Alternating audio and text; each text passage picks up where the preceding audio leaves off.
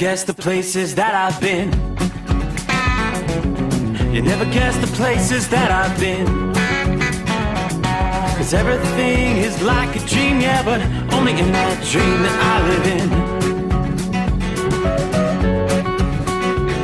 I'm never gonna let the day begin. Never gonna let the day begin. 'Cause everything is like a dream, yeah, but only in that dream that I live in. Oh, don't wake me up before you go, and I'll just make this bed my home. Oh, darling, please just let me sleep. Give me my dreams.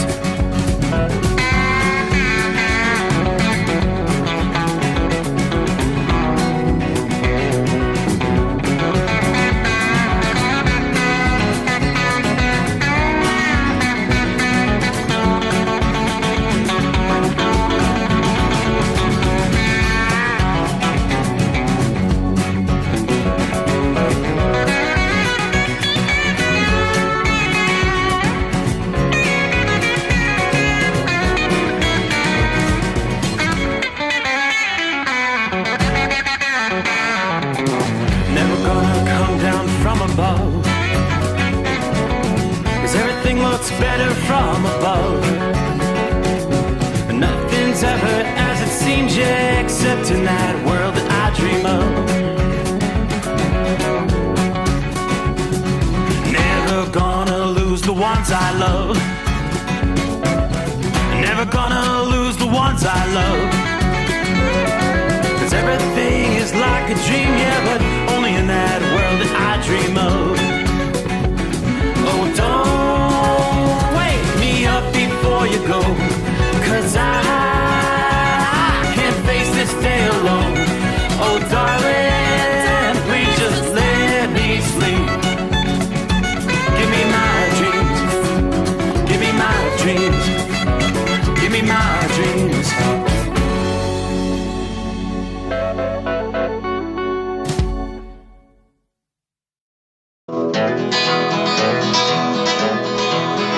Midnight hour is upon us, and we really got a long, long way to go.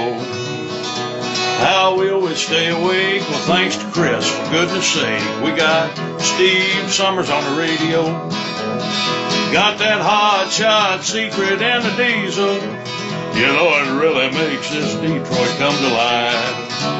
We're gonna hear from all our friends. We're gonna do it all again on this overnight drive. How about you, Big Ed? Are you with me? Break one night, Black Carolina monkey gouging. Negatory there, hillbilly. You clean clear to Blacktown. Let her roll.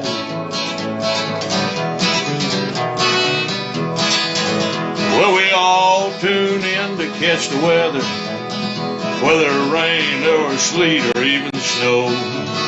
And it don't matter if you're in New York or Dallas, you'll catch it all on the Steve Sommers Show. We got that hot shot secret and the diesel.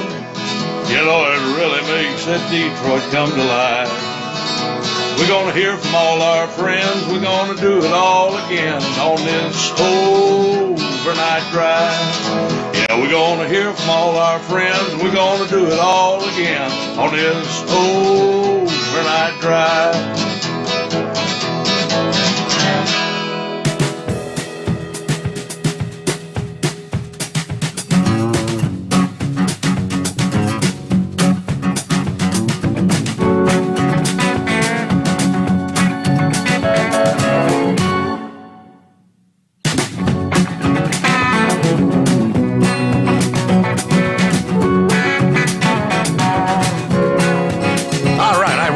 That sound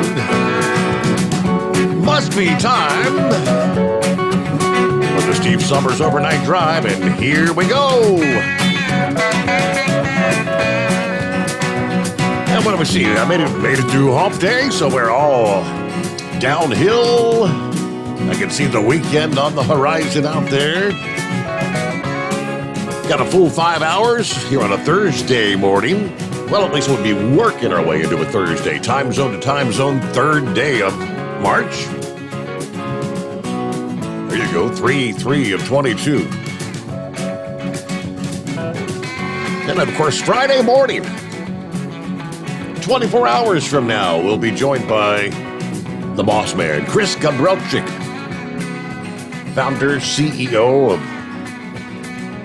Hot Shot Secret Lubrication Specialties Incorporated, talking all things lubrication. Tell you about the various Hot Shot Secret products, get some updates, see what's going on, maybe get an update on some of his other latest programs, the Tire Hog. So hope you'll get your questions together. Chris always likes to help to diagnose problems with whatever it might be. He loves coming up with solutions to help the drivers out there, whether it's for your big truck or your automobile. So again, coming up Friday morning. A little light rain here in parts of the Ohio Valley tonight. We've had a few sprinkles outside the secret bunker, but look at those temperatures. 61 degrees at this hour outside the secret bunker. It's a comfortable night. Don't even have to put a jacket on at this hour to step outdoors. So like I said, a few light sprinkles through parts of southeast Indiana, northern Kentucky. You've got some more consistent shower, I guess you'd say. Some shower stretching from northern portions of West Virginia, along that line through parts of I-70 through just maybe south of Columbus down to Chillicothe, and some light rain on back toward the Dayton, Ohio area. Now you look a bit further up to the north, much more precipitation on that. That would be our latest Alberta Clipper, which the southern end is bringing rain from Toledo, Ohio to right about Cleveland. South of Cleveland, some pockets of heavier rain. Just to the north, it's snowing. Rain through much of northern Pennsylvania. Rain will be pushing into the New York City metro area, as a matter of fact, during the overnight hours. So some rain from New York to Scranton, PA. You get just north of the Pennsylvania-New York line, and it's pretty much all snow there in western portions of New York.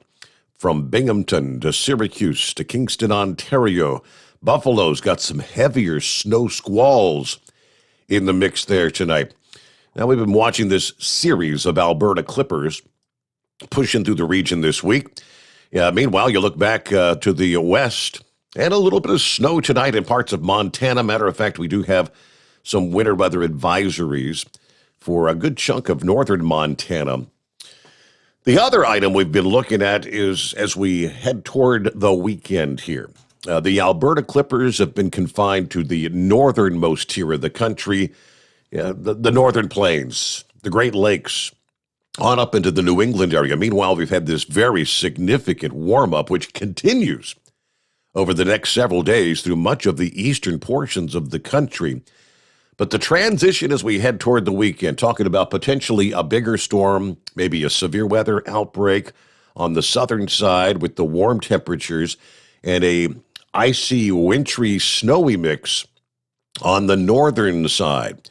Now they're now telling us, actually looking at a pair of winter storms that will have the potential to bring some significant travel issues across parts of the central and eastern states as we head on into the weekend and for the first full week of March.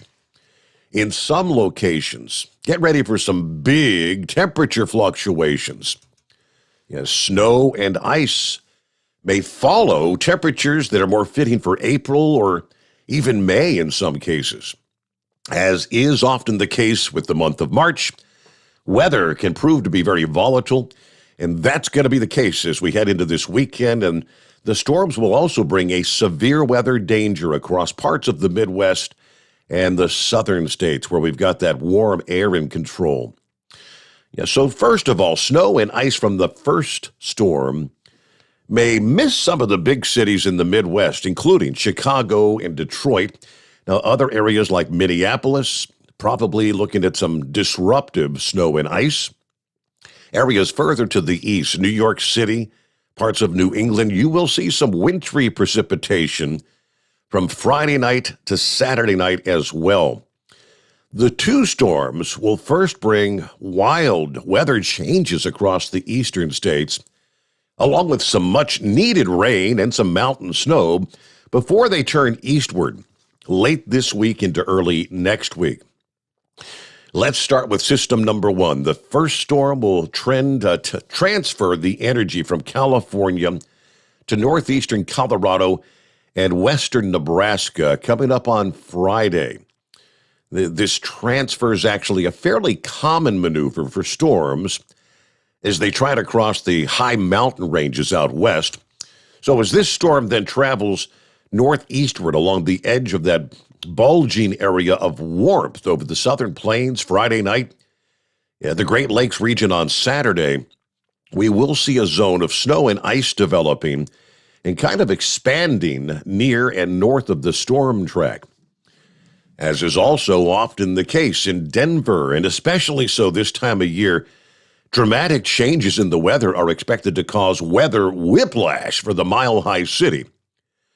High temperatures are going to reach the 70s today. Thursday, you'll be in the 60s on Friday before the cold air and snow arrives Friday night into Saturday. Again, Denver is known for this. You go from 70s, 48 hours later, it's snowing. Temperatures may barely reach the 40s on Saturday as snow will make roads and sidewalks slippery and slushy.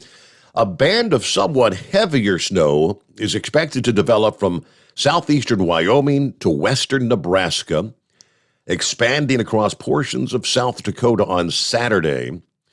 The snow's then expected to track across central and northern Minnesota into parts of maybe northern Wisconsin, the UP of Michigan on Saturday night. So again, system number one taking a more northerly trek. But in that zone, a few inches to maybe as much as a foot of snow could fall, especially over portions of the high plains. Travel will be going downhill portions of I-80, I-90, and I-29. Road conditions ranging from wet to slushy, and some areas actually snow-covered. Minneapolis, you're probably going to get the wintry precipitation on both the front and back end of this first storm. But a wintry mix and a changeover to rain may limit some of your total accumulations. Further east, we'll be looking at Chicago, Milwaukee, Detroit. You're going to see rain from that first storm, Friday night to Saturday night. Maybe a wintry mix zone extending across areas further to the north for a time across Wisconsin and the lower peninsula of Michigan. But waiting for the much colder air, the colder areas of both states will transition to rain during the height of the storm. In much of that zone, the rain will simply end as the first storm moves away. Into the northeast, the majority of ice or a wintry mix will generally be confined to upstate New York, central and northern New England. South areas from Pittsburgh to New York City to Boston, rain in the forecast. Saturday afternoon to Saturday night into early Sunday. In the northern areas of that region, say from Syracuse, New York to Burlington, Vermont, Manchester, New Hampshire to Bangor, Maine, a wintry mix, including some ice, may occur. Even areas that do pick up some ice and snow, you'll probably also see a transition to rain during the height of the storm. So road conditions, may be a little dicey early on, but the sun comes up and later in the day, Saturday night into Sunday, things improve. Now, as that first storm moves eastward along the Canadian-U.S. border over the weekend, forecasters say there's going to be a significant temperature contrast within a few hundred miles, as in high temperatures in the 20s and 30s across the northern tier, readings 50s, 60s, and even 70s south of the storm. So behind system number one, cold air plunges southward across portions of the plains in the Midwest, then across parts of the Northeast later this weekend into early next week. Now, that temperature contrast is going to shift southward by hundreds of miles as a result. For example, around Syracuse, after a period of snow and ice on Saturday, temperatures slowly rise through the 40s Saturday night and a high in the 60s in store for Sunday. But by Monday, temperatures may not climb above maybe 40 degrees and probably going to be dipping below freezing Monday night as the next storm gets underway. Just as portions of the high plains and the Rockies are shocked by the cold air and the snow associated with the first storm, looks like the same's going to happen across areas further south in the Midwest and maybe the Northeast early next week. AccuWeather says some areas may go from highs in the 50s and 60s this weekend to a snowstorm or at least a period of snow early next week. So we're still a ways out. The exact track of system number 2, along with further south temperature boundaries, that's going to determine where the new band of snow or the wintry mix sets up Monday into Tuesday. It looks like the potential for several inches of snow may aim at areas along the 80-90 corridor of the Midwest and the Northeast. It could develop in such a way that Chicago, Detroit, Cleveland, and Albany, New York, even Boston, all end up with some snow. And this may not be the last storm of the season with that wintry precipitation for the central and eastern states. They do tell us additional storms are probably going to roll from the Rockies to the upper Midwest, with the potential for snow on the northern flank right into the middle portions here of March. Storms this time of year into mid-March have some warm air out in front of them, so snow would be limited to portions of the Rockies and the northern tiers of the Midwest. But a storm that will come out during the third week of the month may have enough cold air and may produce some snow and ice further south into parts of the Midwest as well as the Northeast. Now, what about the severe weather side of these systems? Yes, they are talking about an expansive area of explosive severe weather in the southern and midwestern regions of the country this weekend. Looks like severe weather season's going to get underway with a bang. This past Tuesday, March 1st, kicked off the beginning of meteorological spring as we see the gradual return of high temperature averages. Highs forecast to rise even higher than usual as we're seeing maybe 20 degrees above normal across much of the Midwest and the South.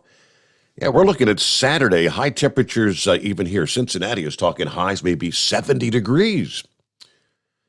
Now, a widespread storm is going to be coming out of the plains and a clash of the brisk Arctic air with all that warmer air from the south will create the environment just ripe for severe weather.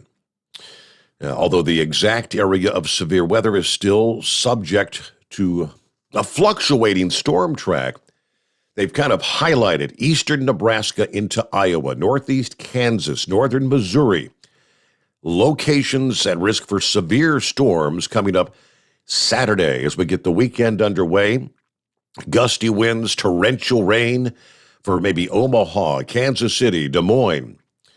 By the time Sunday rolls around, the trailing cold front provides a substantial swath of moisture, and that front's going to be bringing significant moisture northward out of the Gulf of Mexico with, in addition to the building warmth, that'll be the key ingredient to fuel some severe thunderstorms. Sunday will likely feature a more widespread risk area for those severe storms. North central Texas, central and eastern Oklahoma, much of Arkansas, southern Missouri. So the zone, Dallas to Little Rock, St. Louis, could all be under fire with severe weather, especially to end the weekend on into Sunday. So after the big time warm up, you'll see a noticeably cooler temperatures as we get into early next week, the first full week of the month of March. Quick look at our traveler's weather ahead. All right, hello to Todd on board out of the box this morning. Heavy D, morning Steve and the overnight drive crew. Stay safe out there. There's Philly Dan. Good morning, team. Hope everyone has a great day. Stay safe. God bless the Rambler. Joe is on board. Morning, everybody. A nice 48 degrees here in Winchester, Virginia tonight. Keep it shiny side up. Larry is on board. Richard checking in from Central Florida with 60 degrees. Hello to Zorro. Roy. Miguel is on board. Fresh out of Facebook jail. Okay, we got 70 degrees in Fort Lauderdale. Good to have you on board, Miguel. Wishing everybody a safe night. Tank checking in from California. 68 out here in the desert as we head back east towards the home 20. Everybody truck safe. You do the same there, Tank. Captain Ron checking in. Let's roll. Let's go, Brandon. Semper Fi. Hello, Steve, and the Hotshot Secret Crew. Gun on board. Glad I was told of you being back on again. Glad to hear y'all again. Be safe. Trucking east. There's Donovan, Rambler's younger. Hello, Steve. Mike McKnight. All right, good to have you on board. Mike McKnight. Looks like a heat wave is back with us here. Morning from Baker, California, 69 degrees. Loving that. Hello, Pappy, 63, where he's at here in Cincinnati. Enjoy it for the next couple of hours. Days maybe. The 30s are coming back. Yes, I know, but hey, we've got warmer temperatures. I guess they're talking 70 as we head into Saturday. Loving that forecast. Oh, Donovan meant to say, I might call in tonight. Okay, Mike McKnight. Gotta love the voice recognition stuff there, Donovan. Okay, copy the mail, Chevy Guy. Crazy Ray checking in for the best 5 hours in radio. Good Thursday to all. 29 degrees there in Michigan at this hour. Columbus, Ohio. There's Greg checking in. So you got some rain and 50 degrees there. Told you that. Saw that on the radar. Mr. Q is on board, listening in. Kentucky Ken, morning overnight drive crew at Mr. Sommers. Getting my rest in Louisville and then heading to Missouri in the morning. Safe travels, everyone out there from Kentucky Ken, listening in. Philip checking in from Hopkinsville, Kentucky with 56 degrees. They're talking about low, maybe 47. I'm going to sleep like a baby. It's that kind of night. But looking forward to a great show as always. Let's see. There's Michael Morning checking in from Tecumseh, Nebraska, is it? We've got breezy conditions, 39 degrees at this hour. Table scraps on board. Looking forward to a great show tonight. Yeah, keep killing it. Let's hear it for the awesome spring weather, though. Finally. Hello to Bidu checking in. Morning, Steve, and the overnight drive crew. As usual, waiting on loads back to Youngstown. All right, get some of our other listening friends coming up here. Industry headlines. Hopefully we can find more to talk about than Russia, Ukraine. We've got to get the latest, but as the situation continues to unfold there. Our number, 844-844-3388. The Steve Sommers Overnight Drive, live from the Hotshot Secret Studio. You're listening to the Overnight Drive with Steve Sommers. After a long winter road trip, there's nothing like coming home to a warm, comfortable home. Hi, I'm Steve with USA Insulation. We appreciate our truckers and the long hours you're putting in to serve us all. Without you, we wouldn't even get the materials to insulate. So we want you to feel like a king when you get back. We put our foam in your walls. It's like putting a coat around your entire home. Keeps the cold air out and the warm air in. And with the rising energy costs, that's going to save you a bundle. We're getting homes ready for winter right now, and we have $1,000 of savings for everyone. But because we love our truckers, we're going to give you an additional $250 discount just for mentioning this show. So give us a call, 1-800-USA-FOAM. That's 1-800-USA-FOAM or usainsulation.net. We're going to give you an additional $250 discount for mentioning the show, 1-800-USA-FOAM or usainsulation.net. USA Insulation. Hotshot Secret, we share the science behind common diesel problems. For example, Diesel fuel cetane levels. the cetane rating in diesel fuel is 42 to 45. Most diesel engines operate more efficiently with a cetane rating of 48 to 50. One treatment of Hotshot Secret Diesel Extreme will raise your cetane 7 points, increase fuel economy, and improve cold starts. Hotshot Secret Diesel Extreme is available nationwide at truck stops, fine farm and auto stores, and online at hotshotsecret.com. Hotshot Secret. Powered by science. My daughter Brinley is here at St. Jude. Coming here was literally life or death, and it was so scary. But St. Jude is fighting for one goal, like this one mission, life, and that gave us hope.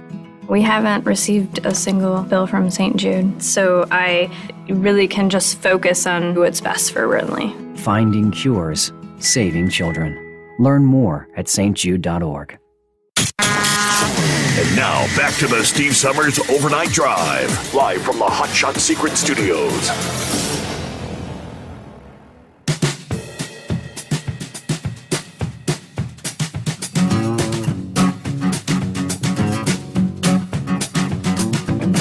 Hey, let's jump right into it here. Get to our callers, see what's going on a Thursday morning. Captain Ron out of the box. Hey there, Ron. What's happening? Not a whole lot. It's a whole lot warmer up there, it sounds like, than it is where I'm at. I'm just north of Gainesville. It's 49 degrees. That's pretty wild. Yes. You said it was what? 61? 61 outside the bunker, yes. Wow. We're supposed to get record-breaking heat Saturday down here in Florida. They're talking 90 degrees. Wow. Yeah. We'll see what happens. That's kind of early for 90. Now, it was announced today that Publix isn't going to sell their Russian vodkas anymore. But help me with this. They've already paid for all that, right?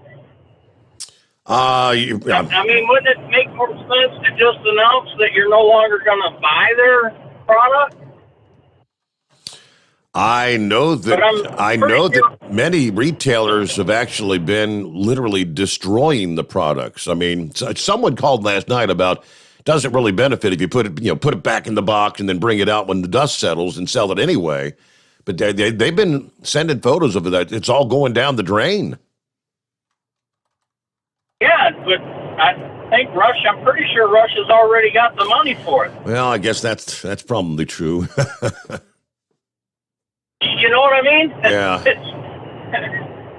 It would make more sense to not buy it. And I also heard on the news that one of it might be the worst sanction that they've put on Russia so far. I don't know if you've heard about it or not, but the Taekwondo Association has removed Putin's black belt. Did you hear about that? I did. I saw that. I mean, do you think he much cares about that? Probably not. I mean, it's the least of his worries, but yeah. I know how that's got to be the worst sanction yet, I think. Now, on bigger and better news, I heard Dimebag Denny has a girlfriend now. Oh, yeah? Did you hear about this? No. This might be breaking news. Yeah. Uh-oh. Lugnut's sister, Pinky. I think it's one of them twins, not the identical kind, but like when you have a boy and a girl or something. Her name is Pinky. And I think she dresses like Lugnut Louie when he's on that grill, when he was trying out the grill the other day. Oh, boy. Yeah, you didn't hear about that? I've been missing out on the big news, apparently. Man, you're missing out.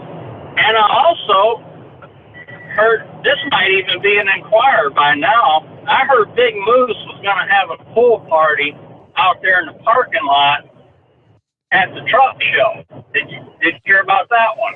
I'd love to see that. Boy, if he could pull that one off. Of course, you never know if it's going to be snowing or 70 degrees, so. Well, I heard there was going to be a kiddie pool and possibly a dunk tank, but I don't know if I'd like to see Big Moose or Big Ed or Gilligan and all of that in a Speedo, do you? Could you see Big Moose in a dunk tank? If somebody put him he goes into the water and it all comes out. The dump tank's empty. All right. But I would like to see that emotional support tractor that Horse Feathers is supposed to be bringing. Yeah. Well, that's all the useless news I got. So, also, I turned the show on to one of our new drivers. I hope she's out there listening right now. Her name's Kat. Hopefully she'll listen and maybe even call in someday. Did you say I'll work on that. Pat with a P or cat with a C, like kitty cat? Cat with a K. Okay, cat with a K. I guess. All right. Hello to Cat. Catherine. Welcome aboard. Welcome into the cast of cartoon characters. Hey, Cap and Ron, thank you so much for checking in.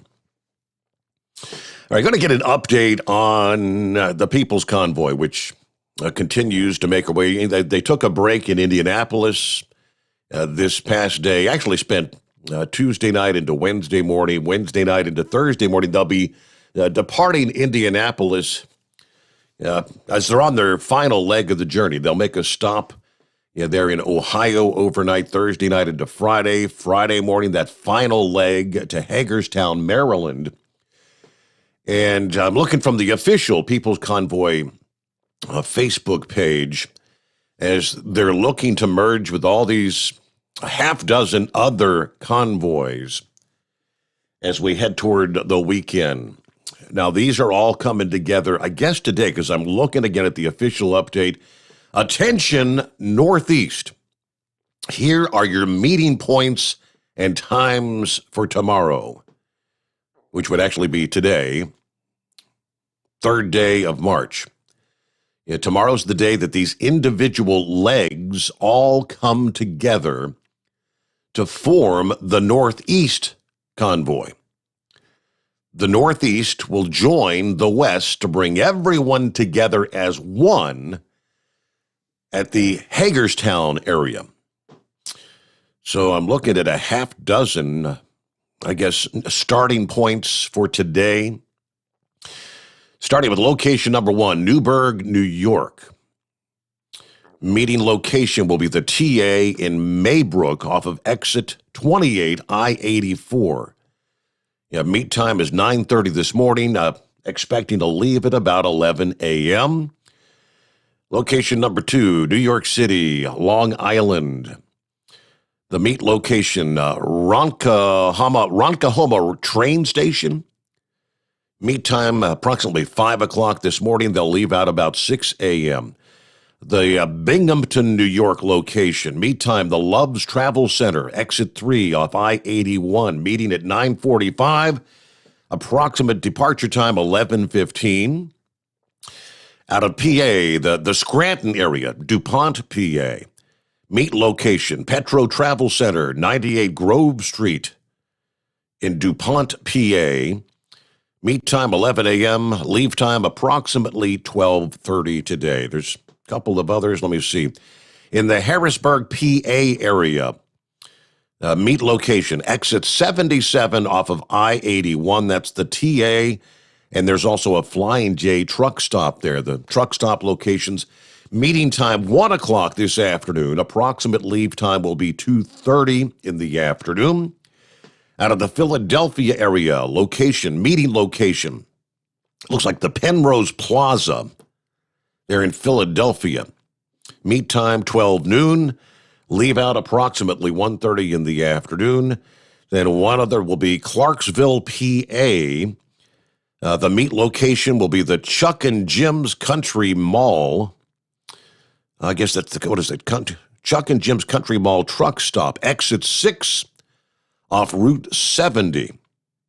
Looks like that's Claysville, PA. Meet time 12 noon today. Approximate departure time about 1:30. So that's the Northeast leg. Have no idea how many will be joining up for the Northeast Convoy, which again will all converge, eventually coming together in the Hagerstown area. Coming up on Friday, all right? How big will this get? News break time. The Steve Sommers Overnight Drive live from the Hot Shot Secret Studios. USA Radio News. 20 European nations are pouring weapons into Ukraine to fend off Russia's soldiers. The New York Times reported most of those countries are members of NATO and the European Union.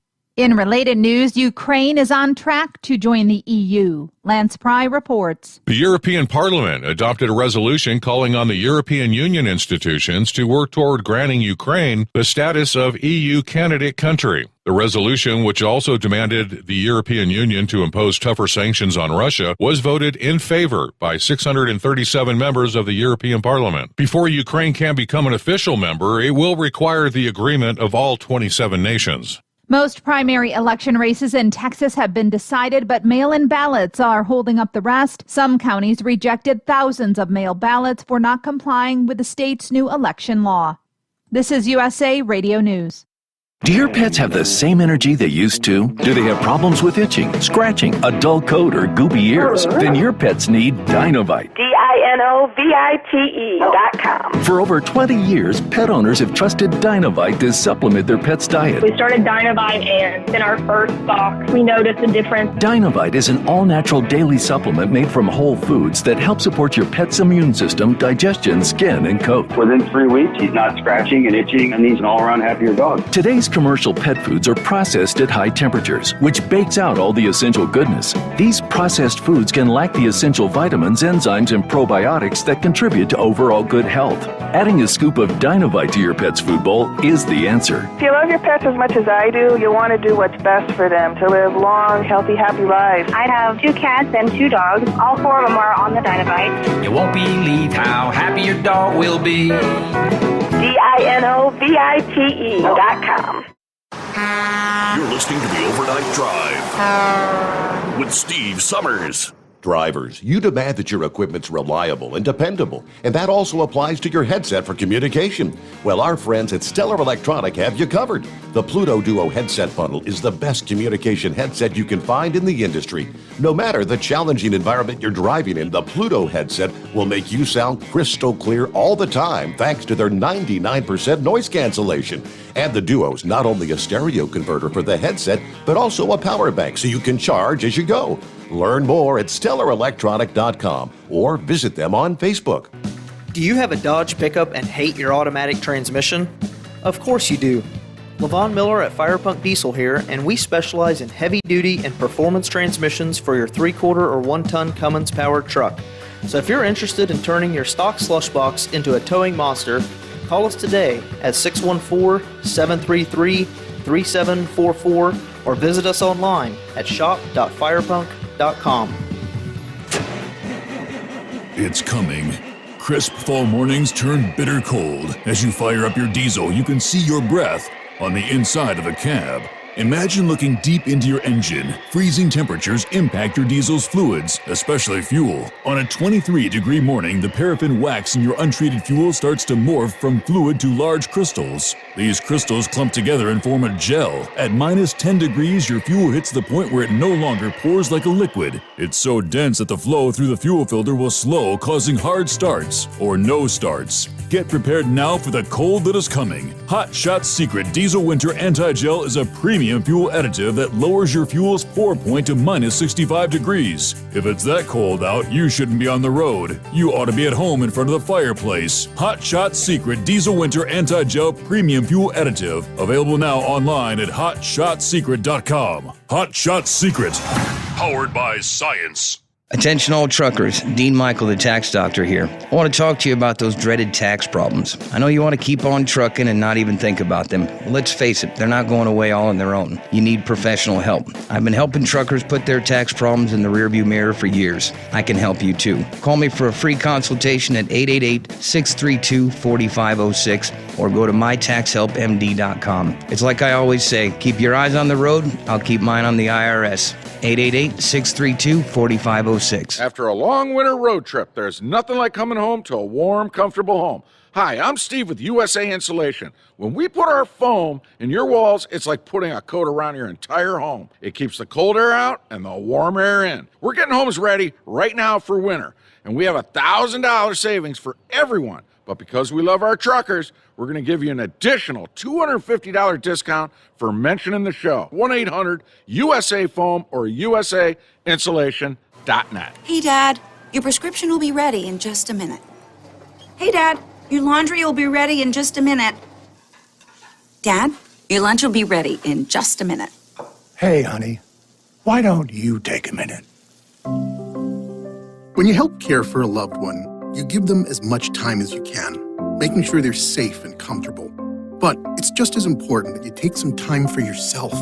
At AARP, we can help with information and useful tips on how you can maintain a healthy life balance, care for your own physical and mental well-being, and manage the challenges of caring for a loved one. Because the better care you take of yourself, the better care you can provide for your loved one. Thanks, Dad. Thank you. You're there for them. We're here for you. Find free care guides to support you and your loved one at aarp.org/caregiving. That's aarp.org/caregiving. A public service announcement brought to you by AARP and the Ad Council. And now, back to the Steve Sommers Overnight Drive, live from the Hot Shot Secret Studios.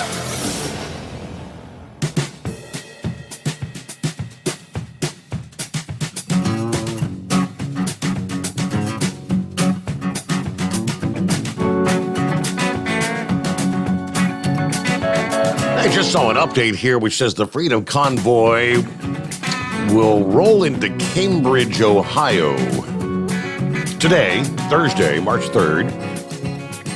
It says here somewhere between like 11 a.m. and noon. So the question had been, someone last evening was asking what time they're going to be rolling out of Indianapolis. I'll try to get a stronger update, but maybe they're getting out, I would assume, before any of the morning rush stuff gets started there, because if they're going to arrive in Cambridge between 11 and noon, and it does say times might vary, but they will be spending the night and their hard-earned dollars there in Cambridge. And you might see a spectacle and maybe a bear in the air, a.k.a., I guess, law enforcement bear in the air. Is that what they're referring to? But there you go. Meanwhile, somewhere out on the highways and byways, headed toward the Sunshine State, is one Ricky Roadway. Road trip time.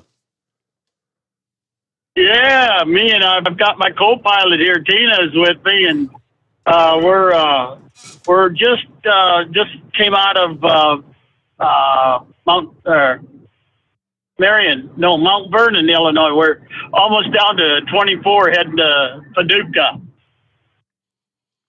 So that's going to be like the first leg of your trip. You're going to stop in Paducah, then head on out again, later in the day or maybe Friday morning? What's the plan? Oh, no, we left Dubuque at 5:30 this afternoon, and I plan on being in Panama City Beach by 2 o'clock this afternoon. Oh! So you're doing the whole truck driver thing. You ain't stopping along the way. Oh, it's only 900 miles. We'll just keep on rolling. It's only 18 and a half hours. Wow. I'll start my logbook when I get down to Nashville. Okay, I was going to say, yeah, you're going to run out. You're going to run out of hours. Now, are you doing the automobile? Or are you in? You got the RV or the motor coach? What are you heading south in?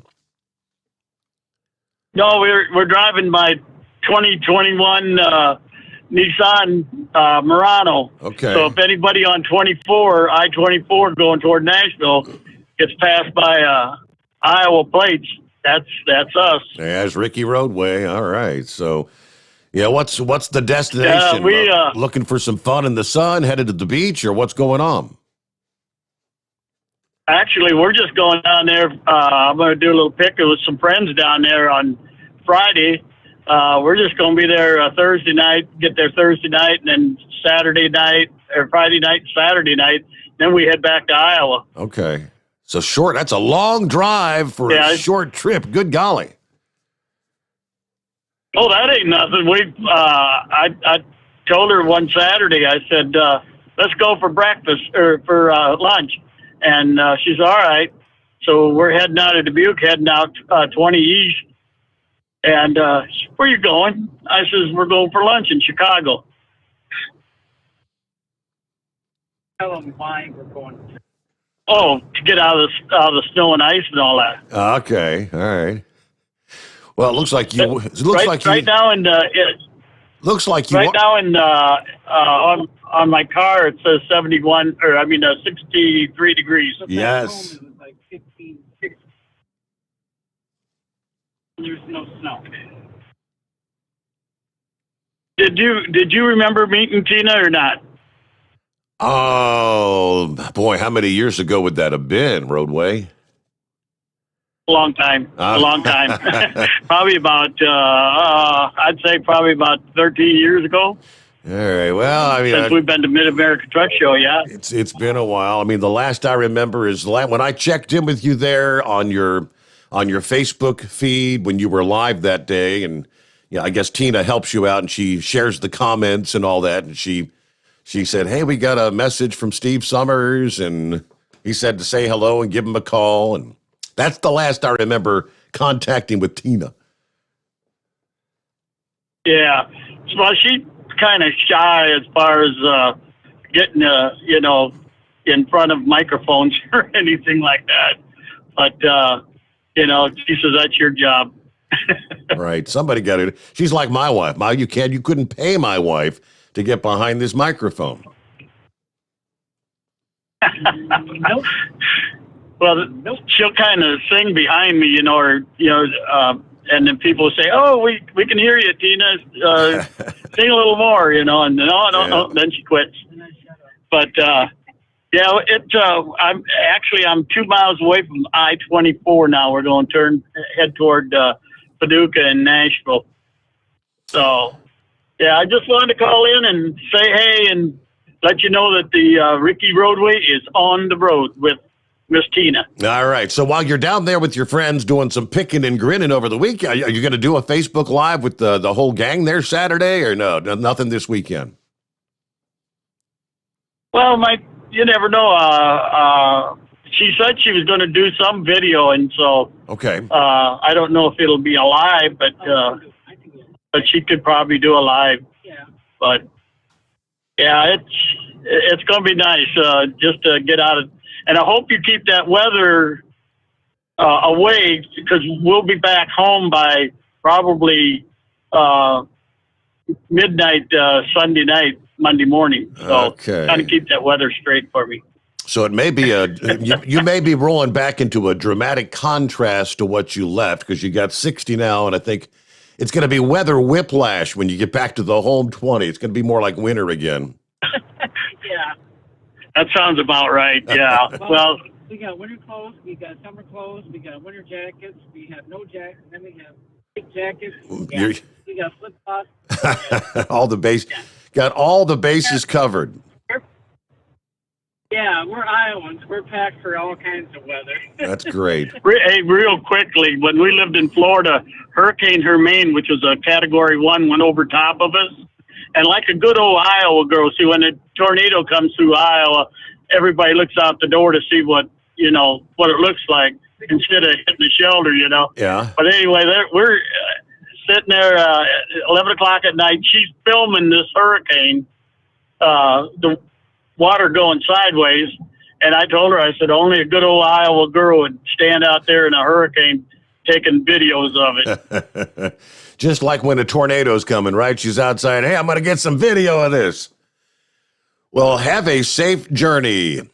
Be careful out there. And we'll chat again. Thank you so much and enjoy your time. Have a good time with friends there in Florida. Ricky Roadway.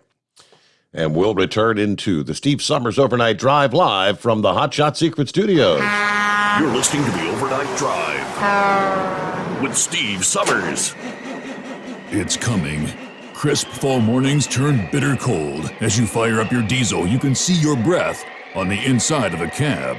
Imagine looking deep into your engine. Freezing temperatures impact your diesel's fluids, especially fuel. On a 23-degree morning, the paraffin wax in your untreated fuel starts to morph from fluid to large crystals. These crystals clump together and form a gel. At minus 10 degrees, your fuel hits the point where it no longer pours like a liquid. It's so dense that the flow through the fuel filter will slow, causing hard starts or no starts. Get prepared now for the cold that is coming. Hot Shot Secret Diesel Winter Anti-Gel is a premium fuel additive that lowers your fuel's pour point to minus 65 degrees. If it's that cold out, you shouldn't be on the road. You ought to be at home in front of the fireplace. Hot Shot Secret Diesel Winter Anti-Gel Premium Fuel Additive. Available now online at hotshotsecret.com. Hot Shot Secret.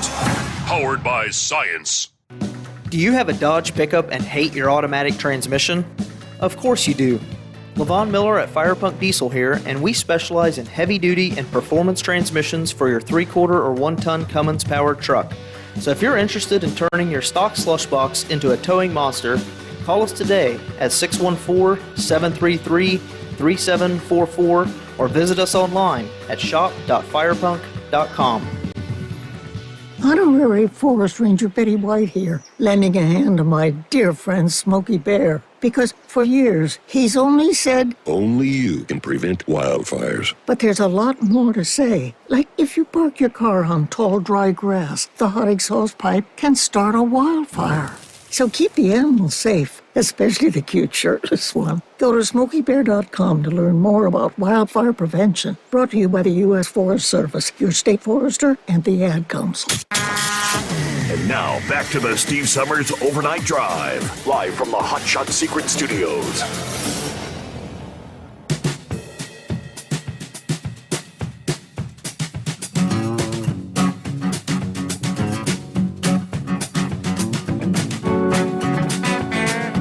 Yeah, it was right about this time 24 hours ago. We were, of course, discussing the State of the Union address, the skyrocketing global oil prices, with Brent as well as West Texas Intermediate all exceeding $110 per barrel.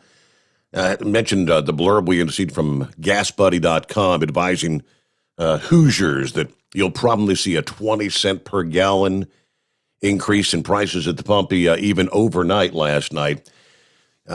One of our local Cincinnati stations, the Fox affiliate, was out and about this past day, checking out some of the numbers at the pumps. And you talk about a dramatic jump. Yeah, some locations jumped 60 cents per gallon in one fell swoop. $3.89 per gallon for unleaded at the Shell gas station in Westchester Township, just off I-75. Again, they were checking locations around town. We spotted $3.59 per gallon at the Westchester Food Mart, the Marathon. $3.69 at the Thorntons, the corner of Kings Gateway and Tylersville Road. Gas prices, of course, started spiking early in the week. The average cost per gallon for unleaded here in the state of Ohio is now $3.54 per gallon. You're averaging $3.35 in Kentucky, $3.61. That's average price there in the state of Indiana. Wow, big number jumps. By this past morning, Wednesday morning, AAA was reporting the national average for gas is now at $3.65 per gallon. Paying the price. All right, who we got next here? Joe is on board. Good morning, Joe. What's happening? Good morning, Steve. Just wanted to call in and say thanks to you and the Hot Shot Secret guys there for that secret code there. Got your code. All right. I'm glad to hear it. Yes. Out there, make sure that credit card's getting paid down, buddy. We got 3 weeks there to Mid-America. You go to that there, Roots and Chris there, you'll have to get an extra big room and have room for that support tractor for horse feathers. Yeah, boy. Look out. Yeah. I mean, everybody talks Gilligan might want to try to drag a boat along with him. Everybody talks about the Ruth Chris thing. It's been I don't know how many years ago it was, but yeah, Maniac, who was driving at the time, we call him Stumpy now, but Maniac and his bride went out with some other drivers there at the Mid-America, and I don't guess he really paid any attention to what the prices were, and he ordered like steak and lobster, and I think he got 2 lobsters, and when he got the tab, he thought that he had the tab for the entire table, the whole group, but no, it was like $400 or something. He about lost it. You got to pay attention when you order at that place. Yeah, I remember that story. That's a pretty high dollar bill. Yep. More than I can afford anyway. That's why I, quite honestly, I've never dined at Ruth Chris Steakhouse. Not to date. That'd be something I could never go into anyway. I'm like good looking Texas Roadhouse. I'm fine with the Texas Roadhouse, and most of the time, I mean, I don't know anymore. It seems like I used to be. I really loved Outback Steakhouse, but one time you'll get a really good steak. The last time I was there, it was pretty tough and stringy. You just don't know from one visit to the next. But I'll take an affordable steak any day. About 7 before the hour. Hey, Joe, thanks for checking in. Glad you got your code. And thank you for being a listener to the program. Let's see. Grump is on board. How we been, Grump? We've been good. How you been, man? Hanging with him. Yeah. Well, so you hadn't tried out Ruth Chris yet? I have not. Yeah. And I'll tell you what, they got a pricey menu. I took all my, my brothers and sisters, and everybody out after my mom passed away. We went to a steakhouse down there, and that's just, I think there was 12 or 13 of us there. So that was the most I ever picked up a tab for, and I think that was about $900. Wow. Yeah, it's, and it's, they always hit the brother up. So, well, but, man, I'll tell you this whole thing, Steve, the ignorance of some people and that talk about these nuclear weapons and everything, I was listening to a guy, he was talking about Putin, and it's, well, even if he did fire off one, and everything like that, it's not like it would do a whole lot of damage to, if it hit in a remote area and things like that. And I said, dude, are you absolutely stupid? I mean, the mentality of some of these people, and I worked missiles for 8.5 years, in the Air Force. And it, just looking at one when it's out of the silo is just scary as hell. I work Minuteman twos and just sitting and listening to the crew, some of the crews and everything that actually do the launch, and people I guess they're under the impression that if a president, goes to war, he passes a number of launch codes and everything. He's got one launch code, and that's inputted in, and it's a retaliatory strike. It just, we're not going to be the first one out of the hole, but when you look at Russia, what they have over there, when they launch things that are, when it starts coming over the North Pole, 27 minutes, man, from the time it leaves their silo till it hits here. 27 minutes. That's it. And it's, you on 28 minutes, the world's over. I mean, pretty much, it's just going to be a mass annihilation of each other. And when you look at this nut over there right now, I mean, it's, I don't see why in the hell somebody in Russia ain't putting a bullet in his head. Probably number one, they can't find him. He's, right. He's like Saddam Hussein. He'll be dug out of a wormhole somewhere, when this is all over. But, Russia's not going to survive this. It's coming down to the wire where this crazy would probably launch something just to show that he's the man in charge. And I can't believe China and everybody abstained from voting on removing them from the Security Council. And here we are at this day and age, and you're looking at countries that are invading other countries. Well, the guy said, well, hell, look what we did to Afghanistan. We went after a terrorist organization in Afghanistan. That's completely different than wanting to overtake a country. And we gave every tool to Iraq, and I spent all my time in Iraq, but, we gave all the tools to them to liberate themselves and become, a country that can stand on its own. And they can't even do that. But here we've got Spartacus and Giggles, the two idiots in the White House right now, that just think that they're just, solving the world's problems, and all they're doing is messing it up worse. It should have been from day one, he should have got on the phone to Putin and said, look, we're not going to play your game. You start this crap, we're going to cut off the oil right now. The hell with it. We'll supply Europe the best we can, or we'll get it over there somehow. But we're going to cut your oil off. We're not going to use it. But that was what has funded this whole war. These high fuel prices and stuff. And hell, I paid 56 cents more where I bought fuel at this time than what I paid last week. 56 cents. And the damn stuff just keeps going up. And, we're kicking our own ass in the economy wise. The stocks and everything, they seem to be going up along with the fuel prices, which, that's kind of weird. I've never really seen that. Usually when one goes up, the other one goes down. But this is, this whole thing, man, it's like everyone's economy is teetering on the edge of something crazy. And Biden, that dumbass, he couldn't run his own checkbook, let alone, this country and the economics that's involved with it. Did you even hear any of that crap this moron was saying?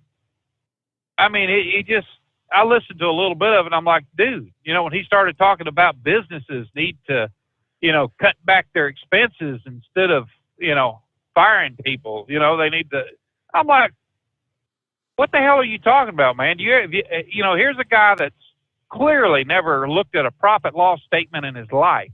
The government doesn't have any. I guarantee you that. Right. But here's a guy that looks at these, that business like, we can just adjust ourselves.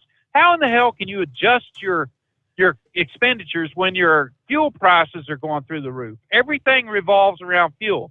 Insurances went up, just over COVID. Insurances went through the damn roof.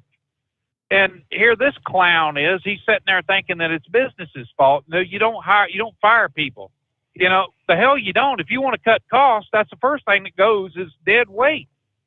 And man, I tell you what, I can't wait till 2022, till election time here. Yep. I hope the hell the Republicans sweep it. But, they're a bunch of dumbasses within themselves. They'll figure out a way how to screw things up. They'll start their little infighting and stuff like that, like they always do, and make themselves look like a bunch of idiots. And they may win, but they'll just skim by. And it's, I don't know, man. I'll tell you what, they better get their act together, and seriously start looking at somebody like, DeSantis and stuff, how he's done with Florida and the amount of support that he has, even among Democrats. He's up there like 73% of the support, so the Republicans really need to take a page out of that and stop all this craziness and, just concentrate on getting the wins and where they need them, and getting these voting rights law, getting the voting laws established and everything. But I was reading up on the Supreme Court justice that dumbass is wanting to put in there. My God, you talking about an activist? That's all he wanted was a black activist. That's all he's got. I mean, here this chick is she's lost it. She is. I don't know. The more cases I've read on her and stuff like that, she's definitely a big woke justice. She's going to play that to the hilt, and which it's not going to upset the balance of the court right now. But you just kind of wonder how often that she's going to throw that race card down and to try to persuade some of the other justices to go her way, you know, because I guarantee you she's going to play it to the hilt. You know, he had a pretty good, I believe her name was Michelle Child. I think that was one of the judges that was on the short list. And she was a pretty straight up person. I mean, she was kind of, you know, she was more of a constitutionalist than any of them. But he wanted this woke dingbat, and that's exactly what we got. It's just, you know, it's a mockery of the court. She's another one that wants to expand the court. Well, I mean, first of all, you gotta get her through the confirmation process, right? I mean, that's going to be the key. Will they be able to get her through? Of course, you've got Kamala Harris as the deciding vote in the event that there's a tie, a 50-50 split in the Senate, and you know how that would go. But I got to get my news break here. Back after this, the Steve Sommers Overnight Drive live from the Hot Shot Secret Studios. USA Radio News. Federal Reserve Chairman Jerome Powell told Congress on Wednesday Americans will likely see interest rate hikes. Fed Chair Jerome Powell said he supports a traditional quarter-point increase rather than a larger increase at this time that some policymakers are proposing. However, Powell did open the door to a bigger hike in the event that inflation, which has reached a 4-decade high, doesn't noticeably decline by the end of the year. The Fed Chair also cautioned that the economic consequences of Russia's invasion of Ukraine may affect the Fed's policies. From the USA Radio News Washington Bureau, I'm John Hunt. Most of Texas's primary election races were decided by Wednesday, but mail-in ballots are holding up the tally in several counties, and several state attorneys general have launched a nationwide investigation into TikTok and its possible harmful effects on young users' mental health. This is USA Radio News. Hi, it's Wayne Alaroot, and I want to tell you a real story. A husband and wife were driving home from dinner. While stopped at a light, they were suddenly surrounded by an angry mob, and the mob forced open the driver's side door, attempting to drag the husband from the car. But he reached for his Hero 2020 non-lethal weapon. He shot his attacker twice in the chest, unleashing a powerful chemical pepper irritant, forcing the attackers to back off, and the couple escaped safely. No bullets were fired, no lives were lost. I know how training and preparedness makes the difference. I've seen and reviewed many guns and self-defense products, and the Hero 2020 is one of the easiest to use, carry, and conceal. Plus, it saves lives. Hero 2020 is a high-powered, award-winning, non-lethal defender. That's why I have one in each of my cars and in multiple rooms of my home and office. To order your own Hero 2020, visit Hero2020.com. Use coupon code WAR for a special discount. Hero2020.com. That's Hero2020.com. State law restrictions may apply. Hawaii plans to lift its COVID-19 quarantine requirement for travelers on March 25th. That means domestic travelers will not have to show proof of vaccination or a negative COVID-19 test. 2021 marked an increase in car accidents. Tim Berg reports. Early data from the National Safety Council says traffic deaths were up by 9% last year in the United States compared to 2020. The report saying more than 46,000 people died in motor vehicle-related incidents last year, and the group's president and CEO describing it as yet another wake-up call for this country. On the West Coast, California's drought is not showing any signs of letting up after 2 record dry months. New measurements from the State Department of Water Resources show a wet December and a bone-dry January that leave the state at a high risk of destructive wildfires. You're listening to USA Radio News. Hi, this is Dr. Joel Wallach, and I want to tell you that arthritis is not a genetic thing. It's not a disease of aging. Neither is osteoporosis. Get a hold of my book. It's all in your head. It goes into the 25 different diseases you get when you have osteoporosis of the skull. These are all reversible. You take the Healthy Bone and Joint Pack, the MSM, vitamin D3, stay away from all the bad foods, including gluten, and guess what? You'll regrow all your bones, including your skull and your legs and your hips and everything else. Contact us at usaradiohealth.com. That's usaradiohealth.com. 20 European nations are pouring weapons into Ukraine to fend off Russia's soldiers. The New York Times reported most of those countries are members of NATO and the European Union.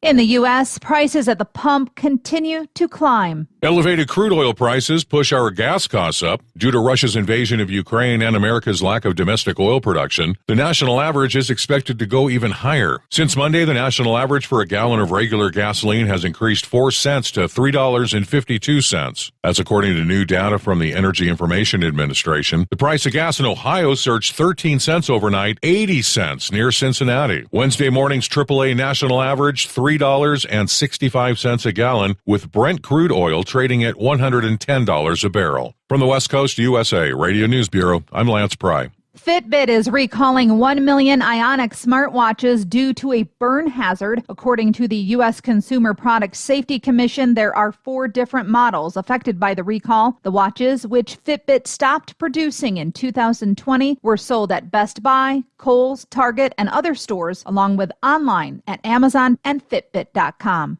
A leftover rocket will crash into the far side of the moon on Friday, going 5,800 miles per hour. It will bring with it 3 tons of space junk, a punch that will carve out a crater that could fit several semi-tractor trailers. For USA Radio News, I'm Katie Lewis. At Hot Shot Secret, we share the science behind common diesel problems and their solutions. For example, Diesel particulate filter regeneration. the DPF catches particulates left over from combustion. The DPF regeneration cycle cleans the filter with temperatures exceeding 1,000 degrees Fahrenheit. A computer sensor triggers the DPF regen, which is often accompanied by a loss of power and fuel economy. The frequency of DPF regens are in correlation to the cleanliness of the fuel burn. Under heavy operation with a dirty burn, DPF regens can occur multiple times per day. Hot Shot Secret Diesel Extreme Fuel Additive promotes a more complete combustion, creating fewer emissions and therefore fewer DPF regens. Vehicles using Diesel Extreme experience 83% less DPF regens. Hot Shot Secret Diesel Extreme is available nationwide at truck stops, Fine Farm and auto stores, and online at hotshotsecret.com. Hot Shot Secret, powered by science.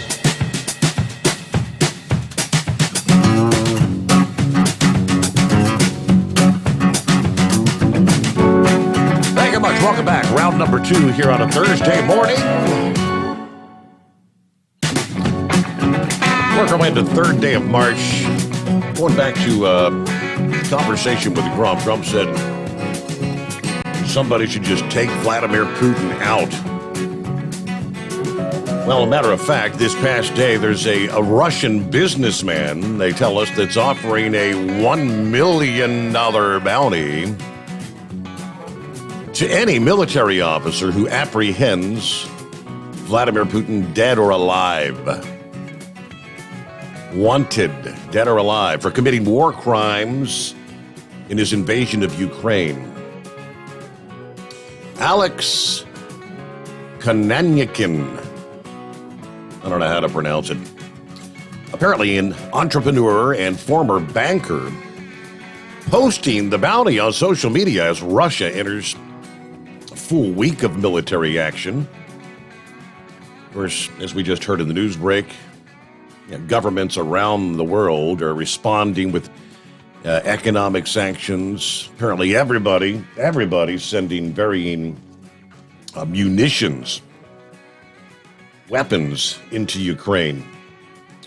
I think even Biden this past day announced he's going to be sending a bunch of additional, I think it's Stinger missiles. Now here's the scoop. Biden sending the Stinger anti-aircraft missiles, which could be used to shoot down Russian helicopters. And according to the Army Times, the direct delivery of Stinger missiles, part of the military package that apparently was approved last week. Now, these are going to be shoulder-fired weapons that home in on the target via infrared, which could aid the Ukrainians against the helicopter gunships. Once the Stinger's employed, it has the ability to be a game changer. According to retired Army Lieutenant General Jim Dubik. Now, he said the Russians don't have air dominance, but they do have air superiority. Yeah, the Stingers will not take that away, but it will be contested airspace. That will hurt Russia's ability to conduct operations and increase the Ukrainians' ability to defend. Also, German Chancellor said that his country is going to be sending 1,000 anti-tank weapons and 500 Stinger missiles. Now, that's a major shift in the policy for Germany, as they had previously declined to send any sort of lethal aid. Along with Germany, other European countries, Norway, Sweden, Finland, have all agreed to send additional weapons into Ukraine. Guess the only question I have is this going to be too little, too late? And someone the other morning questioned, how are you going to get them in there? But I don't know. Well, what do you think, Grump? Too little, too late, or could they actually be a game changer, make a difference? I think you're going to see more of the civilian, kind of like Blackwater, that's going to be moving some of these in. I think they'll be paid by the Ukrainians to do that, moving a lot of the weapons in. Blackwater had a hell of a Air Force, basically. I mean, they were doing resupplies, they were doing mail runs, they were doing everything, Iraq and plus security, and Afghanistan. And since then, they've changed their name and moved on, but they're still active. I mean, they still have quite an airlift force that can move the weapons and everything in. And the thing is, the Russians are trying to move up on the Polish border right now and over toward Finland, and they want to stop any anybody from coming in that area. And I think that would be the biggest mistake they ever made in their life, because if all it's going to take is them to shoot one missile or something like that, and it veers into Poland. The Polish military will jump on their ass in a minute. I mean, they're formidable, man. They are a good fighting force. They're not going to screw around with them. We had them in a few of our tent cities and things like that in Iraq and different places, and good people. But they're trained. Their special operators are. They're really second to none. I mean, they're right up there. They're trained by the Navy SEALs a lot and Delta Force and people like that. So, yeah, if they move in on them, Russia's going to have their hands full, and they will not survive that. That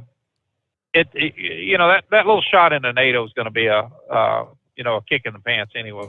And if anybody's wondering why in the hell Donald Trump was so mean to NATO, this is the reason why. I spent 8 years in NATO. And NATO, they never did pay their bills. Germany was the biggest joke that ever walked. I remember, in '87 we were over there when we did backup security for when Reagan did the wall speech, and then I was restationed there from 88 on up to 93, 94 in that area. But Germany was a different breed. I mean, we was over there when the wall come down, and hell, I still got chunks of the wall. We took the duty train over there and partied our asses off there, and at West Berlin. I mean, it was just a part of history that was never going to be relived. I mean, it just that wall came down, and it happened because of Ronald Reagan. The buildup of the arms here in the United States. I mean, it was an arms race. Is what buried the Soviets, is what ended the Cold War. They could not keep up economically or militarily to the United States, so the wall come down. And this is something that's always stuck in Putin's crawl a little bit there. I mean, this idiot, for some reason, he's got this delusional view that he needs to reconstitute Soviet Union, and it's never going to happen. I mean, so here he's jumping all over Ukraine right now. He had absolutely no idea that they were going to be as as harsh a fighters as what they are.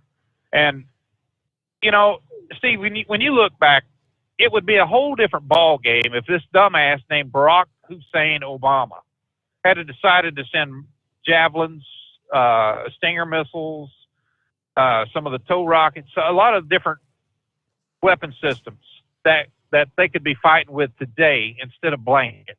What the hell was he thinking sending them blankets? Trump tried to build it up as quick and as he could in the 4 years that he had, but it was a fight tooth and nail with the damn Democrats over that. they were getting weapon systems into Ukraine. They pretty much just had to say, all right, here's an executive order, I'm sending them in. And then as soon as Biden got in, what'd he do? Ended it all, So this could have been something that could have been avoided. If there would have been a doubt in Putin's mind that they could not have gotten to where they are today, and it's been a damn struggle with them. They would have. There's not a doubt in my mind he would have called it off, and until somebody like Biden, until they could have weakened the Ukrainians.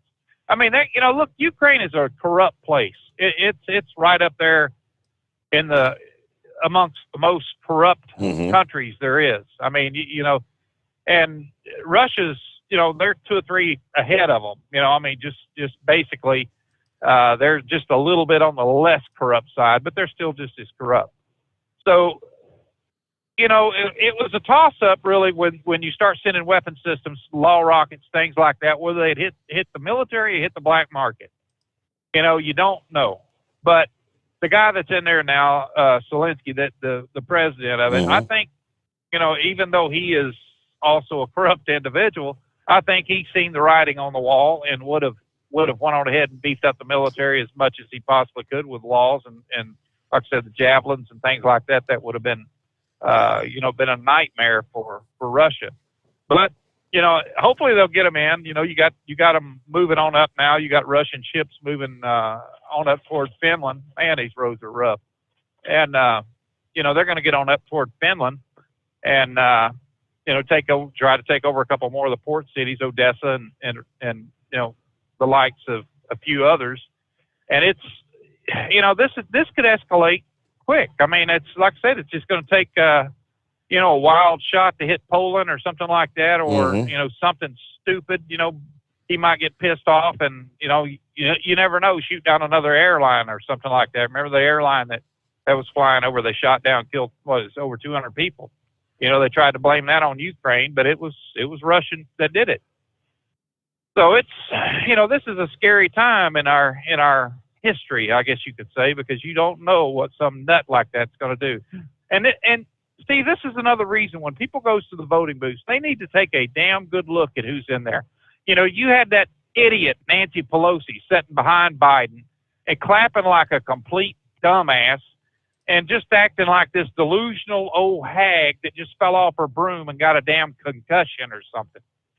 She had absolutely no concept of what she was doing, why she was clapping, just stupid stuff. She looked like Ted Kennedy. I don't know if you remember that time when he, long before he passed away, setting up when George Bush was giving a speech. Ted Kennedy sat up there, with his feet propped up on the back of somebody's chair and rolling his eyes and throwing his arms up and acting like he'd just come off a damn hard drunk, and acting like a complete idiot. This is what the Democrats were doing. Now, Republicans have yelled out some stupid stuff during the State of the Unions, but I don't remember them ever acting so childish as these morons have. But this is what we look at now when we go to the voting booth. How long has that clown been in office?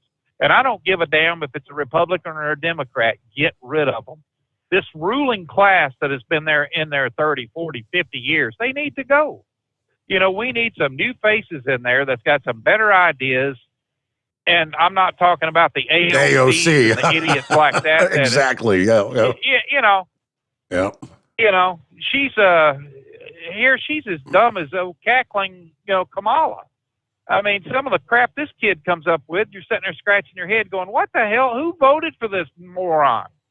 But this is what we got, man. And it's we're going to have to change our outlook and start looking out for this country and not somebody's damn political aspirations. I could give a rat's rear less about whether or not they get a good retirement as, whether they serve this country or not as a congressman or senator. As far as I'm concerned, they need to get $1,000 on their Social Security, and that's it. They didn't bleed for this damn country unless they did, unless they, were prior military or something. But for the most part, look at Lindsey Graham. We was talking about that goofball that Jackson that he nominated for Supreme Court. She's going to be confirmed. You got Lindsey Graham. He's never denied anybody in his life. I mean, he might cuss about it a little bit, but she's in. Susan Collins, there's another one. Mitt Romney, he ain't going to turn his back on somebody like that. Murkowski up in Alaska, she's just as stupid as all the rest of them. You know, she just wants to get a confirmation and get it going. You know, for some reason, they think that it's the president's right to have his pick that he wants in there. You know, whether or not she's qualified or not, you know, they're not doing the Constitution any kind of a good service when they look at these activist judges that were activists on the bench and then turn right around and wave their magic wand and make them justices. You know, they're the whole aspect of their lives has just changed. You know, that's not what we need in this country. People that are confirming stuff like take this, what the hell was the name of it? Motor voter laws and things like that. You know, immigration laws and stuff. You know, I mean, hell, when they look at this country and they're saying, well, you know, that's what the president wants. I don't care what the president wants. Is it legal? Right. You know, does it conform to the Constitution?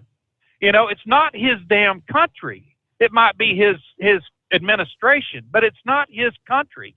He don't rule it. You know, we're a nation of laws. Follow the damn laws. But it's just, I don't know, man. I'll tell you, like I said, it's a scary time. We got two of the dumbest human beings God ever created. You know. Yes, sir. Well, Grump, I gotta jump ahead here because we got to get a quick 2-minute timeout. But I appreciate you being with us this morning. Our number 844-844-3388. The Steve Sommers Overnight Drive, live from the Hot Shot Secret Studios. Live from the Hot Shot Secret Studios, the Steve Sommers Overnight Drive.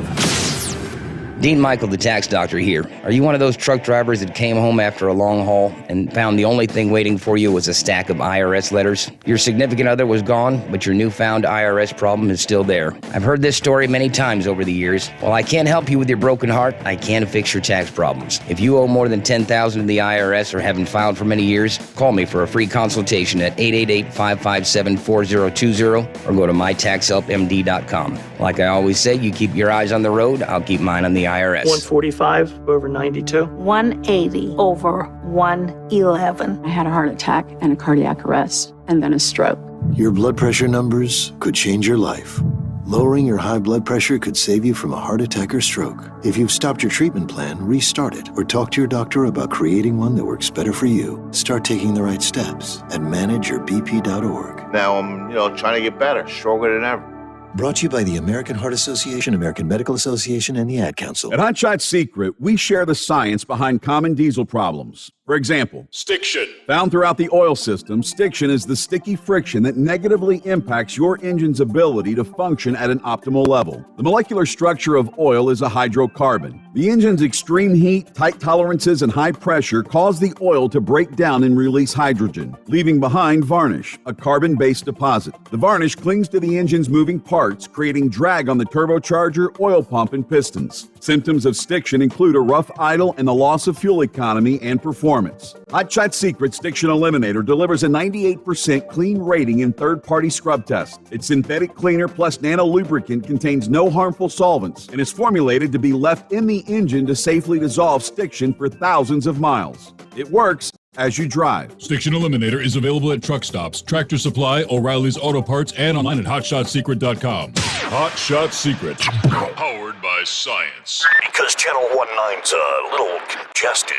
Call Steve now at 844-844-3388. The Overnight Drive.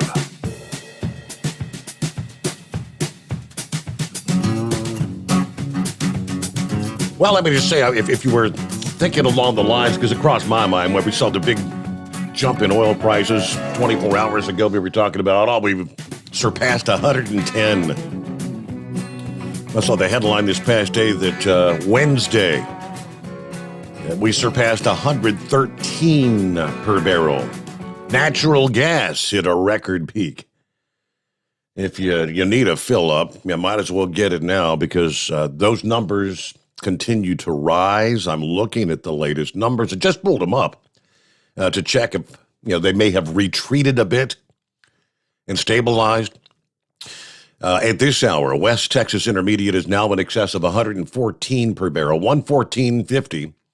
Brent crude is now at 117 per barrel. 117. Are we maybe indeed headed toward the 150 per barrel mark? Yeah, based on the trends here, my. Well, good morning, Heatwave. Back on the road, I presume. What's happening out there? $5, 49.9 a gallon at the Loves in Barstow, California. Wow. How in the hell is any business supposed to keep up with that at the rates that they're getting? I mean, someone other than Joe and Kamala and that hag and old Poindexter over there in the Senate need to come out here and see what their policies are doing to us. You know, I'm just a company driver, but I mean, if my company cannot pay their fuel bill, I mean, damn, that's going to be the first too big to fail company that's going to go out of business. I don't see how they're doing it. I mean, in Albuquerque, I put fuel in the car, in my pickups, and amongst the three of those vehicles, I may have spent over $200 just filling up the tank. Yep. I mean, that is outrageous. Listening to your Cincinnati news saying or the news talking about Cincinnati saying some stations 80 cents. jumped up 80 cents. Unbelievable. My yes. goodness gracious. Yep. So, anyways, well, let's start over again.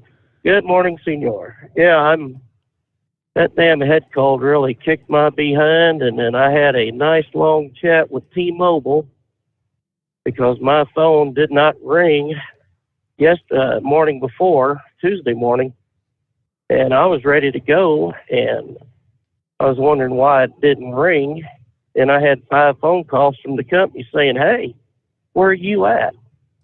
I'm like, well, that was a wasted day. Well, I was on the phone for an hour and a half trying to figure out why my phone and my wife and my daughter's phone were having issues with ringing. I mean, I had the volume way up. I had the phone right by my noggin there while I was sleeping, and I did not hear anything. Wow. I'm not real happy with T-Mobile, but we did a few things over the phone, and some trying to get upgrades and updates. So we'll see. So far as I know, I haven't missed any phone calls, but that's as far as I know. Yeah, I was one that was listening to Biden. Oh, you're at the bottom of the hour, ain't you? Oh, well, I was one listening to Biden, and I listened through the whole thing, and I about had a stroke just pushing down, my thoughts about this guy's idiotic opinions, about how the country is going. And I thought when he said, yes, we're going to protect our southern border. We are. We are? Really? When? What the hell? When? And then he says, yes, we're going to do it electronically. Like, oh, okay. So we're going to put a little red line up there. And for each person that comes over, it'll go 1, 2, 3. Right. What the hell's the matter with these people, Steve? I mean, really. So, I don't know. At a truckers convoy, I posted on yours page, and I posted on mine, and I posted on my class page. I was right in the middle of it. I didn't see the bobtails, but I saw everybody else carrying the flags on the trailers, on the tractors, on the cars that were driving by from Arizona, the RV trailers that were going by. I mean, and the people in New Mexico, in Albuquerque, and in my neck of the woods, I mean, they were on the sides of the road waving flags, waving signs in support of the convoy. And I had I guess it was about 1:30 that I filmed while driving my car back to the house. And I mean, it was a sight to behold. Yep. of all the support that we were getting. And it's not, I was crying. I had tears in my eyes because I was just so amazed that the people out there were supporting this cause. And it's not just for the truck drivers. It's for choice. And not just for us, but for everybody out here. And if they're not going to listen to you through the phone system, if they're not going to listen to you when you talk to them, and they got that damn look in their eyes like they wish they were somewhere else, then you have to get another plan. And I think this is going to be the plan that maybe will open the eyes and open the ears of some of these people to say, you know what, we need to have our own choice. As much as you want to give the women the choice to have abortions, my body, my... Yep. Well, then it ought to be the same way with us. Our bodies, our choice. And did you hear D. Ranger was saying they're wanting to put that vaccine with the flu shots next year? Did you hear about that? They're looking to combine the two and make it pretty much like the COVID is going to be. Yeah, that's the annual thing. Well, I guess there's going to be two things I ain't going to be taking anymore for these damn COVID shots. If throw them into the flu shot, scratch that. I ain't taking that either. I'd rather take my chances on something that I know against something that I don't know, especially what's in the serums in the vaccines. But other than that, yeah, it's just been a rough couple of days with this head cold. But I'm glad it was just a head cold and not a nasty case of the COVID. I hope you're feeling better there. Heat wave, be safe out there. Thank you for checking in. And we'll get back to it right after this. Pappy, got you coming up. Eagle, hey, Little Ramblers on the line. The Steve Sommers Overnight Drive live from the Hot Shot Secret Studios. USA Radio News. The number of people fleeing Ukraine topped 1 million on Wednesday. The tally from the UN Refugee Agency amounts to more than 2% of Ukraine's population being forced from the country in less than a week. Bingo fun fact number 6. Americans spend over $90 million weekly on bingo. Why? When you can play Bingo Treasure for free. Go to BingoRadioUSA.com. Play from any device, your smartphone, tablet, or computer. The account is free. The play is free. Play one card. Play more. Chat with other players. Meet new friends. All free at BingoRadioUSA.com. That's BingoRadioUSA.com. Bingo from any device. Hurry. Free accounts are limited. You've heard us talk about the luxurious Giza Dream sheets from MyPillow. Well, now they're on sale, 60% off, as low as $39.99. Lots of other overstock items and a free copy of Mike Lindell's book, What Are the Odds? From Crack Addict to CEO, with any purchase, but you've got to use my promo code USA. Go to MyPillow.com, the Radio Listener Square, use my promo code USA, or call 1-800-951-8175. You're listening to the Overnight Drive with Steve Sommers. The Hot Shot Secret Facebook page gets a lot of robust Q&A about diesel problems and their solutions. We listen to our customers. Here are their words straight from their mouths about Hot Shot Secret Everyday Diesel Treatment. Our fans call it EDT. I'm John Sharp, a.k.a. Jay Sharp, from Newberg, Pennsylvania.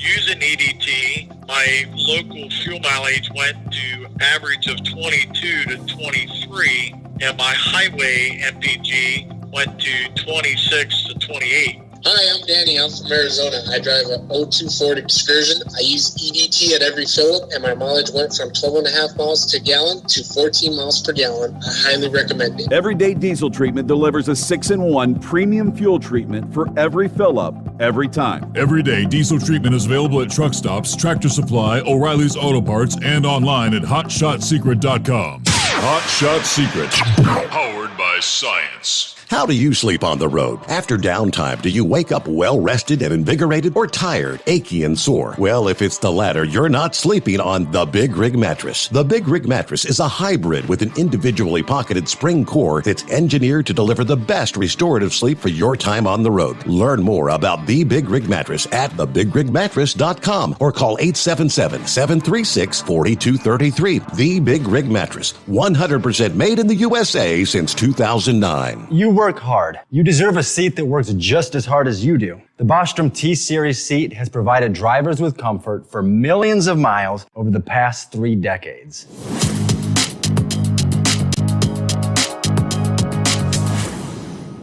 Each seat is built right here in the USA and has 4-position front cushion tilt and higher low-profile air suspension with Isolate. It's also equipped with many standard and optional comfort features, such as high and mid backrests, 9.4-inch 4-aft slide adjustment, adjustable armrests, and manual or dual air lumbar support system to keep you comfortable throughout your ride. Build your T-Series seat today at BostromSeating.com and ensure your ultimate comfort for wherever the road takes you. Bostrom Seating, the ultimate comfort for the open road. At Turbo 3000, our founder Andy Matouche firmly believed you should challenge yourself. Put the most money back in your pocket where it belongs. Four Wheeler magazine took our challenge, and they wrote it did exactly what we said it would do. As fuel prices keep going up, get your Turbo 3000 from manufacturer direct. Call us at 888-311-9993. Always free shipping in the USA, and for a limited time, save $45 off total purchase using coupon code STEVESAVES at turbo3000.com. To some people, the sound of a baby babbling doesn't mean much. But that's not necessarily true. By 6 months, they're combining vowels and consonants. By 9 months, they're trying out different kinds of sounds. And by 12 months, their babbling is beginning to take on some meaning. Especially if there's no babbling at all. Little to no babbling by 12 months or later is just one of the possible signs of autism in children. Early screening and intervention can make a lifetime of difference and unlock a world of possibilities. Take the first step at autismspeaks.org. A public service announcement brought to you by Autism Speaks and the Ad Council. And now, back to the Steve Sommers Overnight Drive, live from the Hot Shot Secret Studios. I got a heads up from Eskimo Mom this past day. Sent me a link from WHIO up toward, I think that's the Dayton area. There's a couple of state routes that run through Versailles that are going to be closed through the weekend, they tell us, after a crash this past day involving a semi-trailer that was hit by a train. According to the Ohio Department of Transportation, State Route 185 and State Route 47 will remain closed at the railroad crossings in Versailles until crews are able to repair the traffic signals at the crossings that were damaged in the crash. According to a DOT spokesperson, while the closures are expected to last until Monday, they could, they say, reopen as early as Friday if the repairs can be completed early. But this all unfolded about 8:30 this past morning in the area of Eastwater and North Stephen Streets. The crash when a semi-trailer got stuck on the tracks. The crash ultimately pushed the semi-trailer about a half a mile from where the train hit it. According to police, in total, 5 crossings were blocked through the day while the crash was investigated. Anyway, the repairs are being handled by CSX with assistance from the Ohio Department of Transportation. So state routes, but just so you know, be aware. And one other tidbit, all this talk about convoys. Oh, no, this is not the People's Convoy or the Freedom Convoy. It's a convoy we've talked about for many, many years. The Make-A-Wish Philadelphia, Delaware, Susquehanna Valley Convoy. Looks like everything's back up to full swing. They're planning to hold the 33rd annual Mother's Day Truck Convoy Sunday, May the 8th, in Manheim, PA. Of course, due to the pandemic, the convoy took place in a limited capacity for the past 2 years. This year will mark the return of the full scale, as the convoy will welcome an unlimited number of trucks. They're going to feature a carnival, auction, food trucks. Jennifer Davis, president and CEO of the Make-A-Wish Philadelphia, Delaware, Susquehanna Valley, says, of course, they rely on truckers to make this event successful. We're excited to return to our full scope this year. We're counting on the local community, especially truck drivers, to make the convoy a success.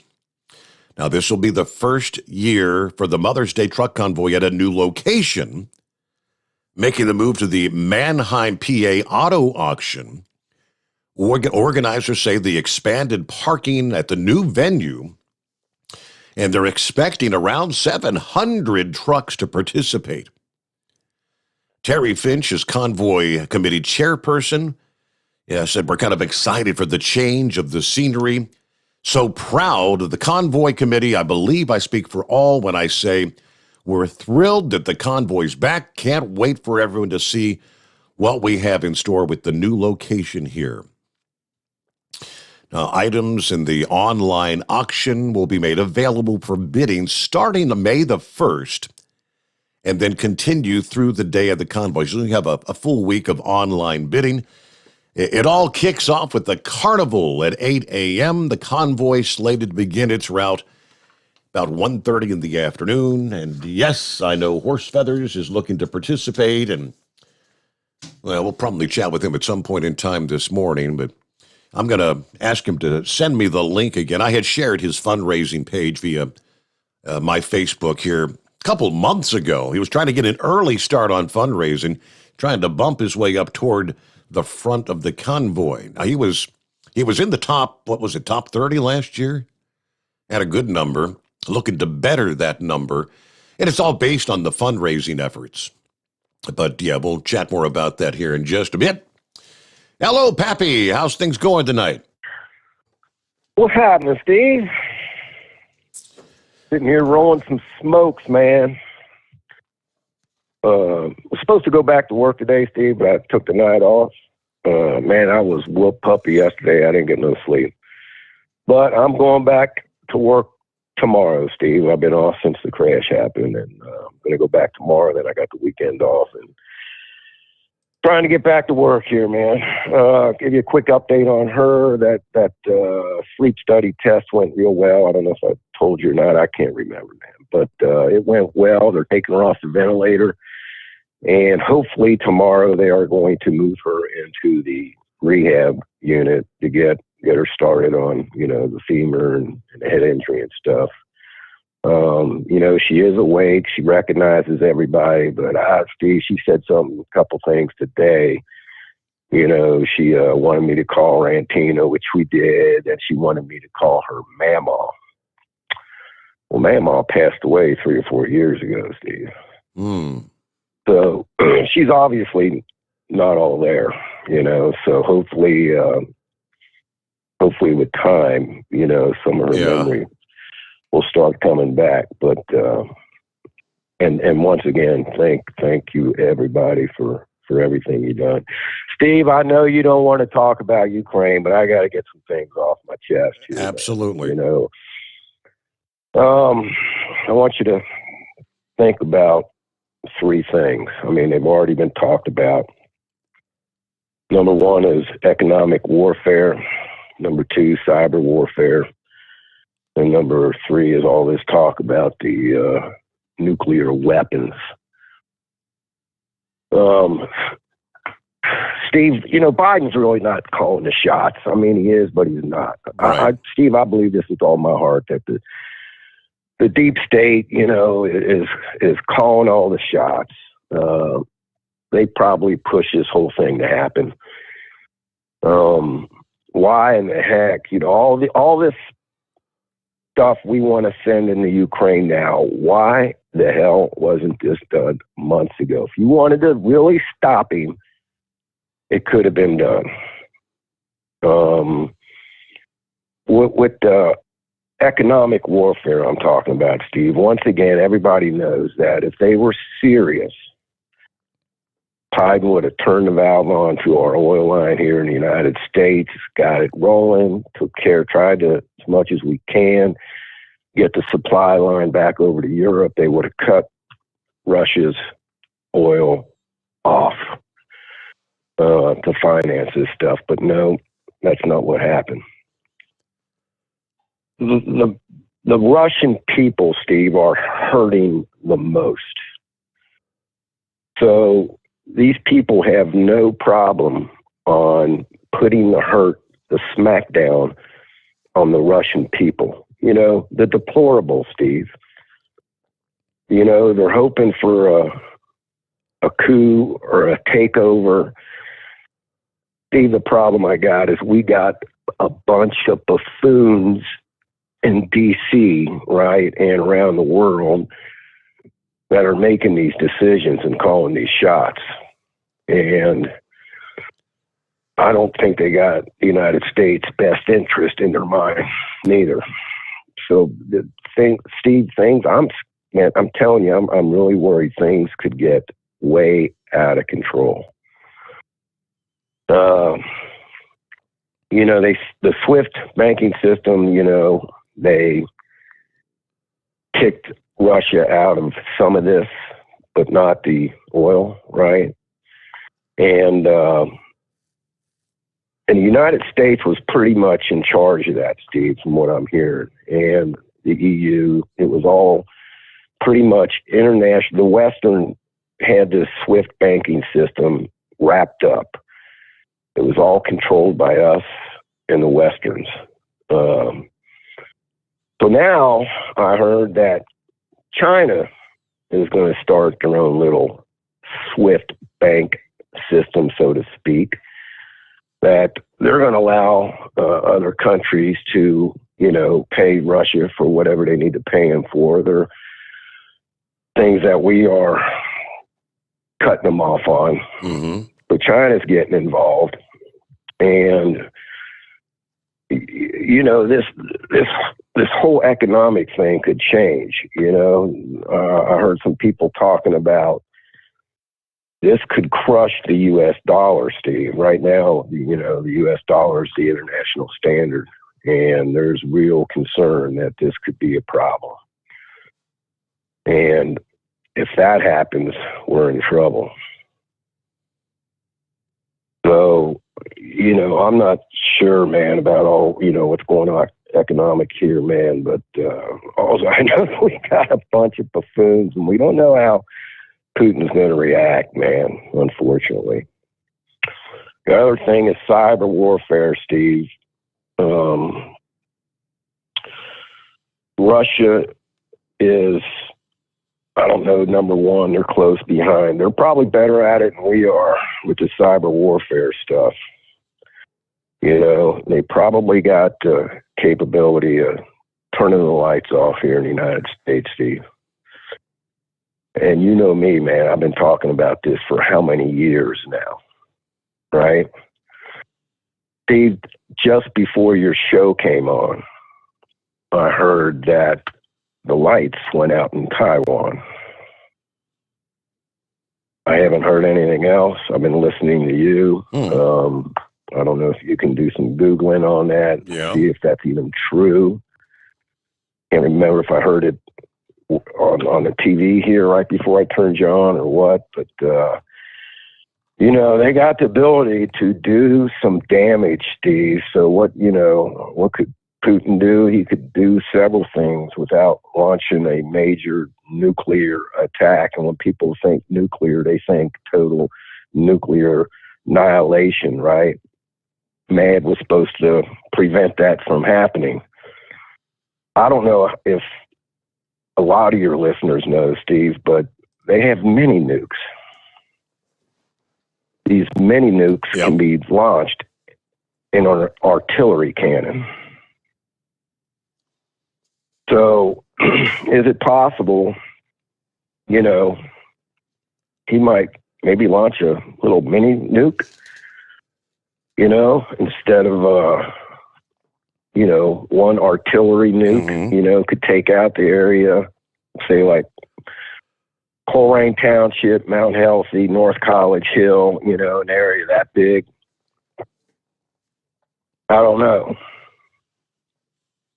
We just don't know what this man's going to do. He's not acting rational. Well, I've been thinking back in recent days. I mean, I recall when the breakdown of the USSR, and we ended up with all these former Soviet bloc countries that supposedly, do you recall, many of them have what they called they call them suitcase nukes or briefcase nukes, and there was concerns about who was going to have control of all those smaller nukes. Yeah, was Ukraine one of those that may have had some of those in their country? Well, I think you're talking about what they call dirty bombs. Now, these little small case brief style nukes is what they're talking about, is they don't produce a nuclear yield, okay? They put radioactive material in a container and then explode it, right? Okay. Detonate it, which causes radioactivity to just spew all over the place. Doesn't technically create a nuclear explosion. Gotcha. It just spreads radiation all over the place. But, you know, Steve, they got these little mini nukes, they call them, man. You know, they put them in an artillery gun, man, and fire these things off. And I'm a Navy guy, not Army, but I know, I think artillery's usually got a range of 20 to 30 miles. So, you know, if the artillery gun's shooting it off, that would just pretty much tell you if it's got a 20, 30 mile range, that the detonation's not going to, you know, take out a 20 mile radius. It's designed for a small containment type, but it's still a nuke.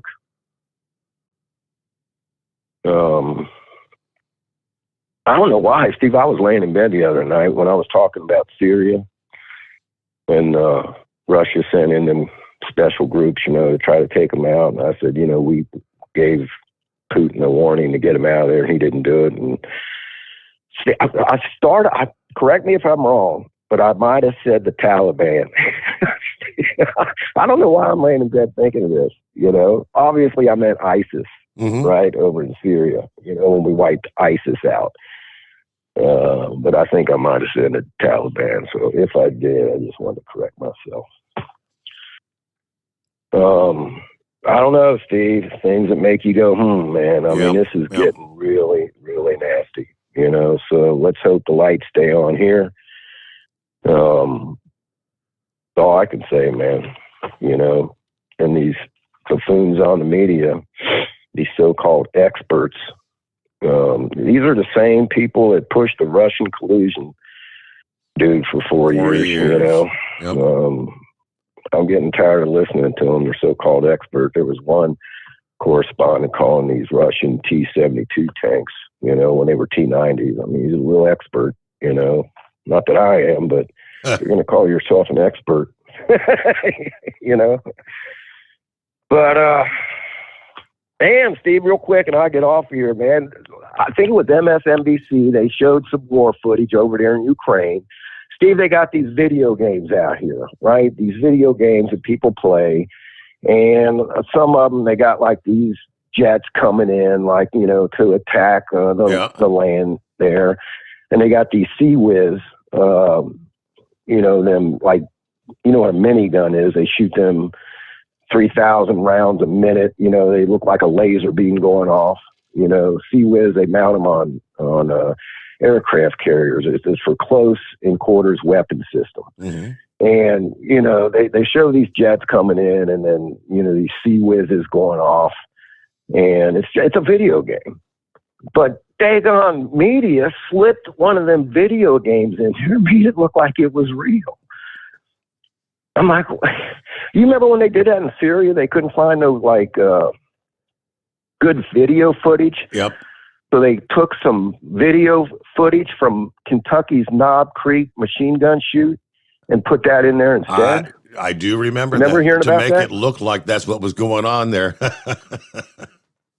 Buffoons, Steve. So, all right, sir. Have a great night. Back to work tomorrow. All right. I'll Well, give you a call. in answer to your question in regards to Taiwan, they're not ruling out sabotage or a hack. But yeah, the power out to 5 million people is the report. March 3rd. Of course, they're how many hours ahead of? So this is just unfolded in the last handful of hours. Taiwan is gradually restoring power, according to the state-run power operator Thursday, after much of the island's south and 5 million households were hit by an outage caused by a, quote, malfunction at a major power generating plant. They said hydropower and other power plants are being brought online to try to get power back.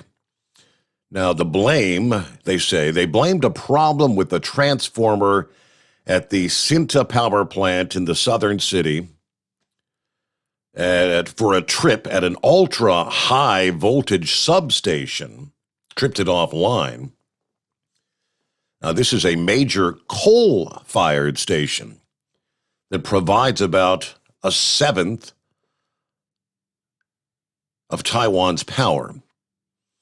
The economic minister says, I'm sorry for this major loss of electricity.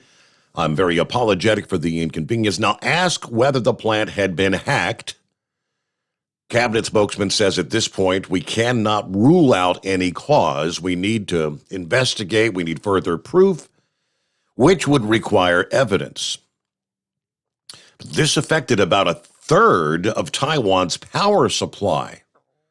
Again, about 5 million households.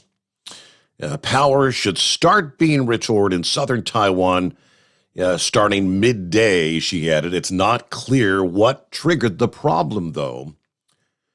Now, backup power was at 24% at the time of the incident, adding that it was not triggered by an insufficient supply, the root cause of major outages that occurred in May, I guess, last year, when Taiwan was grappling with drought conditions. This particular region, the Hsinchu Science Park, which is home to many of the large semiconductor companies, such as TSMC, said they did not suffer outages. The Southern Science Park, where the TSMC also has plants, said they experienced a sudden drop of voltage, but it did not affect their production. All right, they're now checking if there's any actual impact. Some parts of northern Taiwan, including the capital of Taipei, also lost power. The president has ordered an investigation and restoration of power as soon as possible. So this brings to mind, is this just a trial run, a little test of China's capabilities for when the time comes? Like Pappy said, points to ponder. All right, top of the hour, get a news update, the Steve Sommers Overnight Drive, live from the Hot Shot Secret Studios. USA Radio News. Federal Reserve Chairman Jerome Powell told Congress on Wednesday Americans will likely see interest rate hikes. Fed Chair Jerome Powell said he supports a traditional quarter-point increase rather than a larger increase at this time that some policymakers are proposing. However, Powell did open the door to a bigger hike in the event that inflation, which has reached a 4-decade high, doesn't noticeably decline by the end of the year. The Fed chair also cautioned that the economic consequences of Russia's invasion of Ukraine may affect the Fed's policies. From the USA Radio News Washington Bureau, I'm John Hunt. Most of Texas's primary election races were decided by Wednesday, but mail-in ballots are holding up the tally in several counties, and several state attorneys general have launched a nationwide investigation into TikTok and its possible harmful effects on young users' mental health. This is USA Radio News.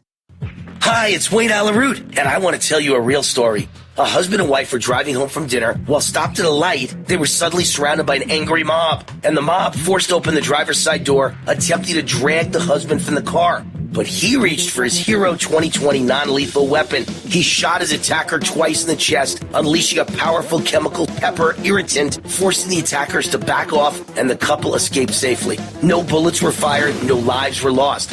I know how training and preparedness makes the difference. I've seen and reviewed many guns and self-defense products, and the Hero 2020 is one of the easiest to use, carry, and conceal. Plus, it saves lives. Hero 2020 is a high-powered, award-winning, non-lethal defender. That's why I have one in each of my cars and in multiple rooms of my home and office. To order your own Hero 2020, visit Hero2020.com. Use coupon code WAR for a special discount. Hero2020.com. That's Hero2020.com. State law restrictions may apply. Hawaii plans to lift its COVID-19 quarantine requirement for travelers on March 25th. That means domestic travelers will not have to show proof of vaccination or a negative COVID-19 test.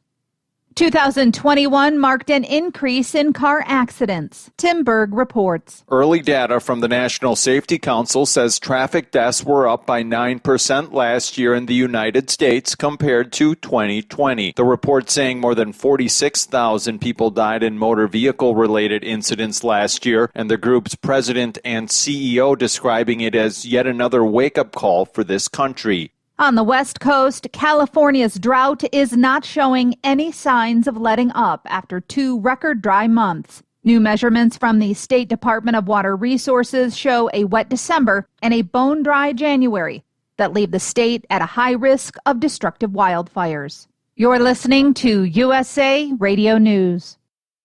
Hi, this is Dr. Joel Wallach, and I want to tell you that arthritis is not a genetic thing. It's not a disease of aging. Neither is osteoporosis. Get a hold of my book. It's all in your head. It goes into the 25 different diseases you get when you have osteoporosis of the skull. These are all reversible. You take the Healthy Bone and Joint Pack, the MSM, vitamin D3, stay away from all the bad foods, including gluten, and guess what? You'll regrow all your bones, including your skull and your legs and your hips and everything else. Contact us at usaradiohealth.com.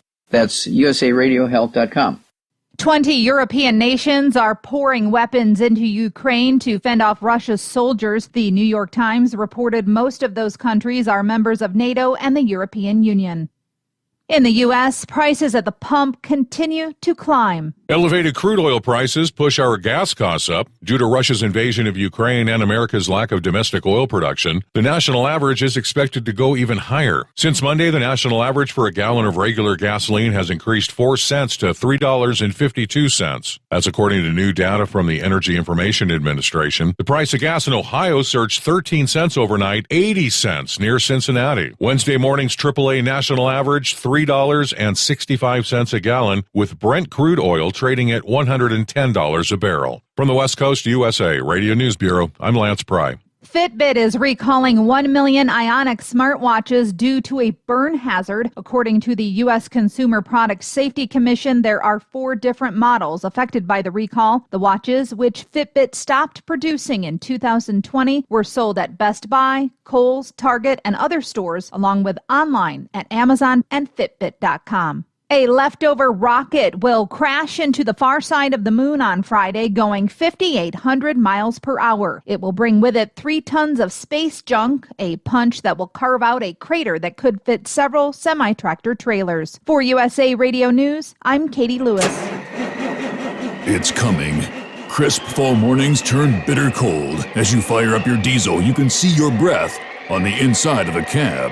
Imagine looking deep into your engine. Freezing temperatures impact your diesel's fluids, especially fuel. On a 23-degree morning, the paraffin wax in your untreated fuel starts to morph from fluid to large crystals. These crystals clump together and form a gel. At minus 10 degrees, your fuel hits the point where it no longer pours like a liquid. It's so dense that the flow through the fuel filter will slow, causing hard starts or no starts. Get prepared now for the cold that is coming. Hot Shot's Secret Diesel Winter Anti-Gel is a premium fuel additive that lowers your fuel's pour point to minus 65 degrees. If it's that cold out, you shouldn't be on the road. You ought to be at home in front of the fireplace. Hot Shot's Secret Diesel Winter Anti-Gel Premium Fuel Additive. Available now online at HotShotSecret.com. Hot Shot Secret. Powered by science.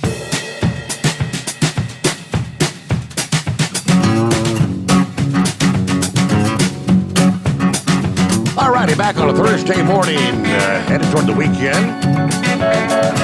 Third day of March. Okay, what do we see? OvernightDriveRadio.com. That's where we are.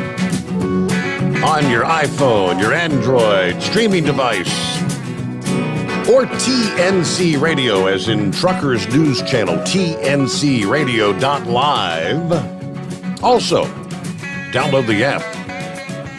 Android, iPhone, streaming devices, laptop, internet, you name it. TNCRadio.live. Coming up when we wrap things up this morning. I take that back. I got an email from Shelley Johnson this past day. This is going to be coming up on Friday. Okay. And she thought we might be interested, and I think many of you probably will be. I know Wheelchair Dave would be interested, and any of the race fans out there. She's got an opportunity to interview Shirley Muldowney. Shirley Cha-Cha Muldowney. So drag racing fans would really be keen to this. That's going to air initially, coming up 3 o'clock Friday afternoon, 3 o'clock Central, 4 o'clock Eastern Time. They also created a Facebook event link for that. And, of course, the first lady of drag racing, as she's known. She rivaled her male competitors more than they could count. And she's pretty much what they called a firebrand on the drag strip. Shelley Johnson talks with Shirley on Truckers Radio Network. Again, 3 o'clock Central, 4 Eastern, Friday, tncradio.live. They discuss what got her started and kept her going. They even talked about the competition Shirley had with Big Daddy Don Garlitz. Nothing stopped Shirley in her classic hot pink dragster. She won a total of 18 NHRA national events in her career. She also earned the NHRA Winston Points Championship. She became the first person to claim drag racing's most prestigious title 3 times. So there you go. Look forward to that interview. All right.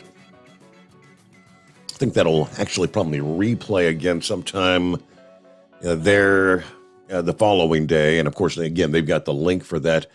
So there you go. Meanwhile, let's get back to our callers here at 844-844-3388. Hello to Little Rambler. Donovan, what's going on? What's going on, Steve? Just doing. I'm glad I'm on the air. Yes, sir. Good to have you with us. Yeah, been a while since I called. So, what are you up to tonight? Just hanging around, or? Yeah, I'm getting ready for the next baseball game. Just got done with the parade like on Wednesday. Not on Wednesday, Tuesday. No, I think that was you're the one Dad was talking about. How many parades did you participate in, and like how many miles did you walk? Well, the one on Tuesday I walked like 9 miles. Wow. Yeah, that's a long walk. A lot of my friends were telling me I was snoring on the bus. Snoring? Okay. So would you just go down to participate in the parades there for like Fat Tuesday, enjoy some of the festivities?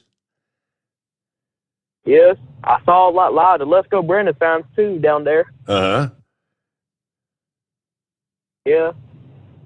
I was glad to have my mom come support me and her friends. Well, that's pretty cool. I know. Well, I got to tell you about my band director. My band director got one arm, for real. Kind of like the monkey gouger? Yeah, he can play, but he can play too, for real. Huh. Yeah, like one of my concerts, he sounded like a 4-arm person. Well, he got like one arm. One arm, but what's he play with one arm? He played like a bells. Okay. In one of my concerts. Gotcha. Yeah. I also hear a lot of people talk good about me on the Overnight Drive show. Well, your dad likes to talk you up too. So, yep, it's great to have you out there with us. So, I guess now we're officially after Ash Wednesday now in the books. We're into what do they call this Lent season? I guess. Yes, I just got my Lent. Okay. And the thing I gave up was energy drinks. I will admit, I drank a lot of energy drinks. I've been trying. So that's the thing I gave up. I've been trying to get my son to cut back on those darn things for quite. He drinks a lot of them too. Yep. I mean, years ago now. That was I don't know how 15 years ago in that range. It was my nightly ritual on my way into the radio station. I'd stop at the BP right next door. I can't remember what the name I did. It wasn't my son drinks the NOS energy drinks. I don't even think they exist at that point. But I'd get one of those quart-size cans, and night after night drinking those in, and started getting the heart palpitations and all that. Too much caffeine. I had to get off the energy drinks. But all right, that's a good thing to give up for Lent. Donovan, Little Rambler, good to hear from you. All right, meanwhile, I'm looking at, it came up in our discussion last evening, some of the conversations, hearing about Russian soldiers who they say they were lied to. We were told we were going in for a peace mission or for training, and this is not what we signed up for. And as this continues to unfold, I was kind of questioning, are we going to see potentially many defections from Russian military, especially as this massive convoy that's the 40-mile-long convoy that's, for whatever reason, kind of paused on the outskirts of Kiev. Interesting this past day, video being released out of Ukraine, where there are numerous Russian soldiers that have been captured there. Captured soldiers breaking down in tears as they told their families they'd been sent to their deaths in Ukraine. Technically, they're prisoners of war now. Prisoners of war interviewed on camera by Ukrainian forces and said, we've been used as cannon fodder in the war. Now, Ukraine is claiming that they've killed 6,000 Russian troops during the first 6 days of the invasion. Now, footage is being shared online showing some of those captured invaders complaining about the war. One captive was filmed speaking to his mother over the phone, telling her, quote, "They sent us to death. Everyone killed everyone." And breaking down, crying, telling his mother, "I love you too." In another clip, a different Russian prisoner said, "We came for training. We were lied to, and that's why I'm here." His comrade added, "At the beginning, we were told we were going for training. Eventually, after we were sent to the front line, everyone was demoralized. Nobody wanted to fight, but we were told we would be enemies of the state, and due to the fact that it is wartime, we might even get shot. We were thrown as gun meat. Although people in our unit at least don't want this war, they just want to go home and want peace." Another soldier who had suffered horrific injuries across his face and body also featured in an interview with his captors. He said, "This is not our war. Our mothers and wives, collect your husbands. There's no need to be here." That as recordings of mobile and radio message being intercepted by British intelligence company Shadowbreak, highlighting the low morale among the Russian troops. In one conversation, a soldier appears to be in tears, saying, "It's slow, it's slow." Now, the Shadowbreak founder said that they had received recordings from amateurs listening into conversations. It's basically like tapping into a police frequency in the United States, he says. It's basically the Russians transmitting on analog. So when they request air support or any kind of support, you'll hear the helicopter or the fighter planes. Another says, we were told we'd be greeted with open arms, but they're calling us fascists. One Russian soldier reportedly texting his mother in a message. He also read out that the soldier said, the only thing I want right now is to kill myself. Not real good. So kind of wonder about that. Many of these young men had no idea what they were going in. It's a training mission. And even when Vladimir Putin announced we're sending troops in to keep the peace, which was a far cry from what they've been sent in to do. You don't keep the peace by dropping bombs on civilian neighborhoods.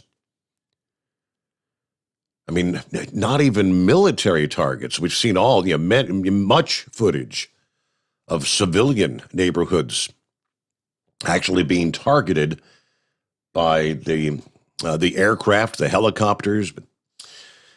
All right, we'll get back to the calls here after a quick 2-minute timeout. The Steve Sommers Overnight Drive live from the Hot Shot Secret Studios. Live from the Hot Shot Secret Studios, the Steve Sommers Overnight Drive. You work hard. You deserve a seat that works just as hard as you do. The Bostrom T-Series seat has provided drivers with comfort for millions of miles over the past 3 decades.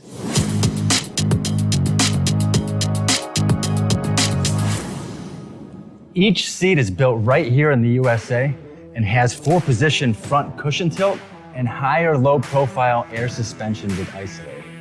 It's also equipped with many standard and optional comfort features, such as high and mid backrests, 9.4-inch fore-aft slide adjustment, adjustable armrests, and manual or dual air lumbar support systems to keep you comfortable throughout your ride. Build your T-Series seat today at BostromSeating.com and ensure your ultimate comfort for wherever the road takes you. Bostrom Seating, the ultimate comfort for the open road. After a long winter road trip, there's nothing like coming home to a warm, comfortable home. Hi, I'm Steve with USA Insulation. When we put our foam in your walls, it's like putting a coat around your entire home. It keeps the cold air out and the warm air in. We're getting homes ready right now for winter, and we have $1,000 savings for everyone. But because we love our truckers, we're going to give you an additional $250 discount for mentioning the show. 1-800-USA-FOAM or USAinsulation.net. My mother was always very active and independent, and she was familiar with her neighborhood. But one day, she stopped at the stop sign for much longer than usual. She wasn't even really sure where she was at. It's important for you to talk to someone about it. I felt so much better after my son told me, Mom, we'll figure it out. When something feels different, it could be Alzheimer's. Now is the time to talk. Visit alz.org/ourstories to learn more. A message from the Alzheimer's Association and the Ad Council. Because Channel 19's a little congested. Call Steve now at 844-844-3388. The Overnight Drive.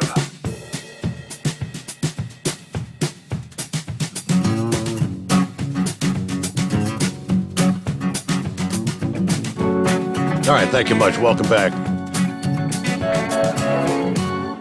You may have missed the report last week where when the invasion of Ukraine was within the first couple of days, and of course, the headline was the President, Zelensky, is, I guess, target number one.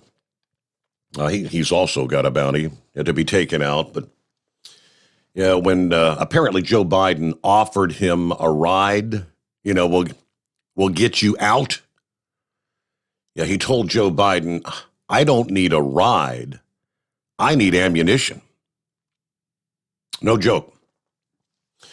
NASCAR team owner Richard Childress, long known for providing rides for some of the best drivers in the sport, from Dale Earnhardt to future Hall of Famer Kevin Harvick, But Ukrainian President Vladimir Zelensky doesn't need a ride.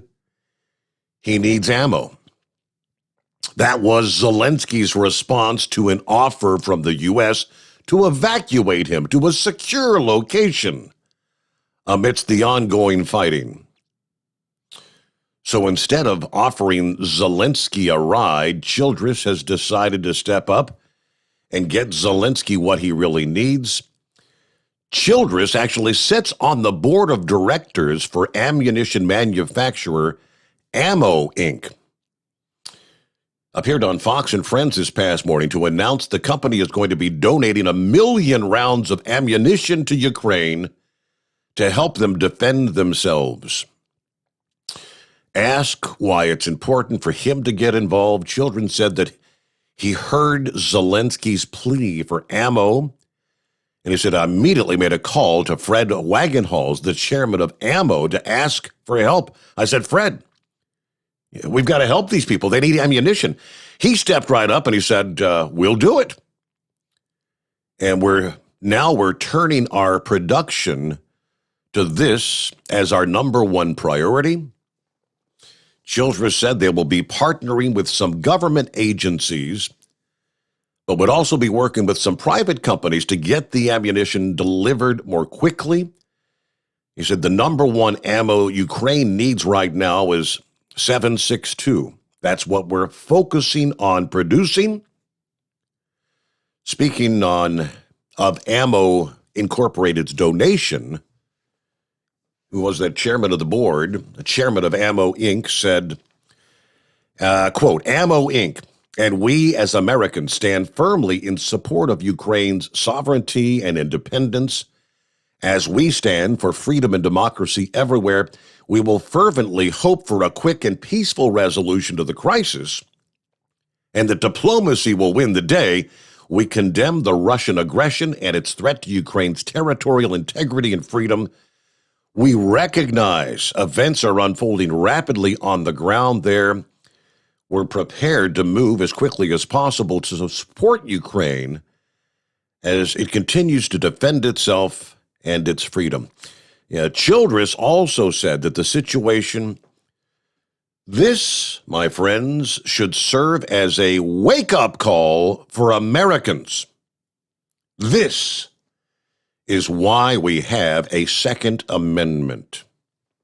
And I quote Richard Childress, this is a wake-up call for America, why we have our Second Amendment. We have 82 million gun owners in America, and to see the people in Ukraine fighting, it's terrible to see that lives are being lost over there.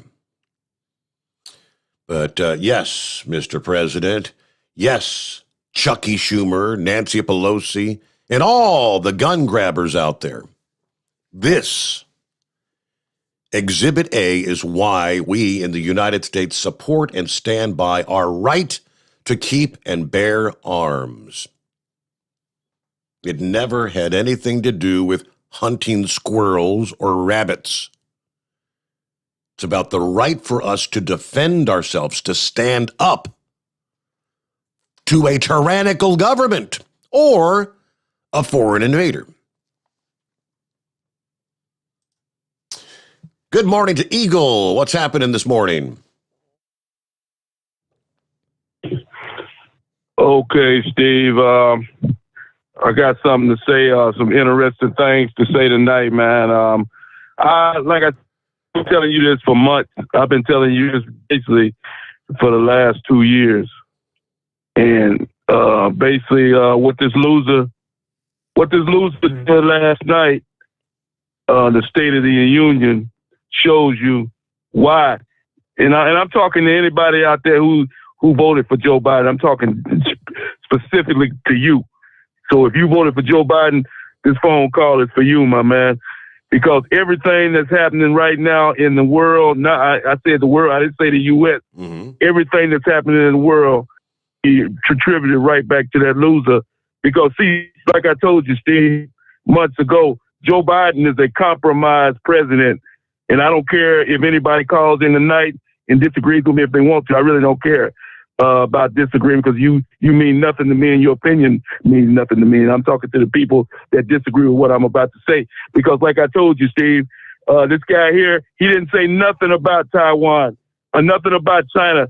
The lights went out in Taiwan tonight. And if you think that's a coincidence that them lights went out in Taiwan, that's a message to Taiwan that China is on the move, brother. It's just a matter of time. It's not a matter of if, just like I told you with Ukraine. And just like I told you with Afghanistan, it's not a matter of if these things are going to happen. It's going to happen because guess what? Joe Biden, all he can come up with, Steve, is sanctions.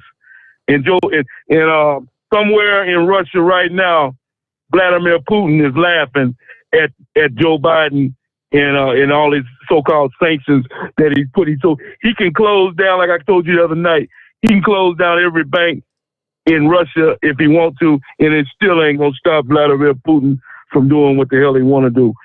This man here has set his sights on taking over Ukraine, and that's exactly what he's going to do. And no matter what Joe Biden has to say or any other leader around the world, it's just that simple, Steve. We're in dangerous times right now. We're dealing with a man, Vladimir Putin. This man here is a ruthless individual.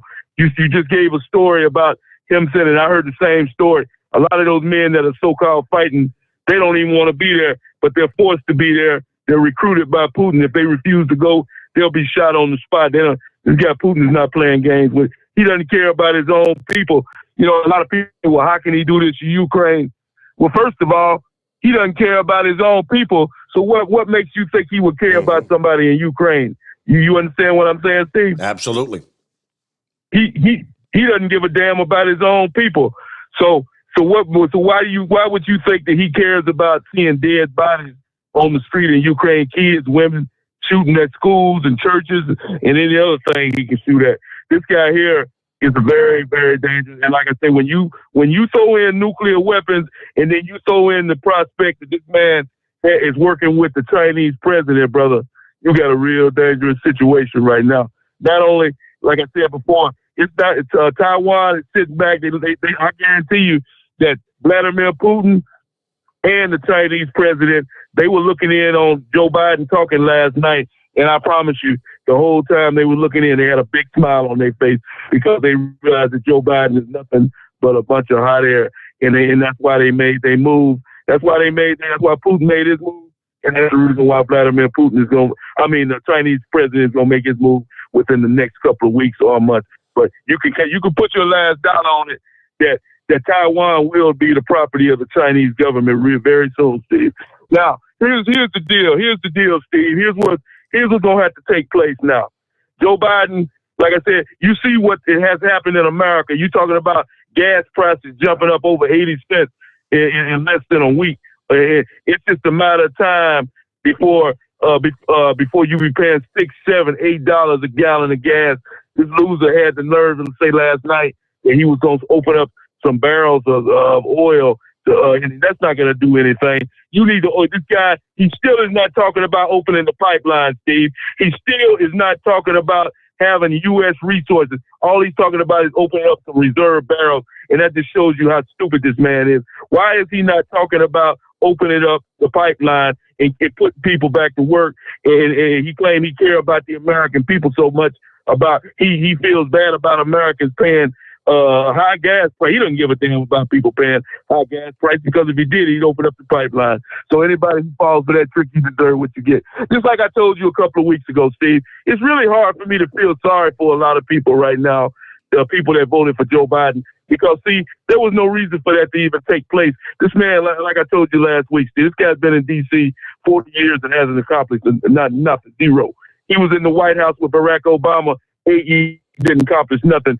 And then, like I asked a lot of people, a certain loser that used to call you so they called himself minister. I asked him several times, if Joe Biden didn't do anything in 8 years as vice president, what made you think that he was going to do something when he became president of America? And now you look at the deal last night, you got Kamala Harris sitting there and Nancy Pelosi sitting behind Joe Biden. If that doesn't scare you, Steve, I don't know what will. If you feel safe with those three people in command of the United States of America, that's a scary feeling right there, Steve.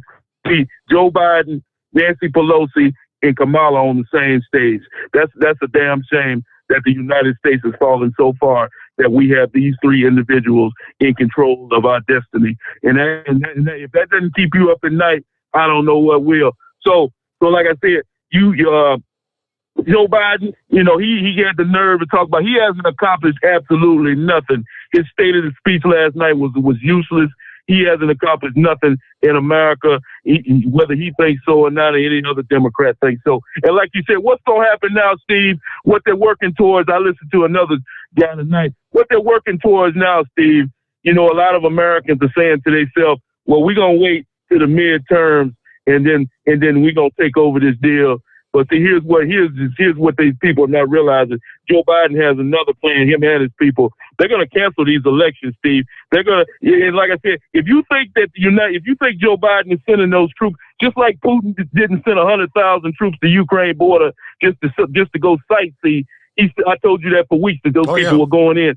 And it's just a matter of time, Steve, before American soldiers are on the ground in Ukraine fighting hand to hand against Russian troops. And American lives are going to be lost. Anybody who thinks that Joe Biden is just sending them troops over there to sightsee, you better think again. It's just a matter of time before American soldiers are in a ground war with the Russian military. And we'll see what people think about that. But see, that's their plan all along, Steve.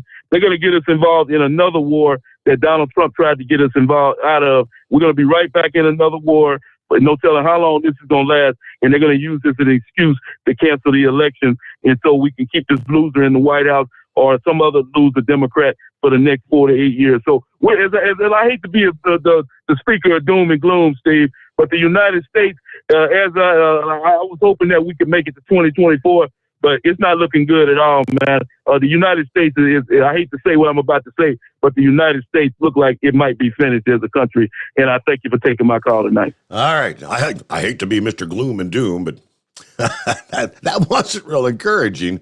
But Eagle likes to tell it like he sees it. And we'll be back after this. The Steve Sommers Overnight Drive live from the Hot Shot Secret Studios. USA Radio News. Federal Reserve Chairman Jerome Powell told Congress on Wednesday Americans will likely see interest rate hikes. Fed Chair Jerome Powell said he supports a traditional quarter-point increase rather than a larger increase at this time that some policymakers are proposing. However, Powell did open the door to a bigger hike in the event that inflation, which has reached a 4-decade high, doesn't noticeably decline by the end of the year. The Fed chair also cautioned that the economic consequences of Russia's invasion of Ukraine may affect the Fed's policies. From the USA Radio News Washington Bureau, I'm John Hunt. Most of Texas's primary election races were decided by Wednesday, but mail-in ballots are holding up the tally in several counties, and several state attorneys general have launched a nationwide investigation into TikTok and its possible harmful effects on young users' mental health. This is USA Radio News. Are you looking for something different to experience with friends, family, or coworkers? How about the world of whiskey? Jeff Borker here from the Classic Dram, and we know whiskey can be a bit intimidating at first, but with the right guidance, it's a blast to explore. Let us put together an expert-certified whiskey event for your group, and we don't even have to be in the same room to do it. Regardless of your whiskey experience, we can organize and lead your group through a virtual whiskey tasting right in our very own Zoom online speakeasy. Now, these events are great for birthdays, anniversaries, or corporate get-togethers, or just celebrating time with friends. Now, a number of packages are available, and we can customize the experience just for you. Visit us today at theclassicdram.com or shoot us an email at info@theclassicdram.com. Let 2022 mark the start of your personal whiskey journey, and remember, come for the spirits and stay for the experience. Cheers, all. You're listening to the Overnight Drive with Steve Sommers. Do you have a Dodge pickup and hate your automatic transmission? Of course you do. Levon Miller at Firepunk Diesel here, and we specialize in heavy-duty and performance transmissions for your 3-quarter or 1-ton Cummins-powered truck. So if you're interested in turning your stock slush box into a towing monster, call us today at 614-733-3744 or visit us online at shop.firepunk.com. After a long winter road trip, there's nothing like coming home to a warm, comfortable home. Hi, I'm Steve with USA Insulation. We appreciate our truckers and the long hours you're putting in to serve us all. Without you, we wouldn't even get the materials to insulate. So we want you to feel like a king when you get back. We put our foam in your walls. It's like putting a coat around your entire home. Keeps the cold air out and the warm air in. And with the rising energy costs, that's going to save you a bundle. We're getting homes ready for winter right now, and we have $1,000 of savings for everyone. But because we love our truckers, we're going to give you an additional $250 discount just for mentioning this show. So give us a call, 1-800-USA-FOAM. That's 1-800-USA-FOAM or usainsulation.net. We're going to give you an additional $250 discount for mentioning the show. 1-800-USA-FOAM or usainsulation.net. USA Insulation.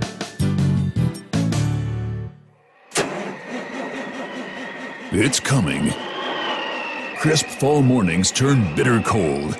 You climb into your diesel and it feels like you're sitting on an ice cube. Imagine how your engine feels after a frosty night. Freezing temperatures impact your diesel's fluids, especially fuel. As the temperatures drop, water that is emulsified within your fuel is released, adding more water into your system. Frozen water in your fuel lines, filter, or bowl will simply slow the flow, or worse, stop the flow of fuel in your system. No fuel flow, no start. Get prepared now for the cold that is coming. Hot Shot Secret Diesel Winter Anti-Gel is a premium fuel additive that lowers your fuel's pour point to minus 65 degrees. If it's that cold out, you shouldn't be on the road. You ought to be at home in front of the fireplace. Hot Shot Secret Diesel Winter Anti-Gel Premium Fuel Additive. Available now online at hotshotsecret.com. Hot Shot Secret. Powered by science. Dean Michael, the tax doctor here. I have one question for you. Do you want to stop worrying about the IRS? If the answer is yes, then look no further. I've been around for years, I've helped countless people across the country, and my success rate speaks for itself. So now you know where to find good, honest help with your tax problems. What are you waiting for?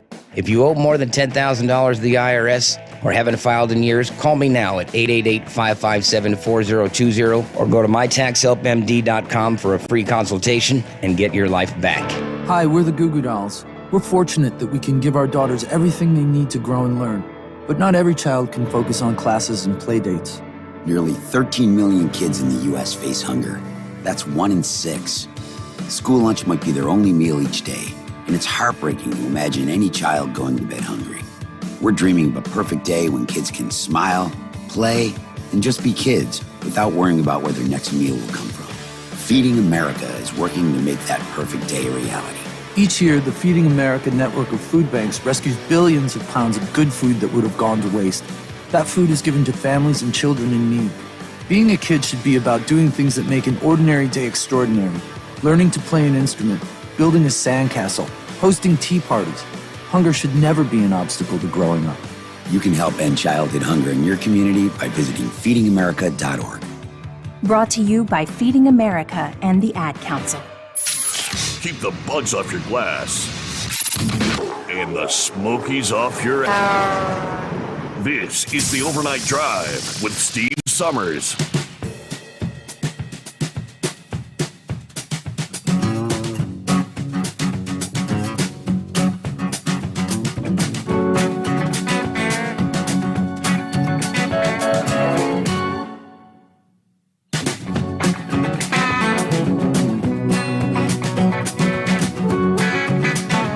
Let's touch on a couple of industry headlines.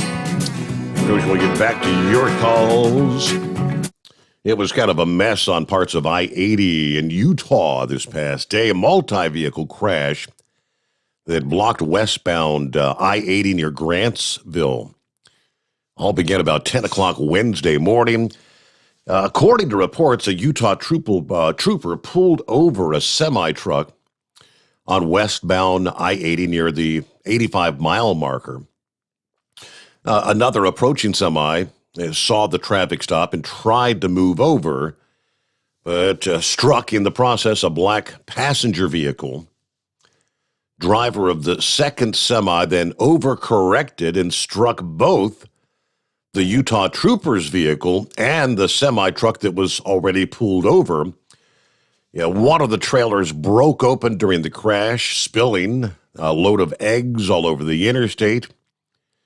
The individuals in the passenger vehicle, too, were injured there, but both are expected to survive. But 80 was shut down for hours for the ensuing cleanup.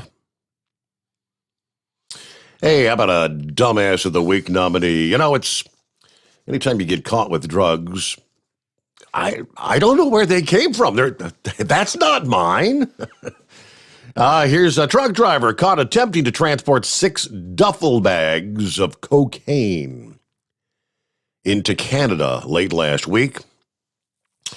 On the Detroit side of the Ambassador Bridge last Tuesday evening, according to the contraband enforcement team, Customs and Border Protection spoke with the truck driver, Jagrant Singh Gill, as he was attempting to drive his truck and soft-side covered trailer across the bridge into Canada.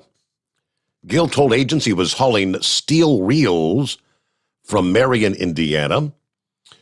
After being asked the questions, he said he was not carrying any guns, ammunition, military equipment, or more than $10,000 cash. He was then asked to park his truck and exit the cab while agents inspected the side storage compartment under the trailer, where they immediately discovered 6 duffel bags packed with plastic-wrapped bundles marked with various logos and numbers. Gill was immediately placed under arrest for the 140 kilos of test-confirmed cocaine. Gill waived his Miranda rights, told police he had entered the U.S. about 9 in the evening the prior day, headed to Albion, Indiana to drop off some steel pipes. He then drove to another location in Indiana where he picked up a large steel reels used to house wire and was told to haul them back to Canada. And I said, I did make a stop at a truck stop, exit 151 off I-94 in Michigan. Went to the bathroom. I was in the truck stop for about a half hour. That's where he said, I don't know how I have no idea how the cocaine got in the storage compartment. Either way, officers concluded there's probable cause that Gill was in possession of the cocaine with intention to distribute. All right. I guess, is it possible? Maybe. Well, was someone able to get into that side compartment and just stash it in there? Well, no, it had to have a destination. All right. Back to the phones we go. Who we got on the line? My screen says One Pot Monkey. It's one. I want to say thank you for all the truckers of the Heartbeat of American Eagle. You are fantastic.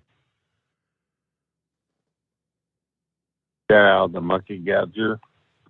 I want to give you an example. Steve, if you have 6 months of satellite footage of tanks surrounding your house, what would you do? I think you'd be preparing for those tanks to move. Is that what you're meaning?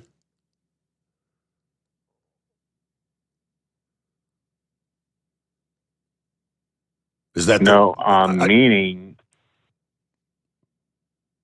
if you have 6 months of artillery tanks built up around your house, yeah, what would you do? Well, like I said, I'd be thinking, I'd try to be making preparations that in the event those tanks try to come into my house, I could stop them. What else could you possibly do? Well, you would take them out. So Ukraine should have acted preemptively and struck the Russian equipment first? I'm saying, this is my first question. If, you're into that situation and the United States government knows with satellite footage that they're going to take you out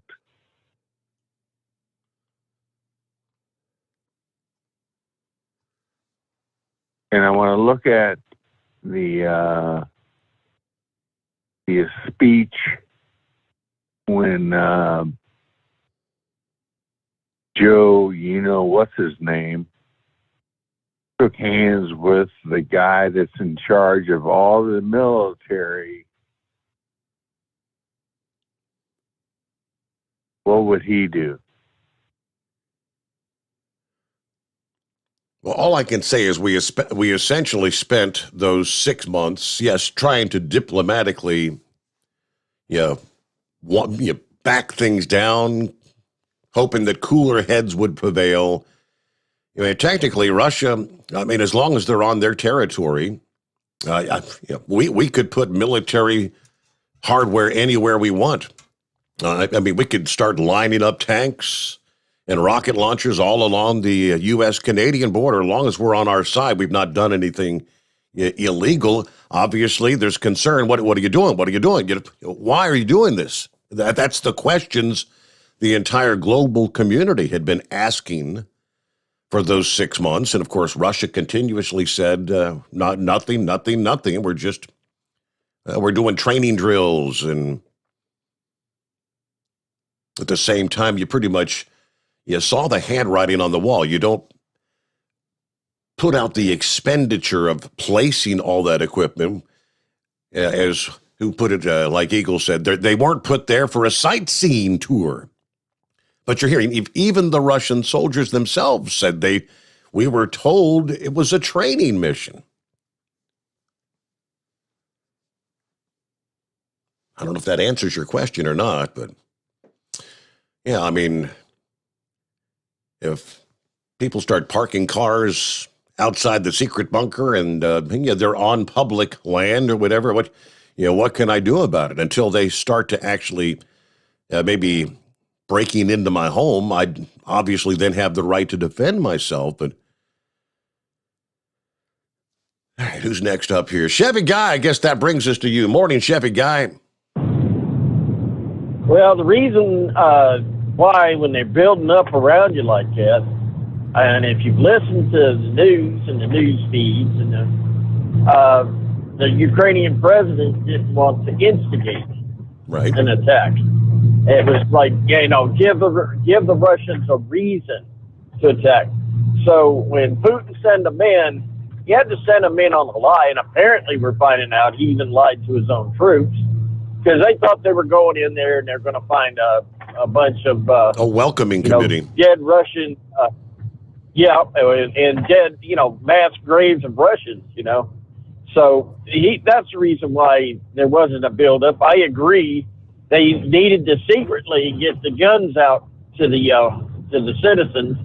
That would have been, you could have done that undercover, and you could have quietly established a link with the West, so we could have an emergency flow of supplies to fight the Russians. Now, listen, I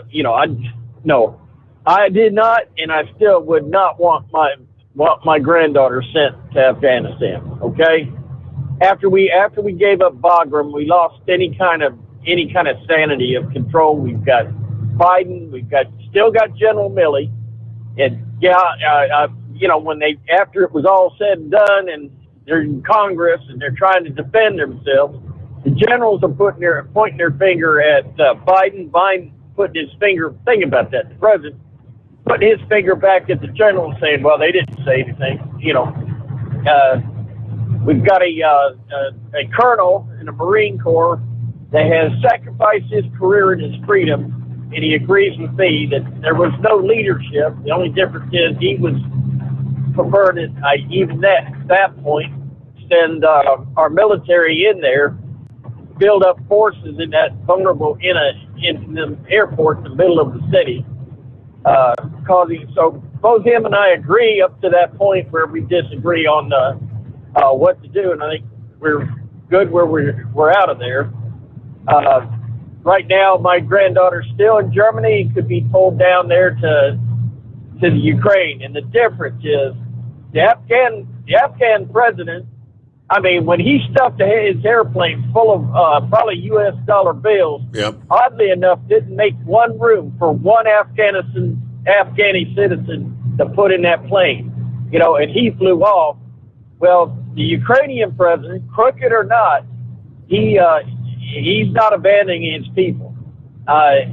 So you know, if they call him in, even my grandson, who's on inactive reserve, his bag's packed, ready to go at the call. You know, I know you didn't want to talk about it, but you know, oddly enough, even on the news out of Augusta, the only thing they had about the war was they were loading up troops out of Fort Gordon to go to fly to Europe to bolster the numbers for U.S. troops at the NATO nations. Probably Poland and everything else boost up the numbers. So yeah, all it takes is one mistake and we might be in this thing. But I think where's our, you know, politicians need to start hollering out. There's nothing you can do wrong now. Start calling out, all right, Putin, demanding that he be faced on charges on the world court for war crimes, and name names, name the generals that are in the lead, and these oligarchs, which I assume is like very wealthy people in the country that are hiring these people out of Africa to basically, you have like, 20, 30 people, and their only job is to go through the Ukraine looking for politicians, you know, president, vice president, mayors, and that's their only job. That's murder. I mean, you need to name names, and you need to go after all of their bank accounts, anything they can do. Start making it personal, because when they're doing that, they're making it personal. It's just a big old screw up, and breaks your heart to hear these soldiers talking home to their mama, especially that dead soldier, because he plainly said that he thought they were there to help these people, and here we're running over them with our vehicles. So it's silence. It's just dead silence. But the only thing we're getting right now is you can just see Biden in this speech trying to suck up. Well, yeah, they did mention that gas prices are going up, and they did mention it's because of the war. Not one word on the fact that Biden did what he did over a year ago to cripple our oil industry. But I get it. Our local Fox station, NBC, ABC, and CBS, they're all going to be, they're in a liberal market, so they're going to basically cover the news liberally. And by the way, I just seen Donald Trump last night before I left, and I guess Governor Kemp needs to watch out, because Donald Trump is supporting former Representative Perdue for governor. So there's already political ads for change of leadership in the Republican governorship there. So, other than that, we're going to sit back, enjoy the. Oh, one other thing, Eagle, don't be hard on people that disagree with you. Some of the guys that you're saying that they mean nothing to me, but that's one disagreement, two disagreements they've had with you. But I've heard them time and time again defend you behind your back. Hardly anybody ever come against you. But so now you mean a lot to us. So I think that's just a little overkill there. You need to pick your enemies and decide and try to stand with the people that agree with you for the most part.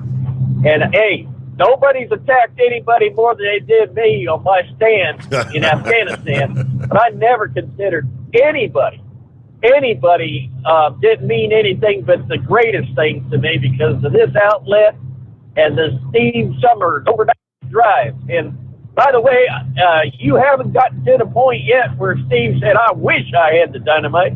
Okay. Other than that, I'm going to sit back, copy the mail, and enjoy the show. Hey, I did say that one point in time about Chevy Guy, didn't I? I wish I had the dynamite. I remember making that statement. I resemble that remark. So I'm trying to scroll back, going back to, I think that was like maybe last Friday morning when I had wrapped up the show.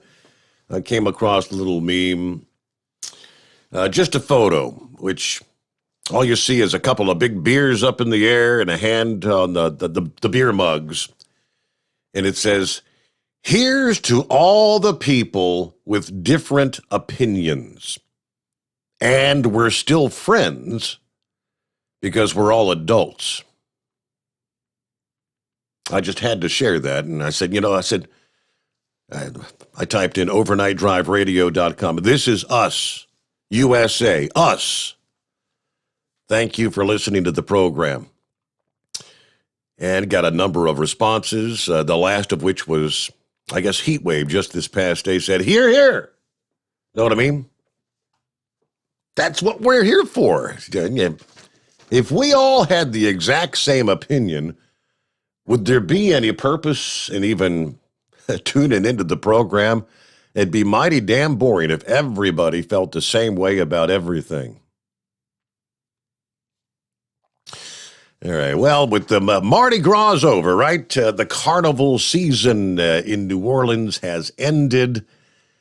And pretty much right on cue, they announced this past day that a number of the COVID restrictions that had remained in place during Mardi Gras, even indoor mask requirements, those are all coming to an end. The end of the annual carnival season, where, yes, it brings thousands into the city. Mardi Gras ended Tuesday, so now the indoor mask mandate and things like providing proof of vaccination or a negative test to enter bars, restaurants, and other venues are all coming to an end. According to the health commissioner, the greatest benefit of masking has been during these past few weeks with the repeated large, crowded activities.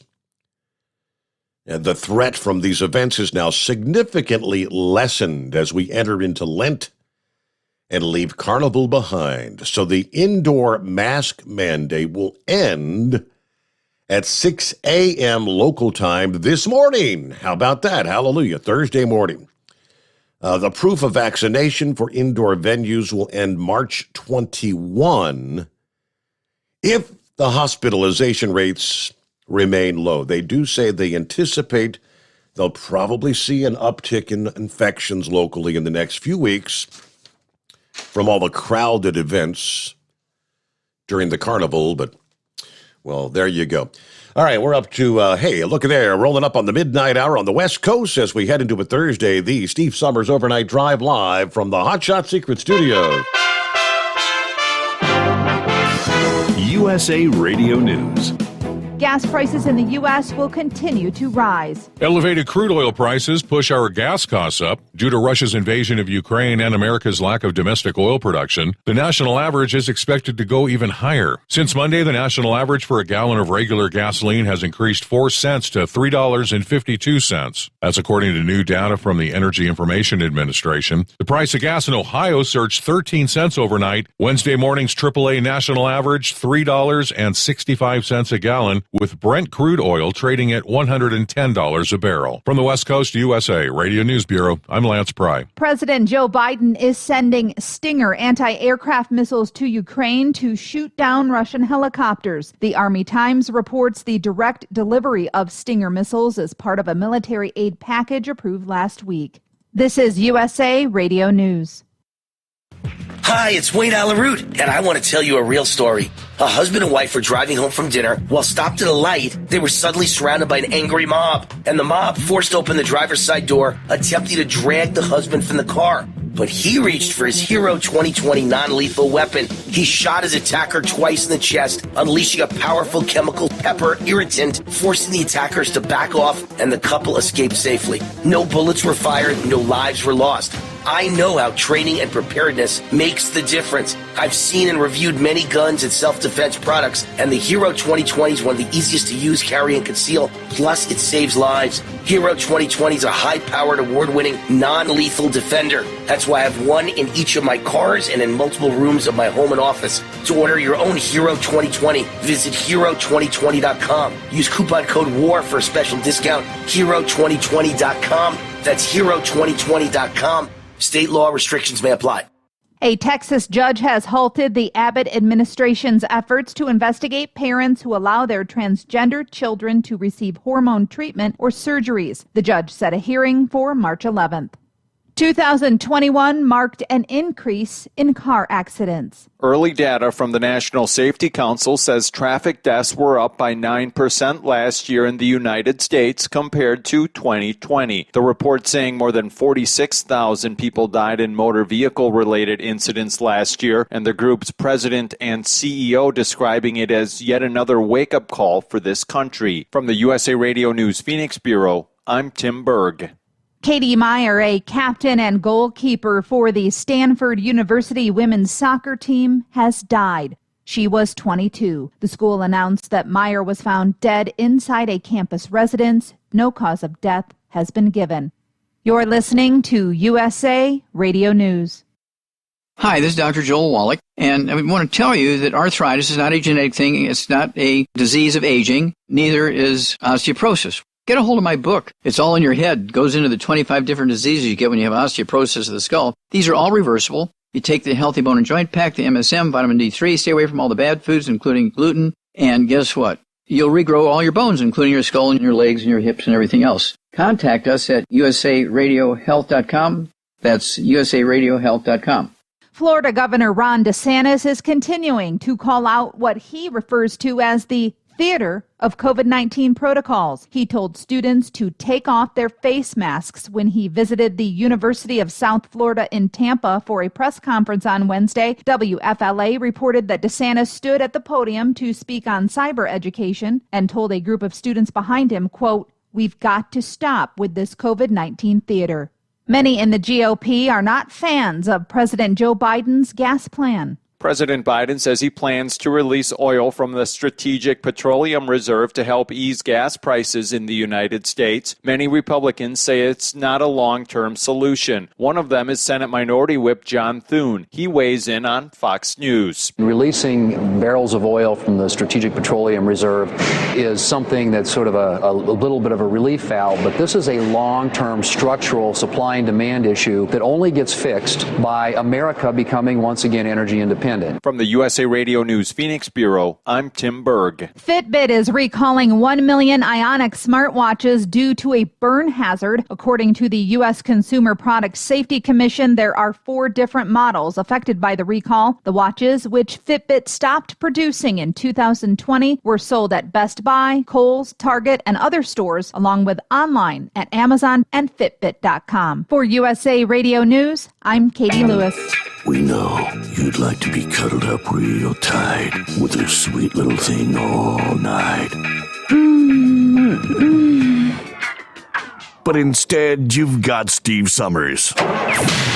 It's the Overnight Drive. At Hot Shot Secret, we share the science behind common diesel problems and their solutions. For example, diesel particulate filter regeneration. The DPF catches particulates left over from combustion. The DPF regeneration cycle cleans the filter with temperatures exceeding 1,000 degrees Fahrenheit. A computer sensor triggers the DPF regen, which is often accompanied by a loss of power and fuel economy. The frequency of DPF regens are in correlation to the cleanliness of the fuel burn. Under heavy operation with the dirty burn, DPF regens can occur multiple times per day. Hot Shot Secret Diesel Extreme Fuel Additive promotes a more complete combustion, creating fewer emissions and therefore fewer DPF regens. Vehicles using Diesel Extreme experience 83% less DPF regens. Hot Shot Secret Diesel Extreme is available nationwide at truck stops, fine farm and auto stores, and online at hotshotsecret.com. Hot Shot Secret, powered by science.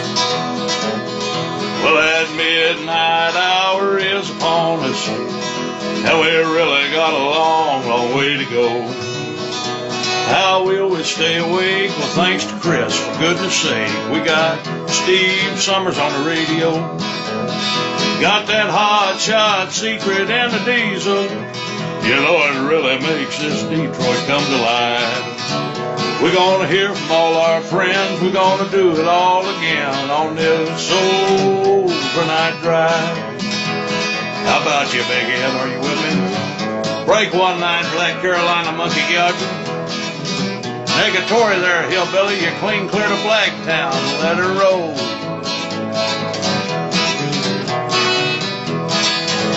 Well, we all tune in to catch the weather, whether rain or sleet or even snow. And it don't matter if you're in New York or Dallas, you'll catch it all on the Steve Sommers Show. We got that hot shot secret and the diesel.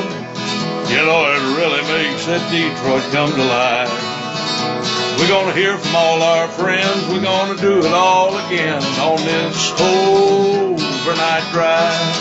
Yeah, we're gonna hear from all our friends. We're gonna do it all again on this overnight drive. Yeah, yeehaw! There's the big moose. Hadn't heard from the big moose in a while. I know, retirement must be a glorious thing. Actually sleeping during the overnight hours. How many years had it been since you got to do that? Up all night, moving that freight around the country. Hello to Vic this morning. Sent me an email this past day. Said found an interesting article. Thought I'd share it with you. Yeah, the headline, and Pappy was alluding to this earlier. Russia has a massive stockpile of tactical nuclear weapons. Steve, on this morning's discussion of Russia and nuclear weapons, this is going back to our Wednesday morning program. I don't think Putin's talking about using nuclear weapons in Ukraine because it would also poison Russia. The article kind of explains the nuclear situation on a global scale. As for sanctions, there's worldwide crop failures. The world will need Black Sea wheat. U.S. just announced insurance prices for this year's crops. They're high enough to discourage livestock feeding. In the latest SWIFT episode, the delay was probably so the mega investors like George Soros could convert their rubles to some form of hard money. Neither side has an overall strategy, and the world will suffer. Putin's paranoia overtook his reasoning. By all appearances, we were on schedule for a red wave in 22. If that occurred, the Russian collusion delusion would have been fully exposed with possible impeachments. The COVID disaster may have been exposed as well. If you haven't heard the story that it originated in the Wuhan wet markets is actually being revived. They just can't identify the animal. I guess if a political party is willing to kill millions of people worldwide with biowarfare, precipitating a nuclear war is not out of the realm of possibilities. Now, I'm on the way to another COVID-enhanced funeral, so I will not see the convoy, but local news kept saying it was in Monrovia. That's a little town just west of Indy, and I don't know, where there'd be enough parking for that many trucks. There is a TA, Love's, and old blue-white truck stop converted to a truck wash on exit 59 on 70 that leads to Monrovia. So far, their security details has done a good job in keeping any troublemakers at bay, though. So I'll have not yet had the opportunity to get to the rest of that story from 1945 about the massive stockpile of tactical, as they call it, tactical nukes. Which, again, I think that's more along the lines what Pappy was referring to earlier. Meanwhile, the European Parliament this past day voted to move forward with Ukraine's application for membership into the European Union. After that emergency appeal from Zelensky, the vast majority of representatives, 637, voted to accept Ukraine's application. 13 voted against. There were 26 that abstained. The EU president, Ursula von der Leyen, said after the vote today, the EU and Ukraine are already closer than ever. There's still a long plan ahead, though, a long path, rather. We have to end this war, and we should talk about the next steps. But nobody can doubt that a people that stands so bravely for our European values belongs in our European family. So there you go. She pretty much also said if Putin was seeking to divide the European Union, to weaken NATO and break the international community, he just achieved exactly the opposite. And that's no doubt about that. Hey, good morning, Philip. Happy Thursday. What's happening? Happy Thursday. Today is actually my Friday at Disney, which I don't have a Friday anymore. It's just every day. But, hey, Steve, did anybody think about Belarus in this whole grand scheme of things? You know, Russia had to have some help to get where they're at, right? Well, have you heard anything about Belarus being implicated? He used Belarus. I've heard some discussion that the international community not because he's using Belarus, used them as a staging ground for that. What is it, like the northern flank or whatever flank they're on? Well, I don't know if it's true or not. I mean, I've seen a video of it. Their president, the president of Belarus, at a board with a stick, and they're planning where everything is going to get going. So I think he's up in it with Putin just as much. There's actually talk about them going on to Moldova, the next one? They were talking about the next country after Ukraine gets invaded. Yep. Did you hear anything about that? I saw a headline, but I haven't really delved deeply into it. I mean, you haven't heard about them freezing any of their money. You just hear everything you hear about this situation is all Russia.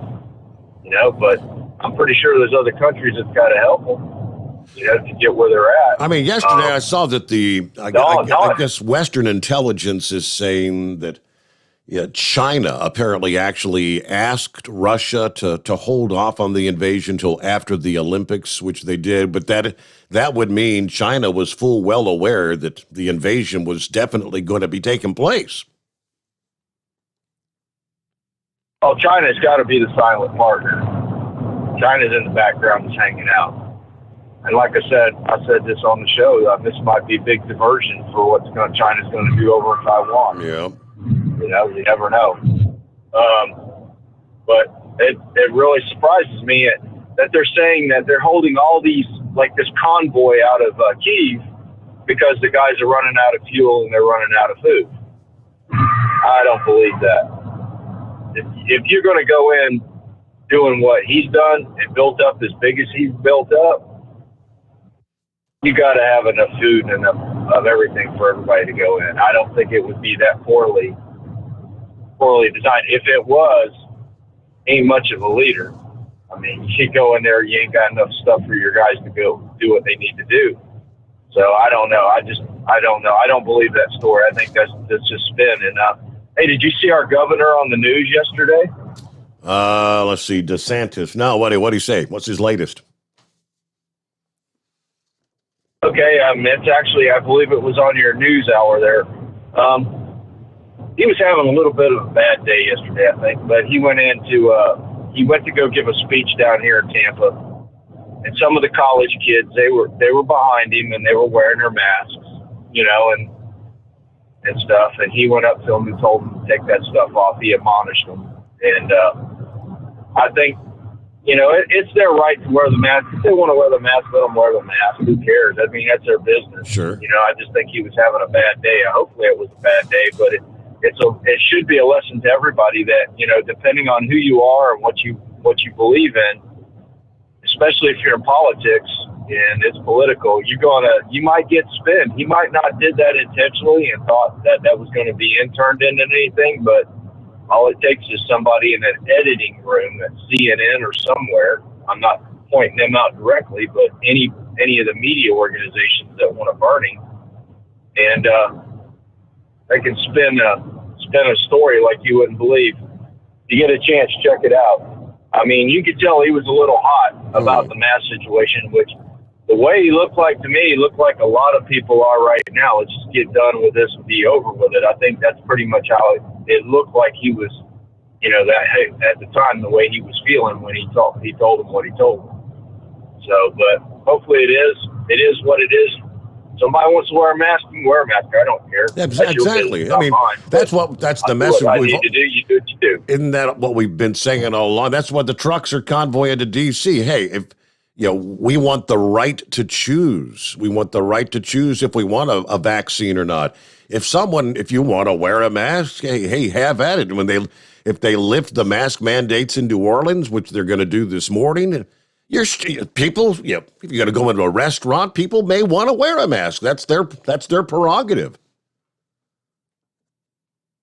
Yeah, I mean, that's pretty much how it is. I mean, like where I work at, we only have one mask mandate right now. Okay, you can go in the park, you can ride the rides, you can do all that stuff, but there's only a couple of places that you have to have your mask on, and that's when you're in transportation, and you're in a bus or you're in a monorail or a Skyliner, which is a little cubicle, and it's basically an enclosed area that's probably you're less than 6 feet away from somebody, and I think that's more about distancing than it is anything. And who knows how long that mandate might last? You never know. It might change tomorrow. It might get worse. I don't know. I know the company I work for, everything goes by the CDC. Whatever the CDC mandates, that's what we run, and that's how they work it. And that's both organizations that I work for. Now the other place I work for, they told all of us associates to take your mask off if you want to. If you want to wear it, you can wear it. So, but I just think it's funny. It's like even a governor of a state is over this COVID stuff, and it's like he could have had a bad day and said, hey, I don't, take your mask off. This is just theater anymore. And it's spun into the story, and it's made national TV the way it has. So, but I appreciate your time, Steve. You have a good one, bud. Thank you very much. All right. Thank you for checking in there, Philip. Happy Friday, which is not really a Friday, as he said. Hey, it's 844-844-3388. We return into the Steve Sommers Overnight Drive live from the Hot Shot Secret Studios. Live from the Hot Shot Secret Studios, the Steve Sommers Overnight Drive. Dean Michael, the tax doctor here. Are you one of those truck drivers that came home after a long haul and found the only thing waiting for you was a stack of IRS letters? Your significant other was gone, but your newfound IRS problem is still there. I've heard this story many times over the years. While I can't help you with your broken heart, I can fix your tax problems. If you owe more than $10,000 to the IRS or haven't filed for many years, call me for a free consultation at 888-557-4020 or go to mytaxhelpmd.com. Like I always say, you keep your eyes on the road, I'll keep mine on the IRS. 145 over 92. 180 over 111. I had a heart attack and a cardiac arrest and then a stroke. Your blood pressure numbers could change your life. Lowering your high blood pressure could save you from a heart attack or stroke. If you've stopped your treatment plan, restart it or talk to your doctor about creating one that works better for you. Start taking the right steps at manageyourbp.org. Now I'm, trying to get better, stronger than ever.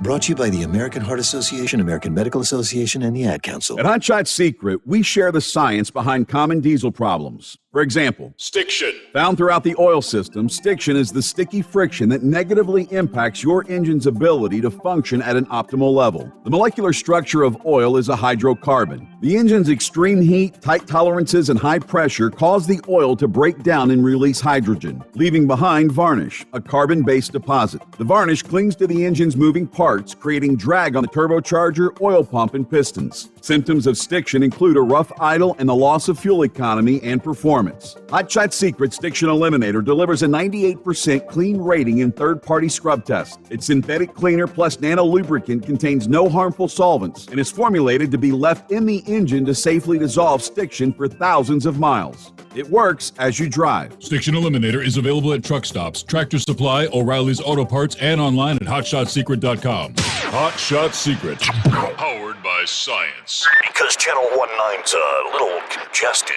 Call Steve now at 844-844-3388. The Overnight Drive.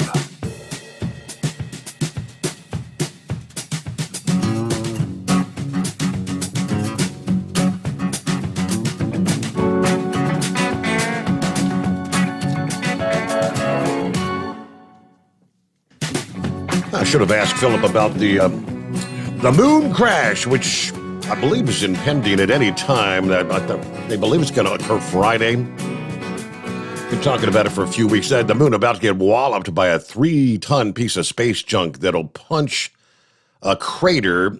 They anticipate that it probably fit several semi-tractor trailers in.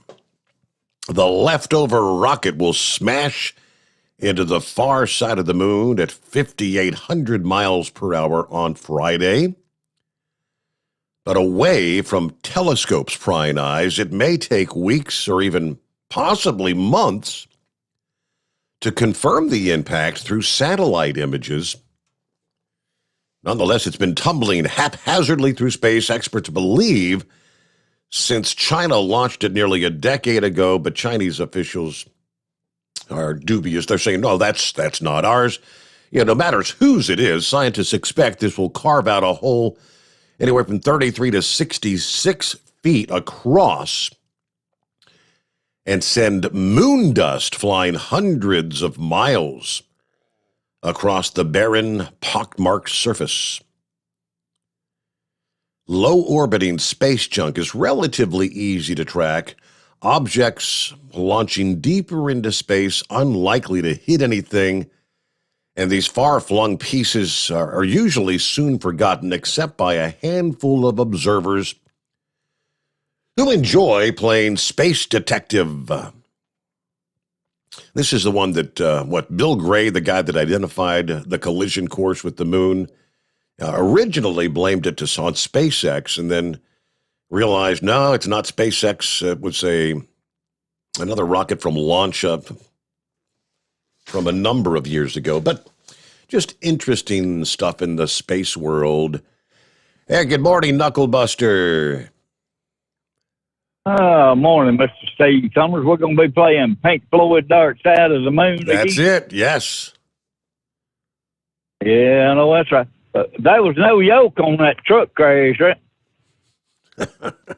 Oh, no, actually, there was a lot of yoke on the highway there. A lot of broken yoke. I know that's right. What do they do? Bring out a big propane torch, fry all that stuff up, get rid of it, or they just wash it off? I don't know. Well, this is a great country we live in. Got a lot of freedoms in there. And that one caller, he blames you for defending your own home, Steve. So, I mean, that's crazy. You can't even defend your home or the Hot Shot Secret bunker, even though they're two different places there, right? The greatest freedom we have in this country is the freedom of speech. And the finest example of freedom of speech is a right to public prayer. You can go in a restaurant, sit down and pray over your food there, and nobody can criticize you for it. Well, they might, but you can get up and slap them upside the head there. Right? I wouldn't slap them too hard. No, yeah. I read the Ukrainian members of parliament took up arms and joined the citizens on the street and said their government is staying. Well, that's a good thing in my book there. You couldn't get Joe, Kamala, Nancy, Mitch, Chuck. They wouldn't take up arms to defend this country, Steve. They'd run just like the cowards that they are. They need to be ready to stand up and defend this country at all costs. Back in the 70s, I raised my right hand and swore this oath to solemnly swear and affirm that I will support and defend the Constitution of the United States against enemies, foreign and domestic, that I will bear true faith and allegiance to the same, and that I will obey the orders of the President of the United States, even though I may not like him, and the orders of the officers appointed over me according to the regulations and the Uniform Code of Military Justice. So help me God. Steve, do you know who Lieutenant General Lewis Burwell Fuller is? I do or not. Was? I do not. Well, his nickname is Chesty Puller. He served as a United States Marine Corps officer, beginning his career fighting guerrillas in Haiti and Nicaragua as part of the Banana Wars.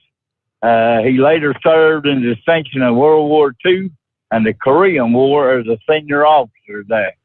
And these are some of Chesty Puller's quotes, and I know you'll love some of them there. That's why Marines love him today there. I get this thing pulled up so I can read all of it there. Well, don't you hate it when your computer doesn't participate as you anticipate? No, this is my phone going down the road there. Oh. Old breed, new breed. They're not a damn bit of difference as long as it's the Marine breed that matters. That's all.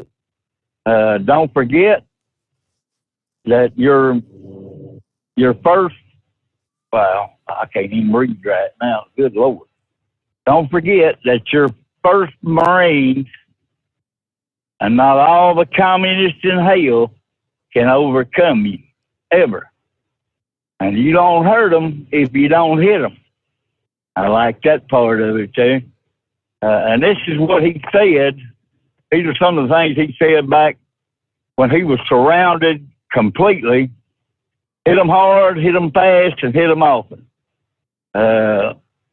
And then he said, where the hell do you put the bayonet on this thing? And he was talking about a flamethrower. Apparently, after he burned them up to a crisp, he wanted to stab them with his bayonet there, right? Yeah. Yep. He was surrounded by 10 Chinese divisions in the Korean War, see? He says, now we can shoot at these bastards from every direction and not miss. I like that man there. He actually won. They whipped the Chinese butt, took out 7 of the Chinese divisions and went south, even though they were totally surrounded, Steve. And that makes him one badass dude in my book there. And the last thing this guy asked him, could he get married there? And he told him, he said, son, if the Marine Corps wants you to have a wife, you'll be issued one there. There you go. Yep. That's a good thing. Well, that's enough of all that. He was awarded the Navy Cross, the Distinguished Service Cross, Purple Heart, Legion of Merit, Silver Star, and more. See, so he's a good dude in my book. Even though, well, he died, so he's. And yesterday, Yellowstone became the first national park way back in 1800 and something, and old Kevin Costner signed a deal. You know, he got that show out, Yellowstone. Yeah. He's going to produce a 2-part series on Yellowstone, the park there. And here comes some baloney here. An unused ticket to Michael Jordan's debut game sold for $468,000. Now, why in the hell would you want to buy an unused ticket? That just don't make no sense to me, Steve. Some people just have more money than they know what to do with. I know that's right. Well, you still planning on selling them T-shirts at the Mid-America Truck Show? That is the plan, yes, sir. All right. Well, that's one thing I'm not ever going to give up for Link out there. I can promise you that. Well, Well, you get you a roll of dimes, and every time a woman buys one of your T-shirts, you hand her a dime and tell her you want some change.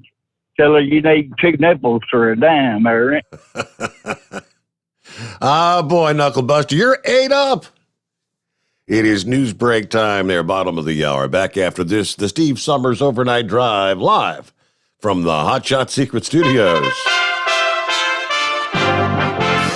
USA Radio News. Federal Reserve Chairman Jerome Powell told Congress on Wednesday Americans will likely see interest rate hikes. Fed Chair Jerome Powell said he supports a traditional quarter-point increase rather than a larger increase at this time that some policymakers are proposing. However, Powell did open the door to a bigger hike in the event that inflation, which has reached a 4-decade high, doesn't noticeably decline by the end of the year. The Fed chair also cautioned that the economic consequences of Russia's invasion of Ukraine may affect the Fed's policies. From the USA Radio News Washington Bureau, I'm John Hunt. Most of Texas's primary election races were decided by Wednesday, but mail-in ballots are holding up the tally in several counties, and several state attorneys general have launched a nationwide investigation into TikTok and its possible harmful effects on young users' mental health. This is USA Radio News.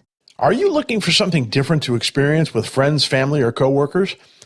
How about the world of whiskey? Jeff Borker here from the Classic Dram, and we know whiskey can be a bit intimidating at first, but with the right guidance, it's a blast to explore. Let us put together an expert-certified whiskey event for your group, and we don't even have to be in the same room to do it. Regardless of your whiskey experience, we can organize and lead your group through a virtual whiskey tasting right in our very own Zoom online speakeasy. Now, these events are great for birthdays, anniversaries, or corporate get-togethers, or just celebrating time with friends. Now, a number of packages are available, and we can customize the experience just for you. Visit us today at theclassicdram.com or shoot us an email at info@theclassicdram.com.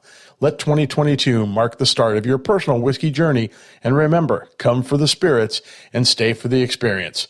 Cheers, all. You're listening to the Overnight Drive with Steve Sommers. The Hot Shot Secret Facebook page gets a lot of robust Q&A about diesel problems and their solutions. We listen to our customers. Here are their words straight from their mouths about Hot Shot Secret Everyday Diesel Treatment. Our fans call it EDT. I'm John Sharp, a.k.a. Jay Sharp from Newberg, Pennsylvania.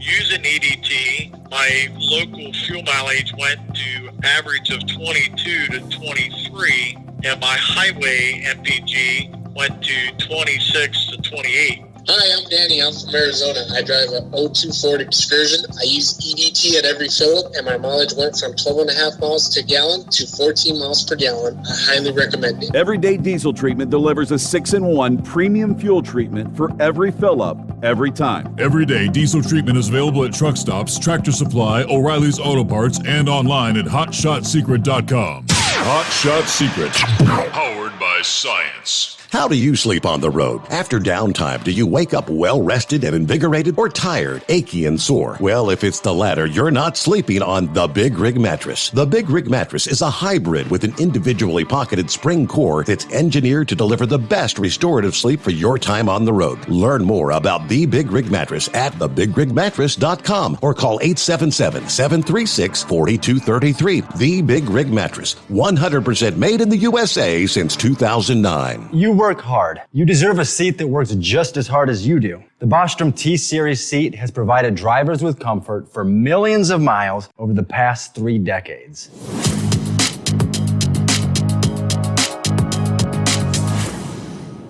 Each seat is built right here in the USA and has 4-position front cushion tilt and higher low-profile air suspension with Isolate.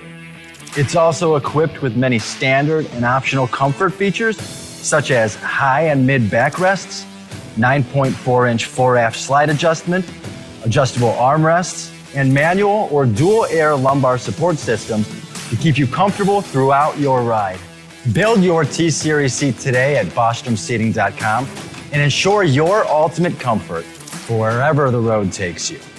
Bostrom Seating, the ultimate comfort for the open road. At Turbo 3000, our founder Andy Matoush firmly believed you should challenge yourself. Put the most money back in your pocket, where it belongs. Four Wheeler magazine took our challenge, and they wrote it did exactly what we said it would do. As fuel prices keep going up, get your Turbo 3000 from manufacturer direct. Call us at 888-311-9993. Always free shipping in the USA, and for a limited time, save $45 off total purchase using coupon code SteveSaves at turbo3000.com.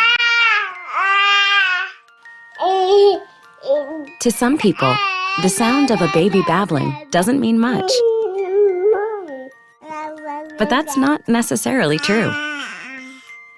By 6 months, they're combining vowels and consonants. By 9 months, they're trying out different kinds of sounds. And by 12 months, their babbling is beginning to take on some meaning.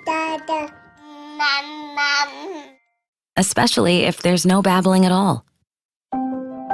Little to no babbling by 12 months or later is just one of the possible signs of autism in children. Early screening and intervention can make a lifetime of difference and unlock a world of possibilities. Take the first step at autismspeaks.org. A public service announcement brought to you by Autism Speaks and the Ad Council. And now, back to the Steve Summers Overnight Drive, live from the Hot Shot Secret Studios.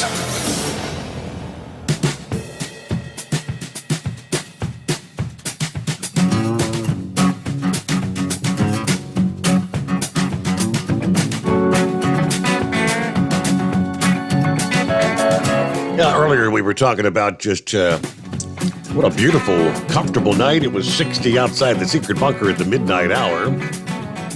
Yeah, we're now down to 48. Pappy said at the time, he said, well, enjoy that 60 because it ain't going to last long. 30s are coming back. And forecast for our Thursday high was supposed to be like 61.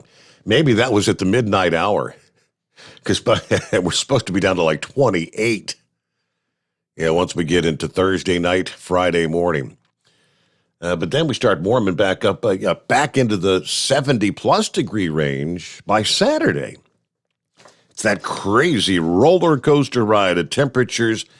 Yeah, the weather in parts of the country is indeed warming up in a big way. Temperature's going to climb well into the 70s, 80s, and they're now saying possibly even 90 in a few locations. While winter hangs on to the northern tier of the Midwest and the Northeast, the warmth more than welcomed after the big ice storm and snowstorm from Texas and Arkansas into Ohio less than a week ago, where we saw temperatures into the teens, 20s, and 30s. But even as mild and cold air swung back and forth across Chicago this week, they are looking at a surge that could push temperatures near 65 degrees come Saturday in the Windy City. Further east, temperatures will climb into the lower 80s from Mississippi and Alabama to the Carolinas by Sunday afternoon. Highs within a few degrees of 80 forecast for Atlanta this weekend.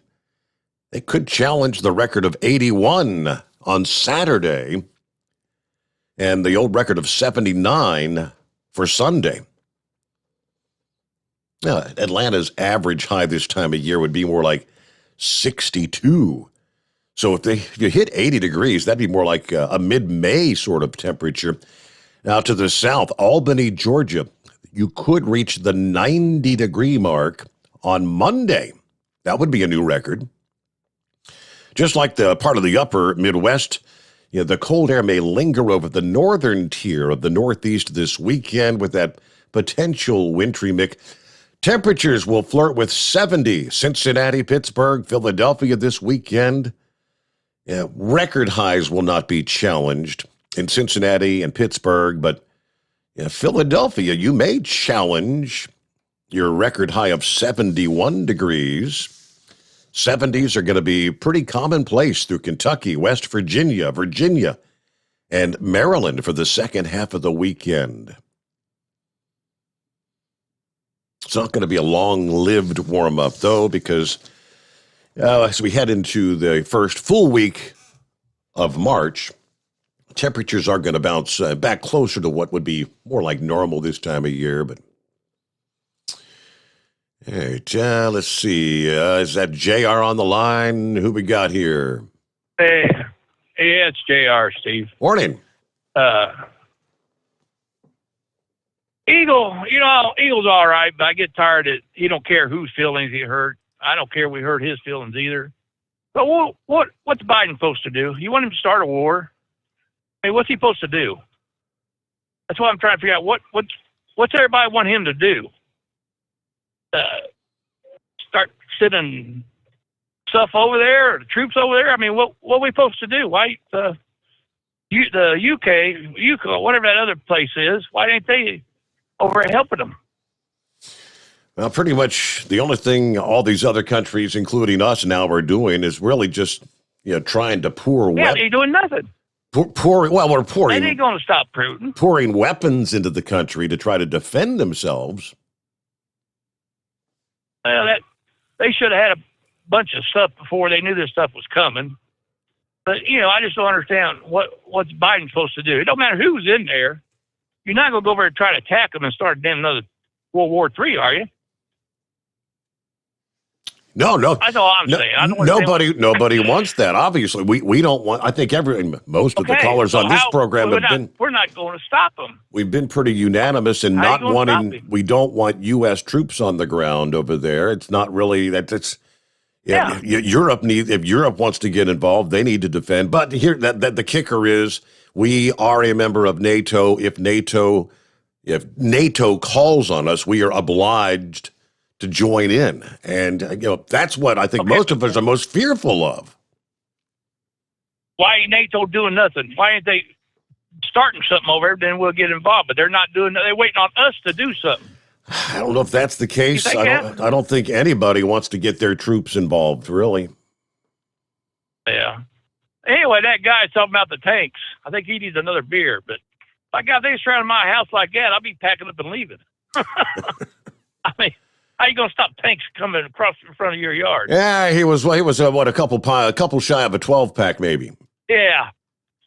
Anyway, I found you a dream house. I got Columbus, Indiana. Tony Stewart selling his home. Tony, you got $30 million to spare? Yeah, $30 million. Have you seen how big that thing is? No, I haven't seen photos of it, but I did see the story. $30 million. 400 acres.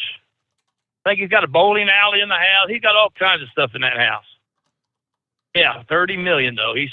I guess he's marrying his girlfriend, moving to California. I think that's what he's doing. Okay. That's where she's from, I think. Yeah, I saw that the other day on the news. $30 million. Damn. Nice to have that kind of money, wouldn't it? Right now, I think they said that is probably the most expensive listing in the state of Indiana.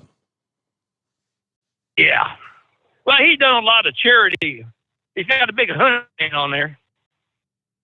Done a lot of charity for handicapped kids to go to hunting and stuff like that too. Yeah. Got elk, deer, and all kinds of stuff out there.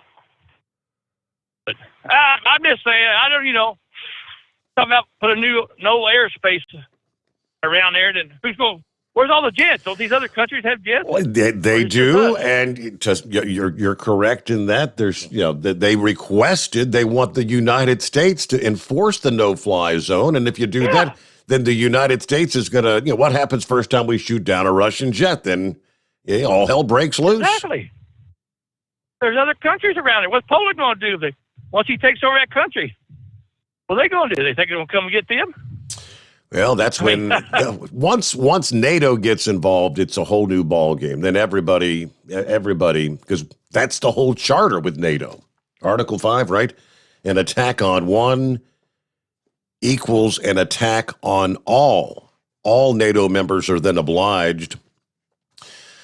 All I can tell you is, like I said, the weapons are pouring into Ukraine. I asked the question earlier, is this going to be too little too late, though? What do we have here? The armaments coming from all over. The Dutch are sending rocket launchers for air defense.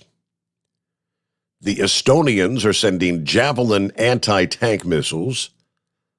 The Polish and Latvians are sending Stinger surface-to-air missiles, just as Germany and the United States are doing. Meanwhile, the Czechs are providing machine guns, sniper rifles, pistols, and plenty of ammo. Even formerly neutral countries are joining the effort. As condemnation of the invasion grows, Sweden and Finland are sending weapons. Germany, as noted, is providing Ukrainians with some of those Stingers that were used against Russia in their long conflict in Afghanistan, along with other variety of shoulder-launched rockets. What that means with the invasion ongoing, and here you go, JR, NATO walking a fine line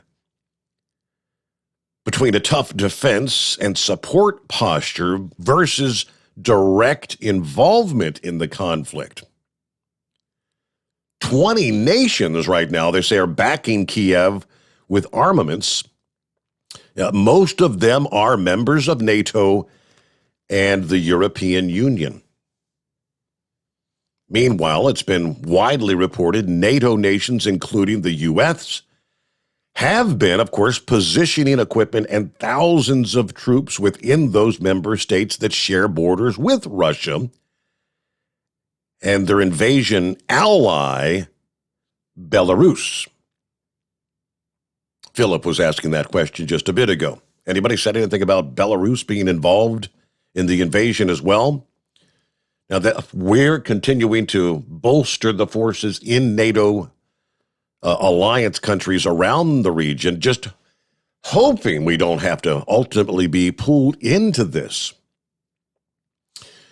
European security and defense has evolved more in the last 6 days than it has in the last 2 decades, according to the president of the European Union. But all this effort by NATO and the allies to help Ukraine firm up its identity, it does come with risks, i.e. the risk of encouraging a wider war and retribution strikes by Putin and his forces against his European and American nemesis. Putin has already been railing against NATO.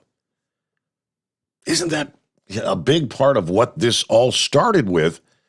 Concerns that NATO was encroaching, more NATO country members joining closer and closer. He apparently began to feel almost like he's being surrounded.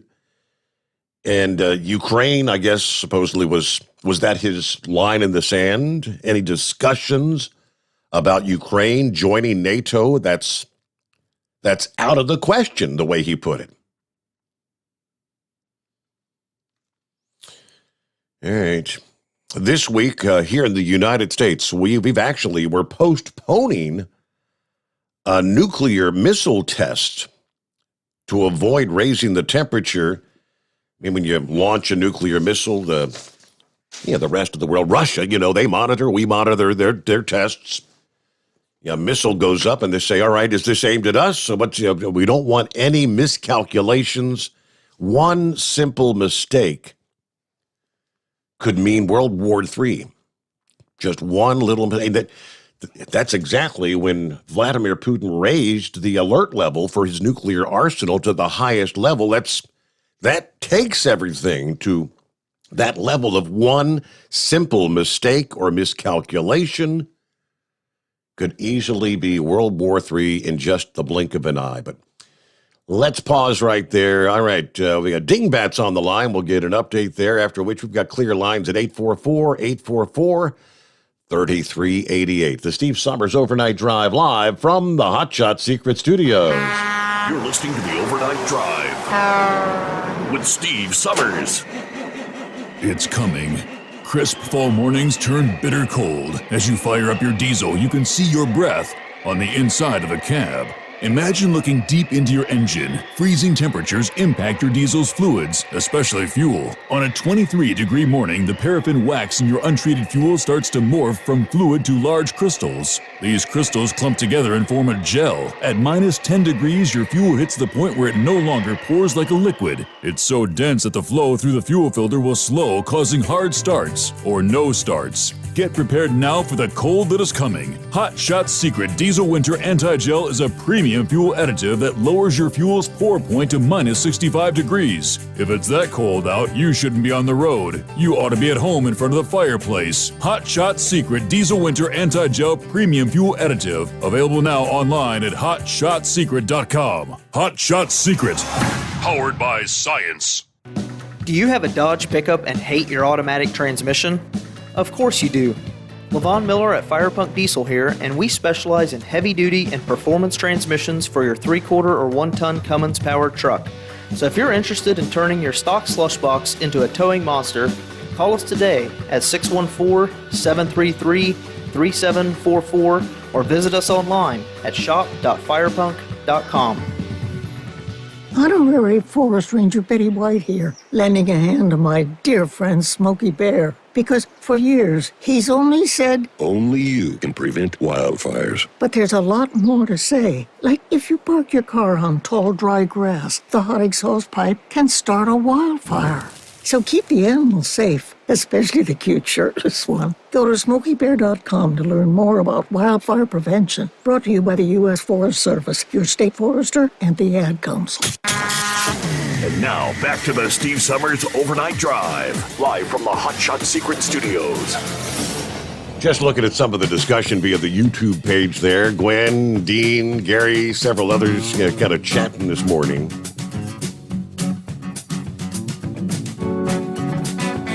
As far as U.S. troops, U.S. forces in Ukraine, no, we don't want that. Gwen says, yeah, I have to concur with that. We can't blame Biden for not sending our forces into Ukraine. I think all we would accomplish in that is making a bad situation worse, correct? Yeah, Sylvester says, I got news for you. If the Russians don't take out Putin, we're going to get drawn into this. And yeah, maybe even nuked.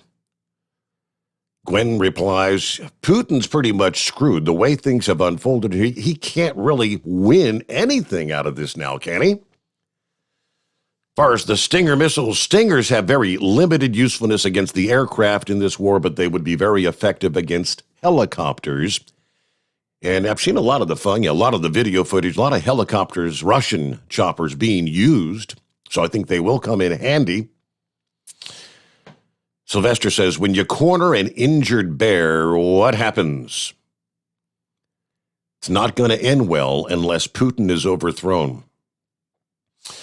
Now, Gwen says, if Ukraine surrendered today, it's not going to change the fact that Russia's economy has cratered and Russia's diplomatic standing in the world has plummeted. It's almost like Putin's overthrowing himself. There's an old saying, if your enemy is making a big mistake, don't interrupt him. Yes, Gwen, that very well may apply here.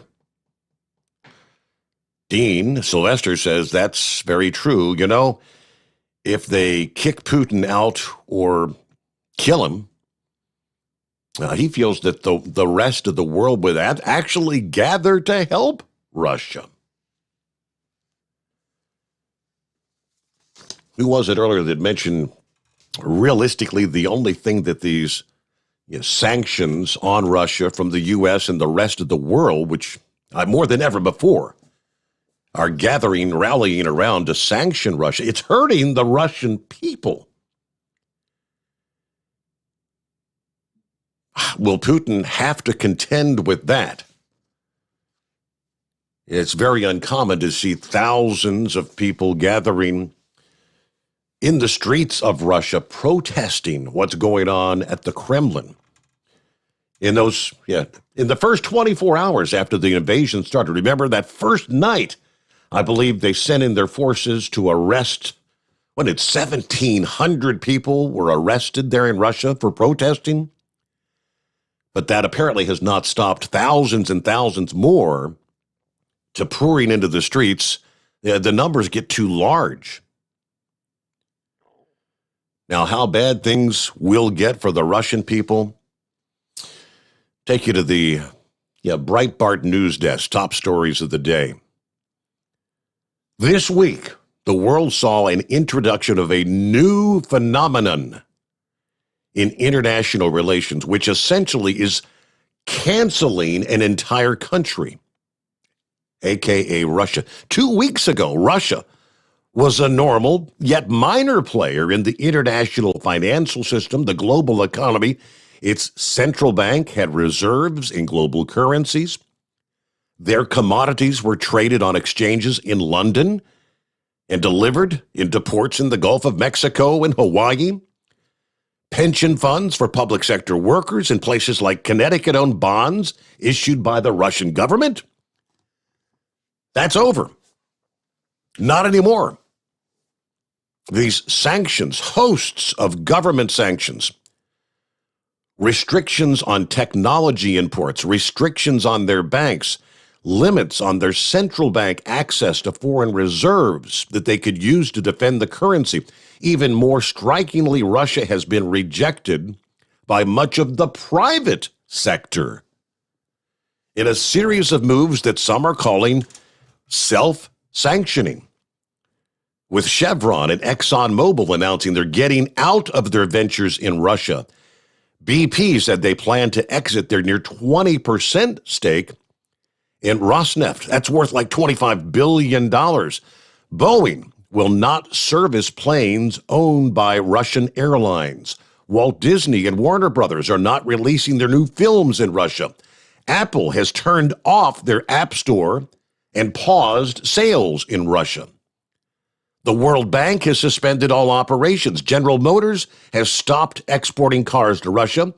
Ford has suspended their joint venture in Russia.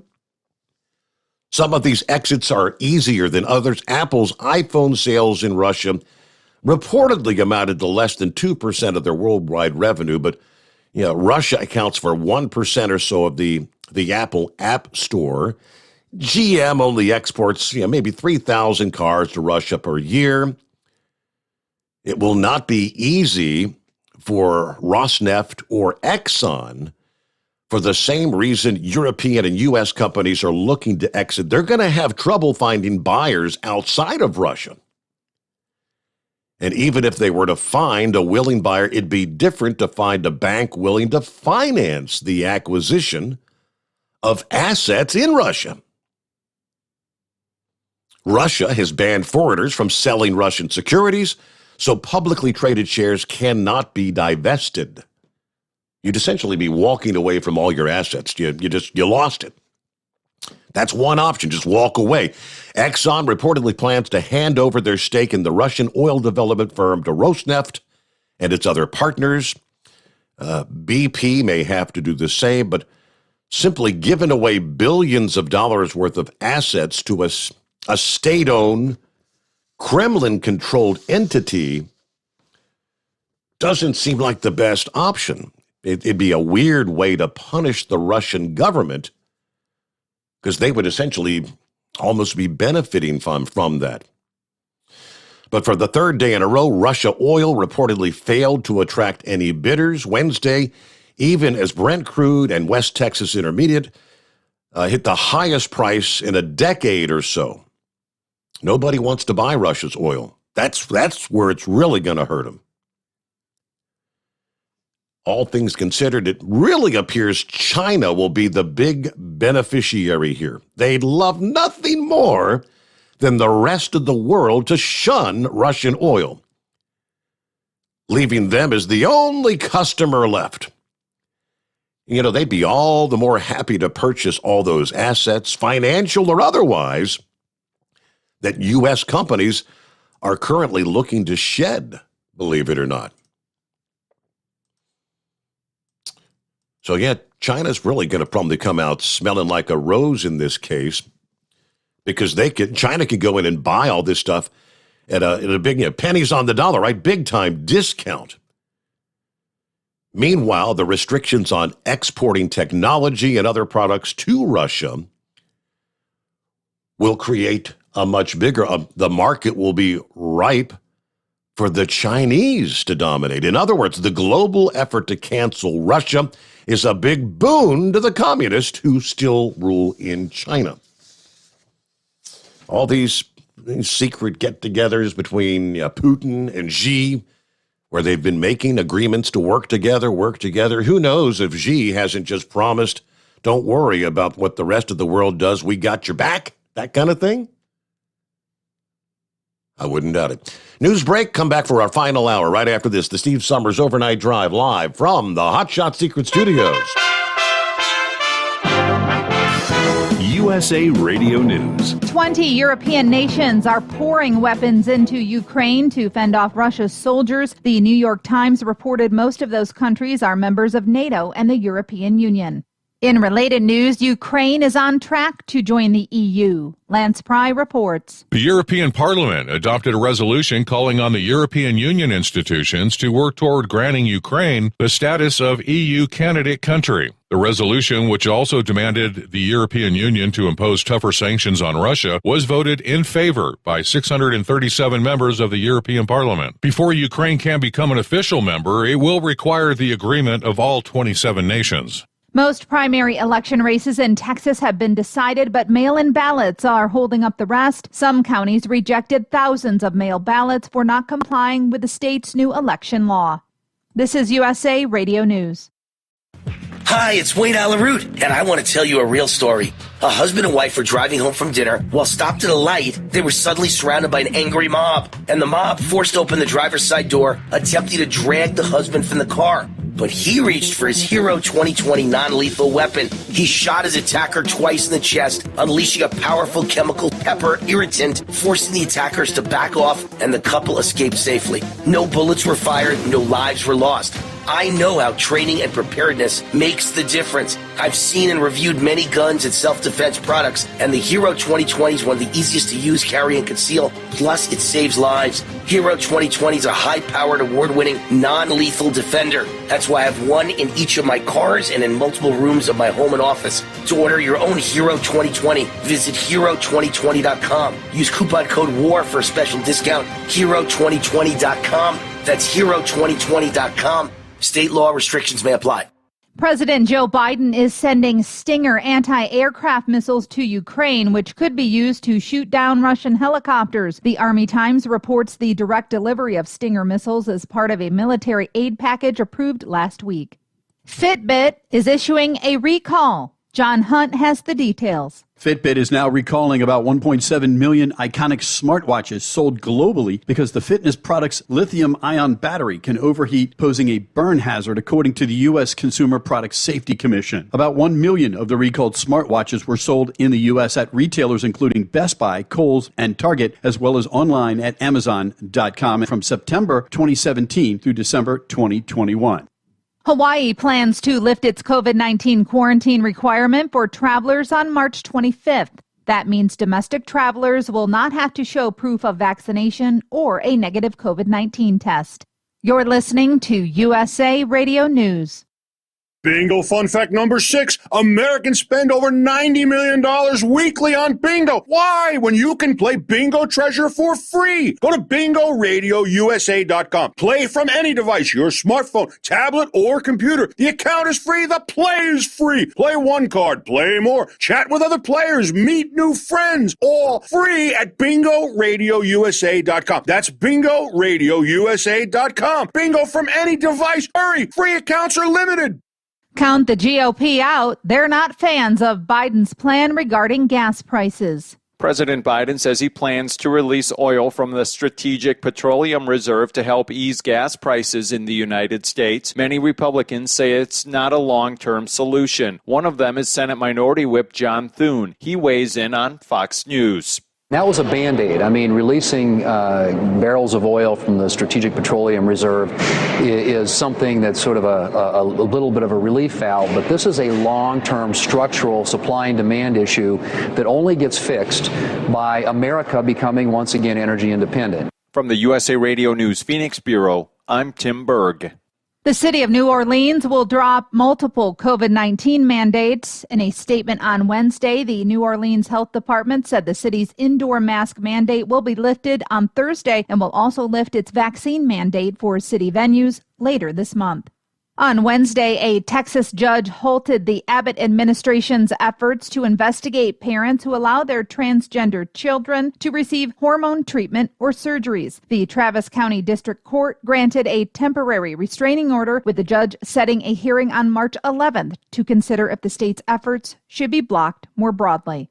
And a leftover rocket will crash into the far side of the moon on Friday, going 5,800 miles per hour. For USA Radio News, I'm Katie Lewis. It's coming. Crisp fall mornings turn bitter cold. As you fire up your diesel, you can see your breath on the inside of a cab. Imagine looking deep into your engine. Freezing temperatures impact your diesel's fluids, especially fuel. On a 23-degree morning, the paraffin wax in your untreated fuel starts to morph from fluid to large crystals. These crystals clump together and form a gel. At minus 10 degrees, your fuel hits the point where it no longer pours like a liquid. It's so dense that the flow through the fuel filter will slow, causing hard starts or no starts. Get prepared now for the cold that is coming. Hot Shot's Secret Diesel Winter Anti-Gel is a premium fuel additive that lowers your fuel's pour point to minus 65 degrees. If it's that cold out, you shouldn't be on the road. You ought to be at home in front of the fireplace. Hot Shot's Secret Diesel Winter Anti-Gel Premium Fuel Additive. Available now online at hotshotsecret.com. Hot Shot Secret. Powered by science.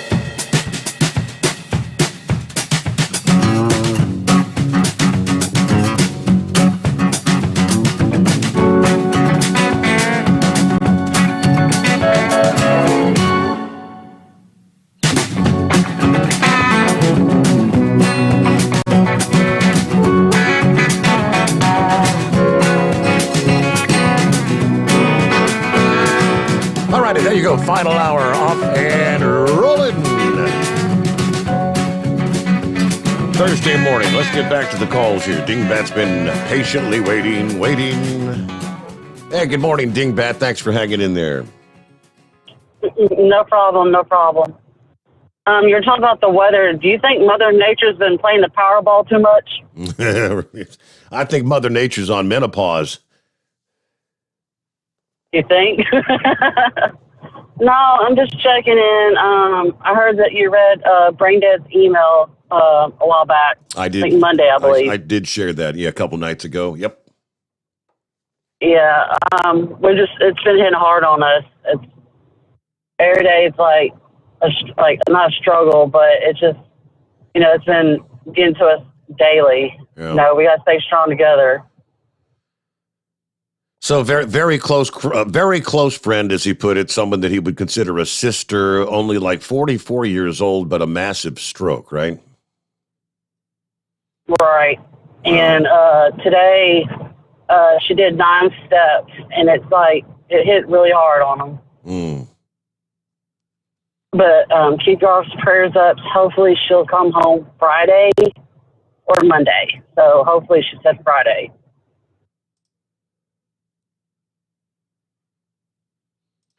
So aside from that, so he's still working, but in his spare time, had been trying to spend as much time with her as he can, right?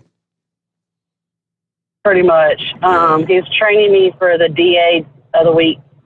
So hopefully, probably tonight, I will get you some out to you.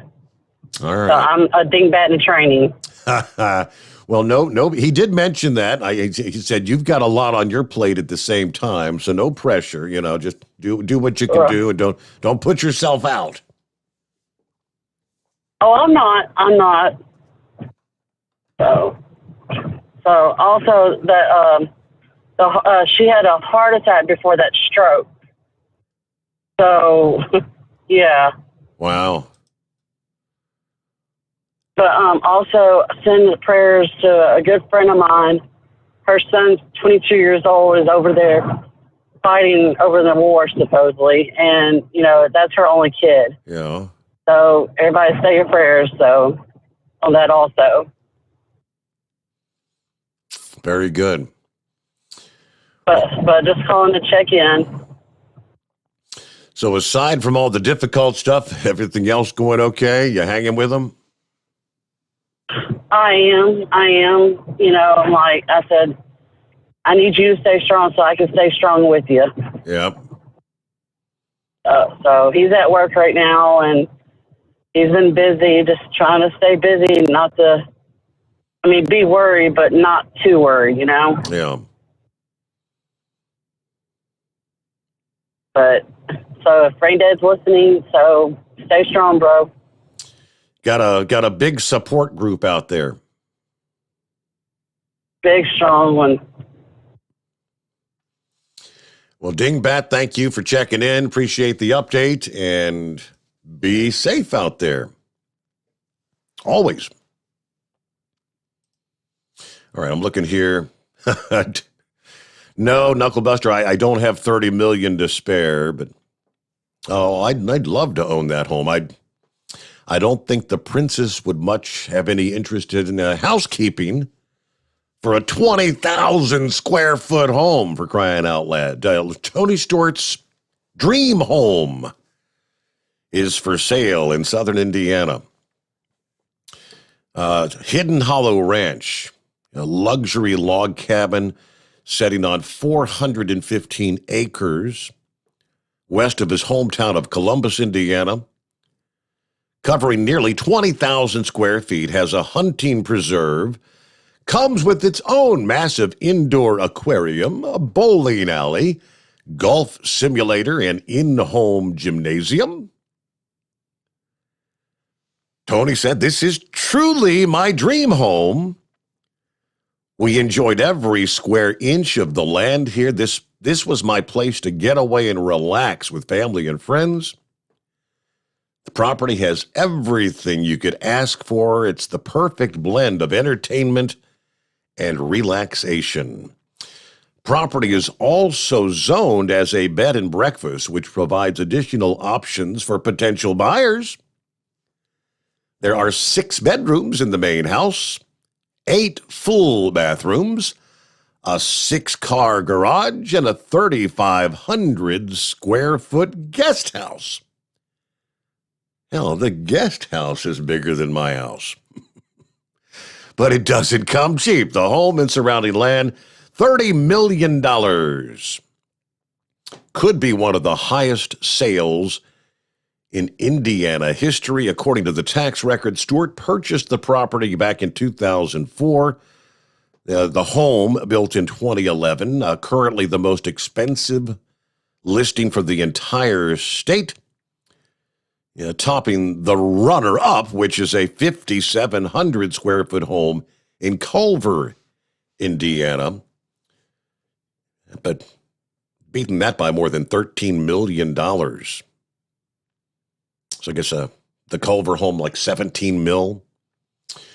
Well, okay. Meanwhile, back to the phones here. And who we got on the line? The front door. Heard you talking about the convoys. Hey, would that be Horse Feathers? Hey, morning, Your Honor. Yeah, I heard you talking about that. Anyway, so I guess I forwarded you, I hope it came through, the link to my donation page.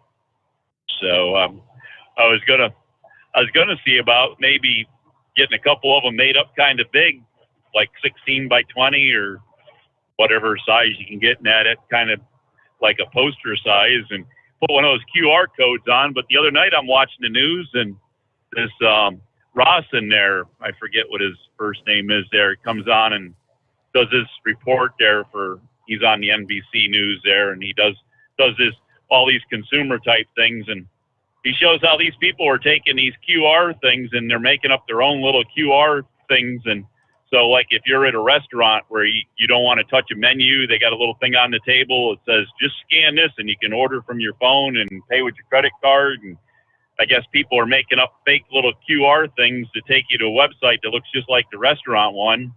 And then when you order, you go on the website and you go to put your information in, whoever's scamming it is getting all your information instead of the restaurant. So now I don't know if I want to try to put one of them QR things on. Everybody might be scared to use it if they saw that. So I don't know.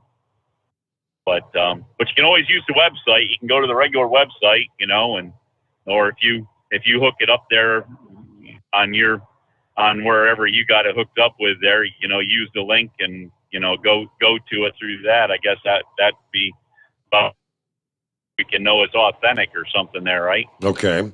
I don't know. But as I say, I hate all this electronic stuff. It's one of the reasons I don't do Facebook and all that. So, anyways, let the EMP come. I don't care. Oh boy, no, we don't want that. No, if you sent that to my email, I was just looking. I don't. It didn't come through to my email yet. So maybe double check. Yeah, it's all right. Yeah, I could do that. It's supposed to go to the overnight drive one there. So overnight drive. So anyways, you mean like you sent a Facebook message? A Facebook? No. It was right to the overnight drive. Or whatever your Steve Sommers is there. Yeah. Hot Shot. Okay, whatever your email is there. All right, that's Steve at hotshotsecret.com. Double check. Yeah, that's it. Yeah. I got you listed in my phone as overnight drive, so okay. I don't All get right. confused with anybody else. But anyway, so I don't know what else. So there's a new lady that's in charge there. I guess there's a director above that person. Was that, I guess, that Judy or something you said there? Yes. You read off a name there. Mm-hmm. So but yeah, they're looking to be bigger and better than ever. The Mannheim Auto Auction there in Mannheim, Pennsylvania is supposed to be the world's largest auto auction, from what I understand. And they have the idea that since they're the world's largest auto auction, they want to be the host of the world's largest convoy. So if you dig into some of the convoy stuff that's out there right now, they're talking not just 700, but they're talking they want 1,000 trucks to show up there. Really? So, yeah. So, hey, go big or go home. So anybody that's interested in doing something for Make-A-Wish and want to be in on it, come one, come all, because there's room there. There's more than enough room there for all that without any problem. So it'll be, that's, as a great president once says, it's going to be huge. Huge. But, huge. Yeah, big. But yeah, so all the glories, I mean, you got the auction that starts the week before, and you show up there 8 o'clock in the morning, all the carnival stuff starts, and they usually have a stage with bands and all kinds of music and stuff, and chicken barbecue. And I mean, if you go home from there and didn't have fun, there's something wrong with you. So, but anyways, and it's all for a good cause there. So the only thing we can hope is that you and the AccuWeather gods treat us nice, because the last couple ones we had there before the COVID were pretty wet. One of them we pretty much just sat in the trucks. They had to cancel the whole carnival deal and all the staged events and everything. They had to cancel all that there, and we pretty much just sat in the trucks and waited for 1:30. And that's the other thing there, is that convoy, first truck out on the road is at 1:30, and it's not at 1:29:59 or 1:30 and 1 second. That first truck is on the road at 1:30 even. So in the afternoon. But and what is it? An hour later, hour and a half later, when the last truck begins to roll, something like that. How long does it take? Oh, probably all of that. It's probably a couple hours by the time the last truck starts out on the road, because I know the previous route was like 22 miles, and we had the first trucks returning as the last trucks were starting to leave. So, and that was somewhere around 500, 550 trucks, something like that. That's incredible. So, I mean, you figured there was like 22 miles of trucks there. So wow, it's pretty impressive. And then once you see what it does with all the kids and everything, and there's a bunch of drivers that take the Make-A-Wish kids, have a wish child that rides with them, and and there's some of them that have had the same child for a lot of years, and there's some of them that start new every year out there. So all depends on what everybody has they can do, So, but anyways, I don't know. Not a whole lot other than that going on. Speaking of the AccuWeather gods, we had some good heavy rain up north of Reading, PA. Up there, I was taking a ride on the Reading Railroad up there, and went past go, collected $200. No, I ain't got $200 in my pocket. Didn't do that. So, but now I had some heavy rain up there, and so back down towards the York area now, and things are let up a little bit. So I don't know if I don't think it's coming this way, but it must have been running a little bit north of this area. So, but I'm sure that's all headed towards New York and all that up that way. Yep. I don't know. It sounds like Knucklebuster's wanting to get back into the court area. He sounds like he wants to go knock some heads there. What's up with him being so on the side of wanting these physical altercations there? I'm not sure about that. It sounds like he wants to get re-enlisted or something. Yeah. But anyways, there, and then he got talking about the T-shirts there at the truck show, you selling them, and sounds like he wants you to get in trouble with the princess. But for a few minutes there, I thought he was going to volunteer to have Miss Tennessee come up and model them out in front of the booth there. Yeah. So hand her a dime, tell her I need some change. Yeah, you might want to be careful of that too. Well, as I say, he's sounding like he's wanting to have some altercation there. So I'd be careful of asking her for two nipples for a dime. I don't know. So yeah. Plus, but anyways, Princess is going to be in the booth too, so I will have to watch my P's and Q's, if you know what I mean. All right. Yeah. Hey, thanks, Horse Feathers. 22 past the hour. Quick time out. The Steve Summers Overnight Drive live from the Hot Shot Secret Studio. You're listening to the Overnight Drive with Steve Summers. After a long winter road trip, there's nothing like coming home to a warm, comfortable home. Hi, I'm Steve with USA Insulation. We appreciate our truckers and the long hours you're putting in to serve us all. Without you, we wouldn't even get the materials to insulate. So we want you to feel like a king when you get back. We put our foam in your walls. It's like putting a coat around your entire home. Keeps the cold air out and the warm air in. And with the rising energy costs, that's going to save you a bundle. We're getting homes ready for winter right now, and we have $1,000 of savings for everyone.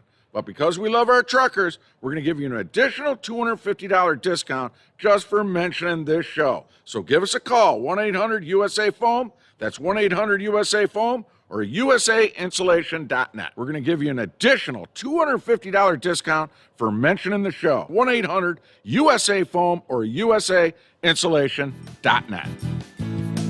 USA Insulation. At Hot Shot Secret, we share the science behind common diesel problems. For example, Diesel fuel cetane levels. the cetane rating in diesel fuel is 42 to 45. Most diesel engines operate more efficiently with a cetane rating of 48 to 50. One treatment of Hot Shot Secret Diesel Extreme will raise your cetane 7 points, increase fuel economy, and improve cold starts. Hot Shot Secret Diesel Extreme is available nationwide at truck stops, fine farm and auto stores, and online at hotshotsecret.com. Hot Shot Secret. Powered by science. My daughter Brinley is here at St. Jude. Coming here was literally life or death, and it was so scary. But St. Jude is fighting for one goal, like this one mission, life. And that gave us hope. We haven't received a single bill from St. Jude, so I really can just focus on what's best for Brinley. Finding cures, saving children. Learn more at stjude.org. And now, back to the Steve Summers Overnight Drive, live from the Hot Shot Secret Studios.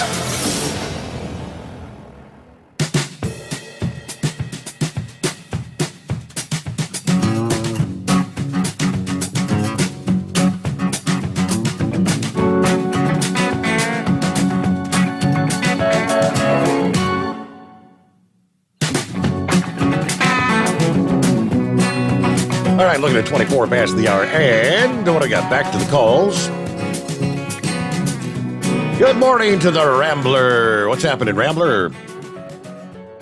Well, praise God, Steve, and thank you for taking my call. I heard heard my son Little Rambler on earlier tonight, and I tell you, I'm glad he called in and everything like that. But the Lord has really moved on my heart with Dynavite that just called a while ago, and I want to take this moment. I want to speak directly, if you'll give me the time, to Dynavite and Brain Dead, and to the rest of the listening audience. Have you ever asked a question, Steve? What is faith? What is faith? Yes, absolutely. Steve, the Bible tells me, well, the Bible tells me in Hebrews chapter 11, verse number 1, it gives the answer. It says, now faith is the substance of things hoped for and the evidence of things not seen. Faith is the substance of things hoped for, the evidence of things not seen. It goes on further down in verse number 6. But without faith it is impossible to please him. For he that cometh to God must believe that he is, and that he is a rewarder of them that diligently seek him. Brain Dead and Dimebag.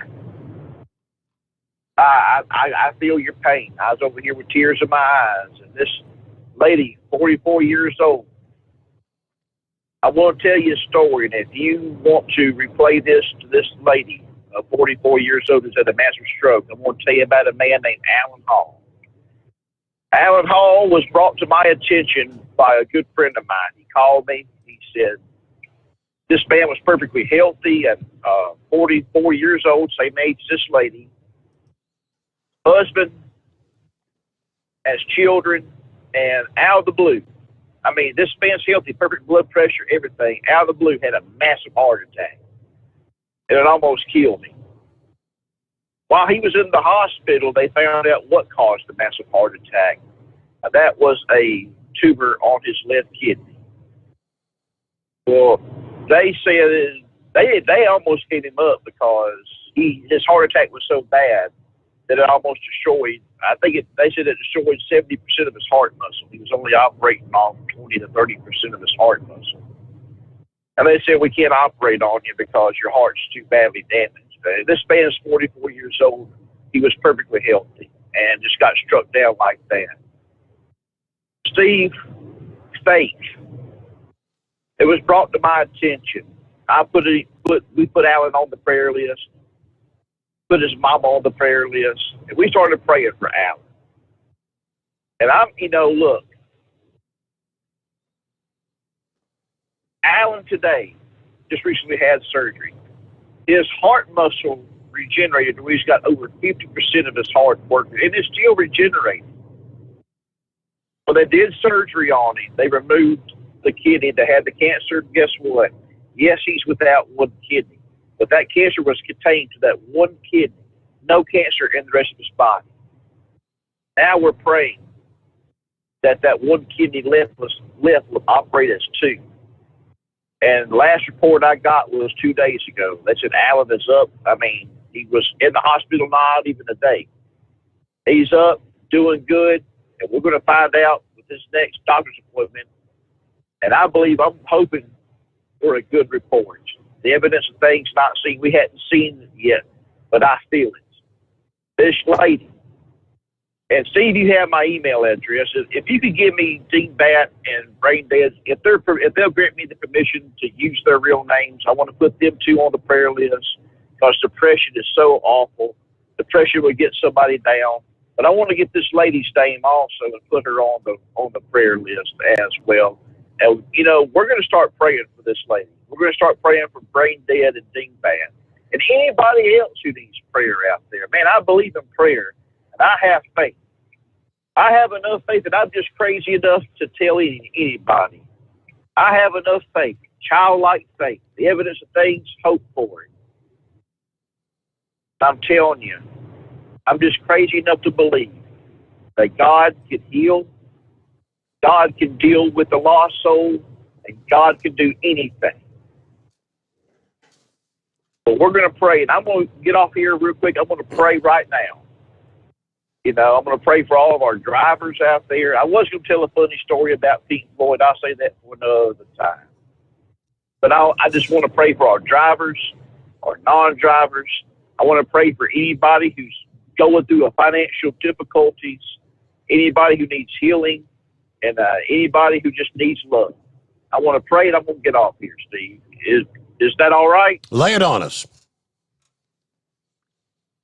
Gracious Lord, Heavenly Father, we come to you in the name above every name, Jesus Christ. Father, I pray for right now Dimebag and Brain Dead. They're battling depression. Dimebag just mentioned another person close to them that needs prayer, but Lord, also this 44-year-old lady who's had a massive stroke. Father, I've seen you do many wonderful miracles since I've been following you, since you called me into this ministry. Lord, I've seen you do things that I can't explain. The only thing I can explain to people is that you did it. Lord, I'm asking you to work one more miracle on our behalf. That's touch this 44-year-old lady. Lord, touch her, heal her from the effects of the stroke. Let her regain her strength back in Jesus' name. Lord, we also pray for all of our drivers to be safe, our non-drivers out there to be safe. Lord, I pray for anyone who's got a financial burden. Bless them, Lord. Lord, and anyone who needs healing, Lord, touch their mind, body, spirit. Heal them in Jesus' name. Amen and amen. God bless you. I love you. Y'all make sure y'all have your questions for Chris Kabelchik tomorrow night, as he will be on the Steve Sommers Show. God bless you, Steve. Thank you. Rambler, great. Thank you so much. All right. Hey there, Truck and Phil on board. Morning, Steve in the Hot Shot Secret Nation. Happy Thursday. Coffee up. Continue to pray for peace. Like many drivers and many citizens and family and friends around the United States and the world, we have relatives and friends in the military, and you bet on high alert, whether you know it or not. We shall see how long this drags out. Nonetheless, I'm ready to head out to Sterling Heights, Michigan, and make the flip back to Fort Wayne. That's Truck and Phil, Semper Fi. Thank you, Phil. Thanks to all those service members, behind the scenes. There's probably a lot of things going on that many of us are not familiar with. And we'll return after this news break. The Steve Sommers Overnight Drive live from the Hot Shot Secret Studios.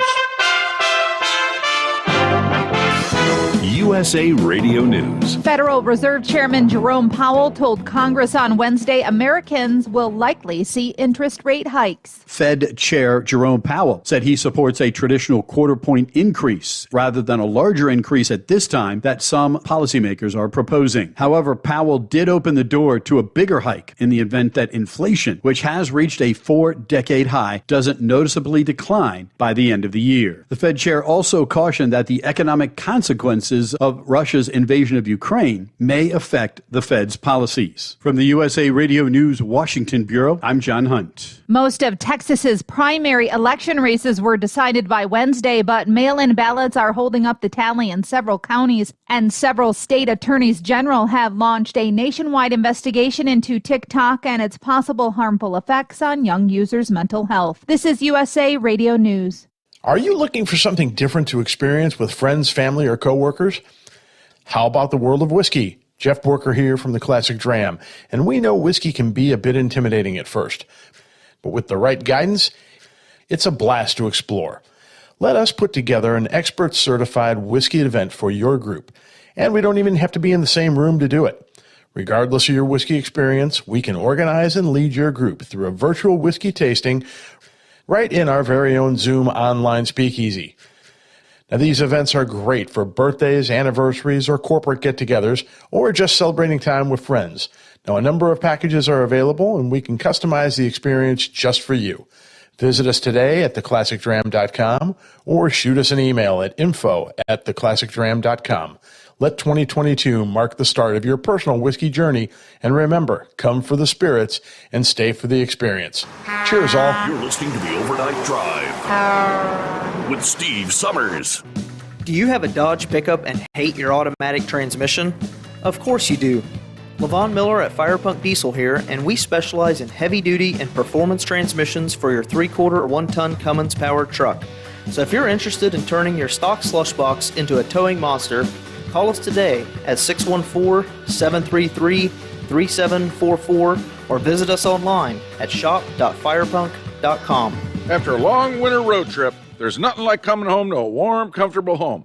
Hi, I'm Steve with USA Insulation. We appreciate our truckers and the long hours you're putting in to serve us all. Without you, we wouldn't even get the materials to insulate. So we want you to feel like a king when you get back. We put our foam in your walls. It's like putting a coat around your entire home. Keeps the cold air out and the warm air in. And with the rising energy costs, that's going to save you a bundle. We're getting homes ready for winter right now, and we have $1,000 of savings for everyone. But because we love our truckers, we're going to give you an additional $250 discount just for mentioning this show. So give us a call, 1-800-USA-FOAM. That's 1-800-USA-FOAM or usainsulation.net. We're going to give you an additional $250 discount for mentioning the show. 1-800-USA-FOAM or usainsulation.net. USA Insulation.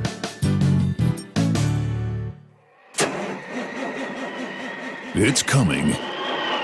Crisp fall mornings turn bitter cold. You climb into your diesel and it feels like you're sitting on an ice cube. Imagine how your engine feels after a frosty night. Freezing temperatures impact your diesel's fluids, especially fuel.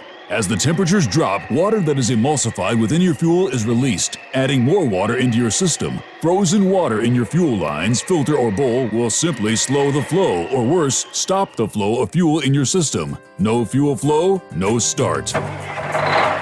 Get prepared now for the cold that is coming. Hot Shot Secret Diesel Winter Anti-Gel is a premium fuel additive that lowers your fuel's pour point to minus 65 degrees. If it's that cold out, you shouldn't be on the road. You ought to be at home in front of the fireplace. Hot Shot Secret Diesel Winter Anti-Gel Premium Fuel Additive. Available now online at hotshotsecret.com. Hot Shot Secret. Powered by science. Dean Michael, the tax doctor here. I have one question for you. Do you want to stop worrying about the IRS? If the answer is yes, then look no further. I've been around for years, I've helped countless people across the country, and my success rate speaks for itself. So now you know where to find good, honest help with your tax problems. What are you waiting for? If you owe more than $10,000 to the IRS or haven't filed in years, call me now at 888-557-4020 or go to mytaxhelpmd.com for a free consultation and get your life back. Hi, we're the Goo Goo Dolls. We're fortunate that we can give our daughters everything they need to grow and learn. But not every child can focus on classes and play dates. Nearly 13 million kids in the U.S. face hunger. That's 1 in 6. School lunch might be their only meal each day, and it's heartbreaking to imagine any child going to bed hungry. We're dreaming of a perfect day when kids can smile, play, and just be kids without worrying about where their next meal will come from. Feeding America is working to make that perfect day a reality. Each year, the Feeding America network of food banks rescues billions of pounds of good food that would have gone to waste. That food is given to families and children in need. Being a kid should be about doing things that make an ordinary day extraordinary. Learning to play an instrument, building a sandcastle, hosting tea parties. Hunger should never be an obstacle to growing up. You can help end childhood hunger in your community by visiting feedingamerica.org. Brought to you by Feeding America and the Ad Council. Keep the bugs off your glass and the smokies off your ass. This is the Overnight Drive with Steve Sommers.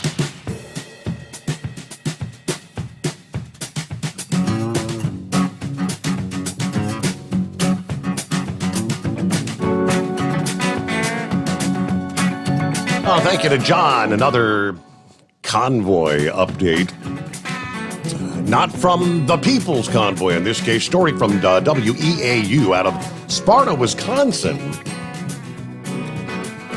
which states the Monroe County Sheriff's Office preparing for a heavy influx of traffic later this week. The Chief Deputy Chris Weaver says 2 groups of the American Truckers Freedom Convoy are planning to converge in the village of Oakdale on Friday. One group is coming from Spokane, Washington, while the other is headed to Wisconsin from North Dakota. About 500 semi-trucks are expected to be coming through Monroe County, with the 2 parties meeting at the Love's truck stop at the Oakdale exit.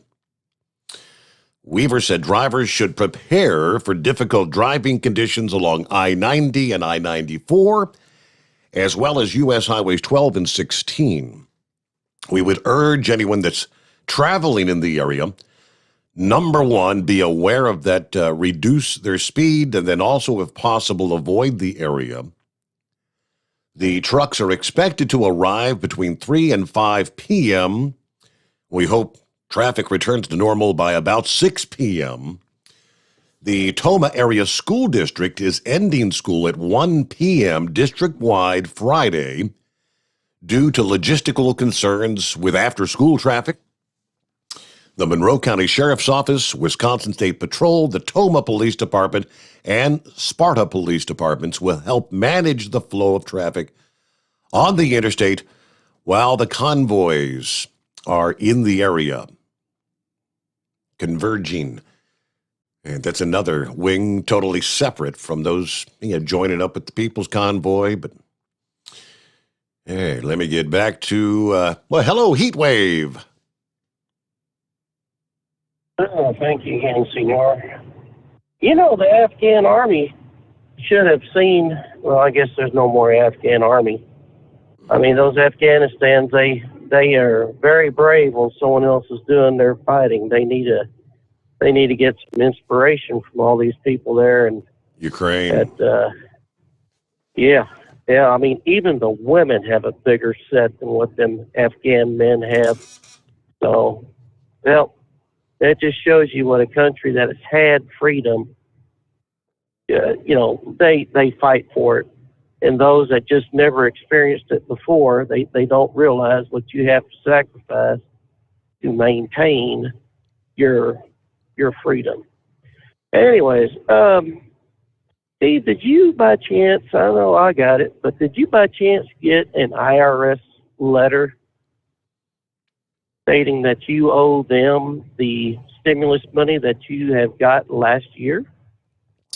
No, I got a letter that was kind of indicating that their records show that I received this stimulus 1, stimulus 2, and if you did not receive stimulus 3, which I never did, that you're supposed to put that on your tax forms to try to, I guess, claim the stimulus that you had not received.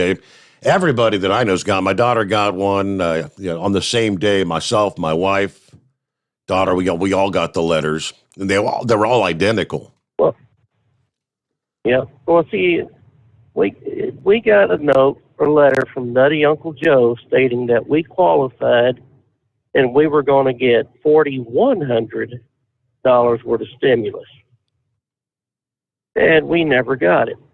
And consequently, my wife, I didn't know about it, but my wife she kept the letter and figured, well, if we didn't get it, we weren't meant to get it. So we got done with our taxes with H&R Block, and the next day we get a letter in the mailbox from our wonderful IRS. Now, that's a 3-letter word that ought to be banned, stating that, we owe them $4,200. And so I notified our bank, talked to them to see if we had any stimulus money sent to us from the government. And I guess they can do that pretty quick and easy. And they went through and they said the only money you received from Uncle Sam was your tax return for 2020. So I called my agent, the tax consultant, and I said, nope, we did not receive it. So she put a trace on the supposed money that Uncle Sam says that we got, which we did not receive. And then yesterday, Lady Heatwave, he got a letter from the IRS stating that she had received $2,100. But they weren't going to tax her on that. They just said, tell your IRS agent or whoever it is that does your taxes. Excuse me, that damn chest is still acting up on me. To add that to her disability that she got. and she did not receive anything. So overall, Uncle Sam is saying that we have received, was it $6,300? And my tax return was about $1,000 more than what they said we owe them. So I just wonder if there's any other people out there in the same boat where they had to file put a search, a trace on their on that money that supposedly we were supposed to have gotten. I mean, you want to talk about scams. I mean, this is the biggest damn scam I think ever could have been perpetrated on us taxpayers, on us working people. We didn't need it. We didn't want it. They said they were going to give it to us. All right, well, if you are, great. If you're not, that's fine too. But we never got it. So I wonder where this, $6,300 worth of Where'd it go? money went to. Exactly. So, but until we resolve at least 4,200 of it, my federal tax return is not going to be honored. If I get anything, it'll be $4,200 less. And of course, once you give money to Uncle Sam, it's awful damn hard getting that money back. Wow. Yeah. So I'm sure there's probably other people out there with the same story and nightmares, but thank goodness we got it early in the tax season, so hopefully it won't be that painful. Well, everything at the IRS right now is they're running way, way behind. They've been understaffed since the whole start of the pandemic.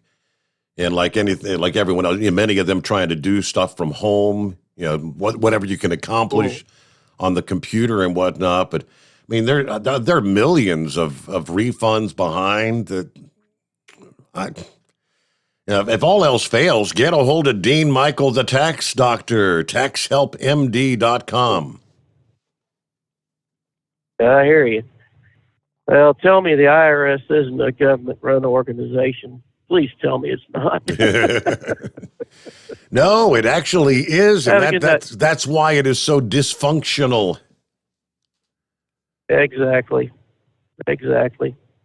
Bureaucrats and politicians. What a hellacious mix. All right, Steve, we'll holler at you tomorrow. You have a good night. All right, thank you for the update there. I haven't even got around to thinking about filing taxes yet. I got my W-2s, I know I'm missing a few things, so just kind of hanging on, waiting to get the rest of it in the snail mail. And we get a quick time out. We'll return as we wind things down here Thursday morning. The Steve Sommers Overnight Drive live from the Hot Shot Secret Studios.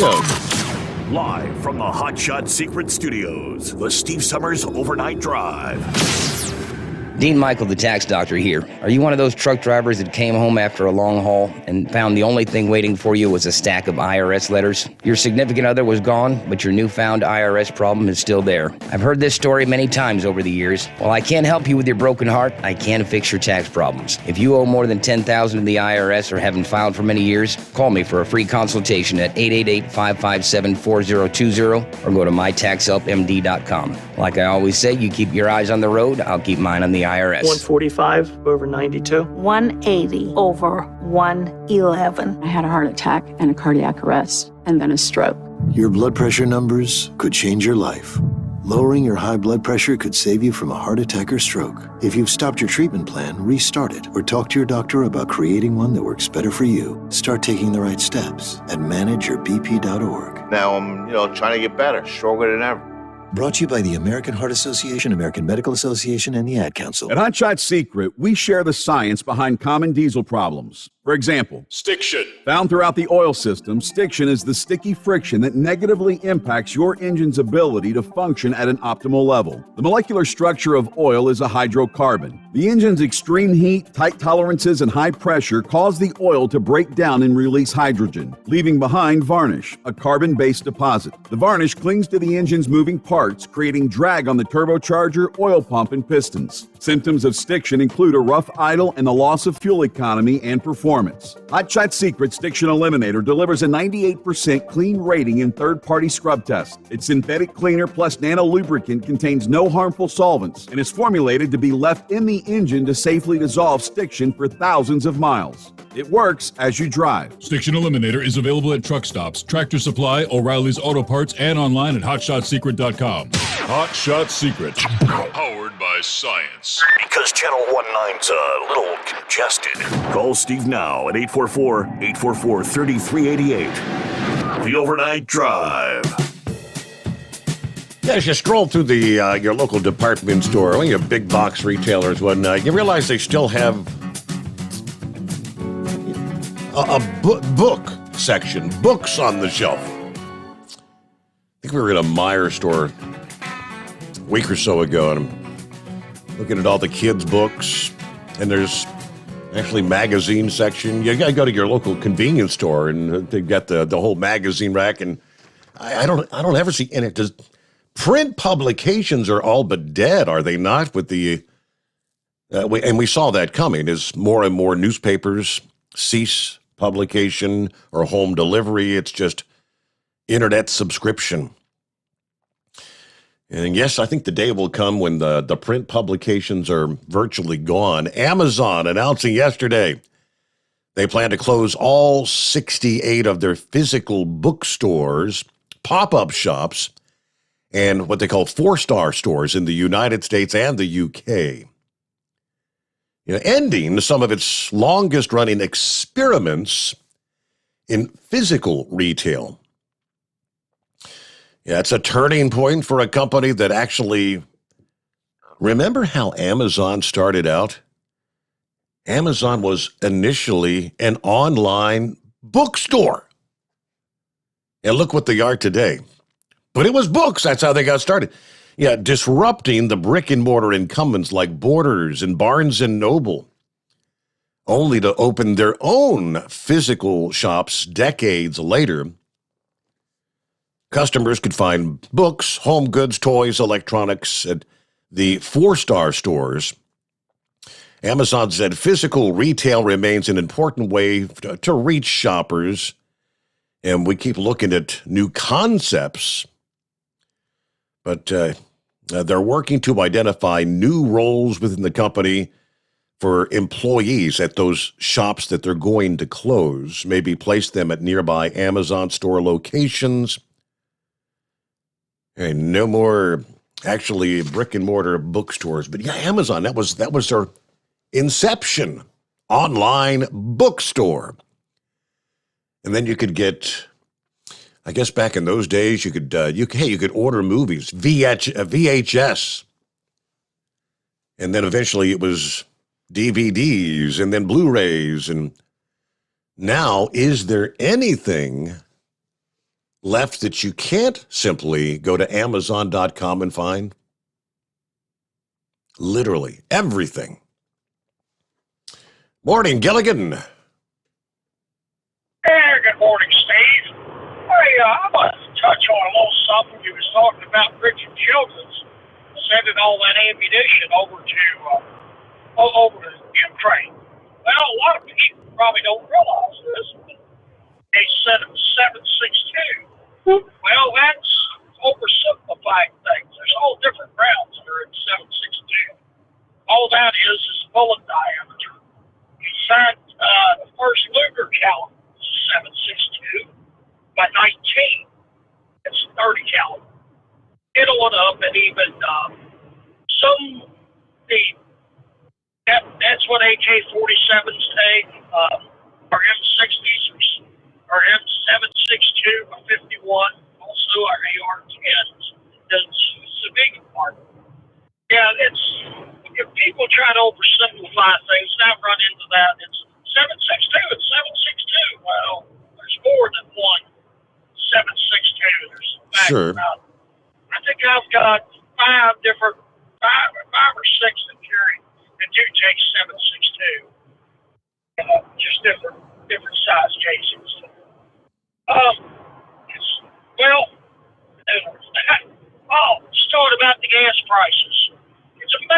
how much difference the gas prices is there around Winchester. On the way to work this evening, I went and stopped by the local Costco and paid $3.20 a gallon, which still shocks me because the cheapest I found otherwise was $3.49. Most of the stations were $3.59. And less than 10 miles from Costco, I found a place selling for $3.79. I mean, it's amazing the difference in the prices of your gas around. Costco is kind of like your BJ's or your Sam's Club and them sort of places where you got to have a membership. I understand that, but still, they're usually not that much cheaper than what the others are around. On a little bit of a lighter note, have we heard anything more from Big Moose yet? We got any more recordings from Hillbilly Jackson? I mean, he's disappeared, hasn't he?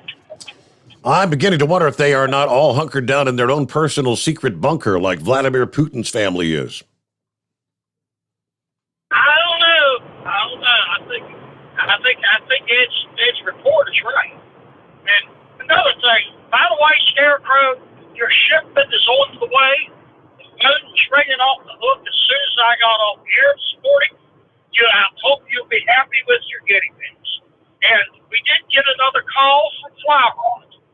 Flyrod was wanting to order, but he got into an argument with Luck Duck Louie, and Luck Duck Louie didn't want to buy it, and the Dimebag Denny only wanted one guinea pig. They got into a big argument, and we ended up hanging up on them. I don't know about that man, them three personalities. It can get rather messy on the phone, can it? What about... You can have a good night. What about Pinky, though? Pinky. Oh, that's another story, but...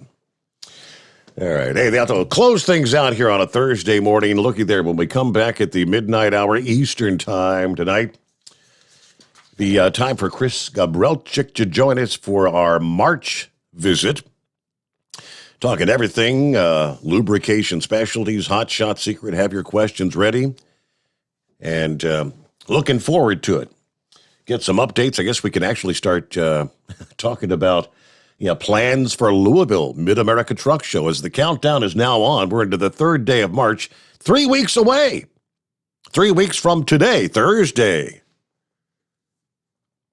Mid-America Truck Show all gets underway. Well, for the first time in 3 years, we'll all get a chance to shake hands and say hello once again face to face. So we'll see you at the midnight hour tonight. Another edition of the Steve Sommers Overnight Drive live from the Hot Shot Secret Studios.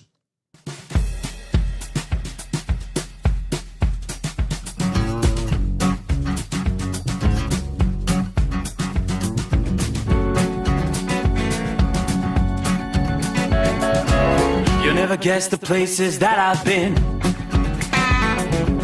You never guess the places that I've been. 'Cause everything is like a dream, yeah, but only in that dream that I live in. I'm never gonna let the day begin. Never gonna let the day begin.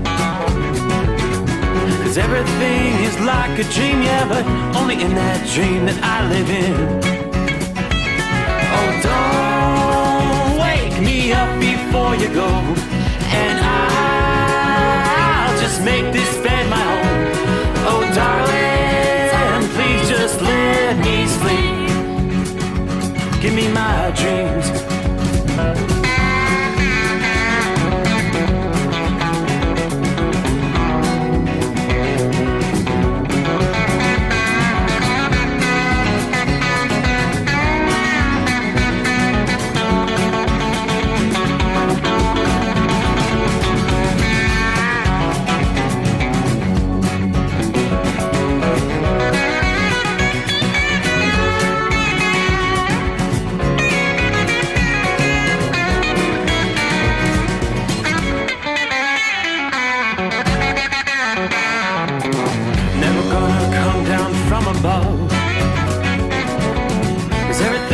Better from above.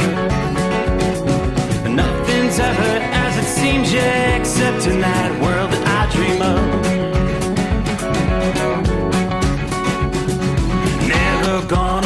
the ones I love. Never gonna lose the ones I love.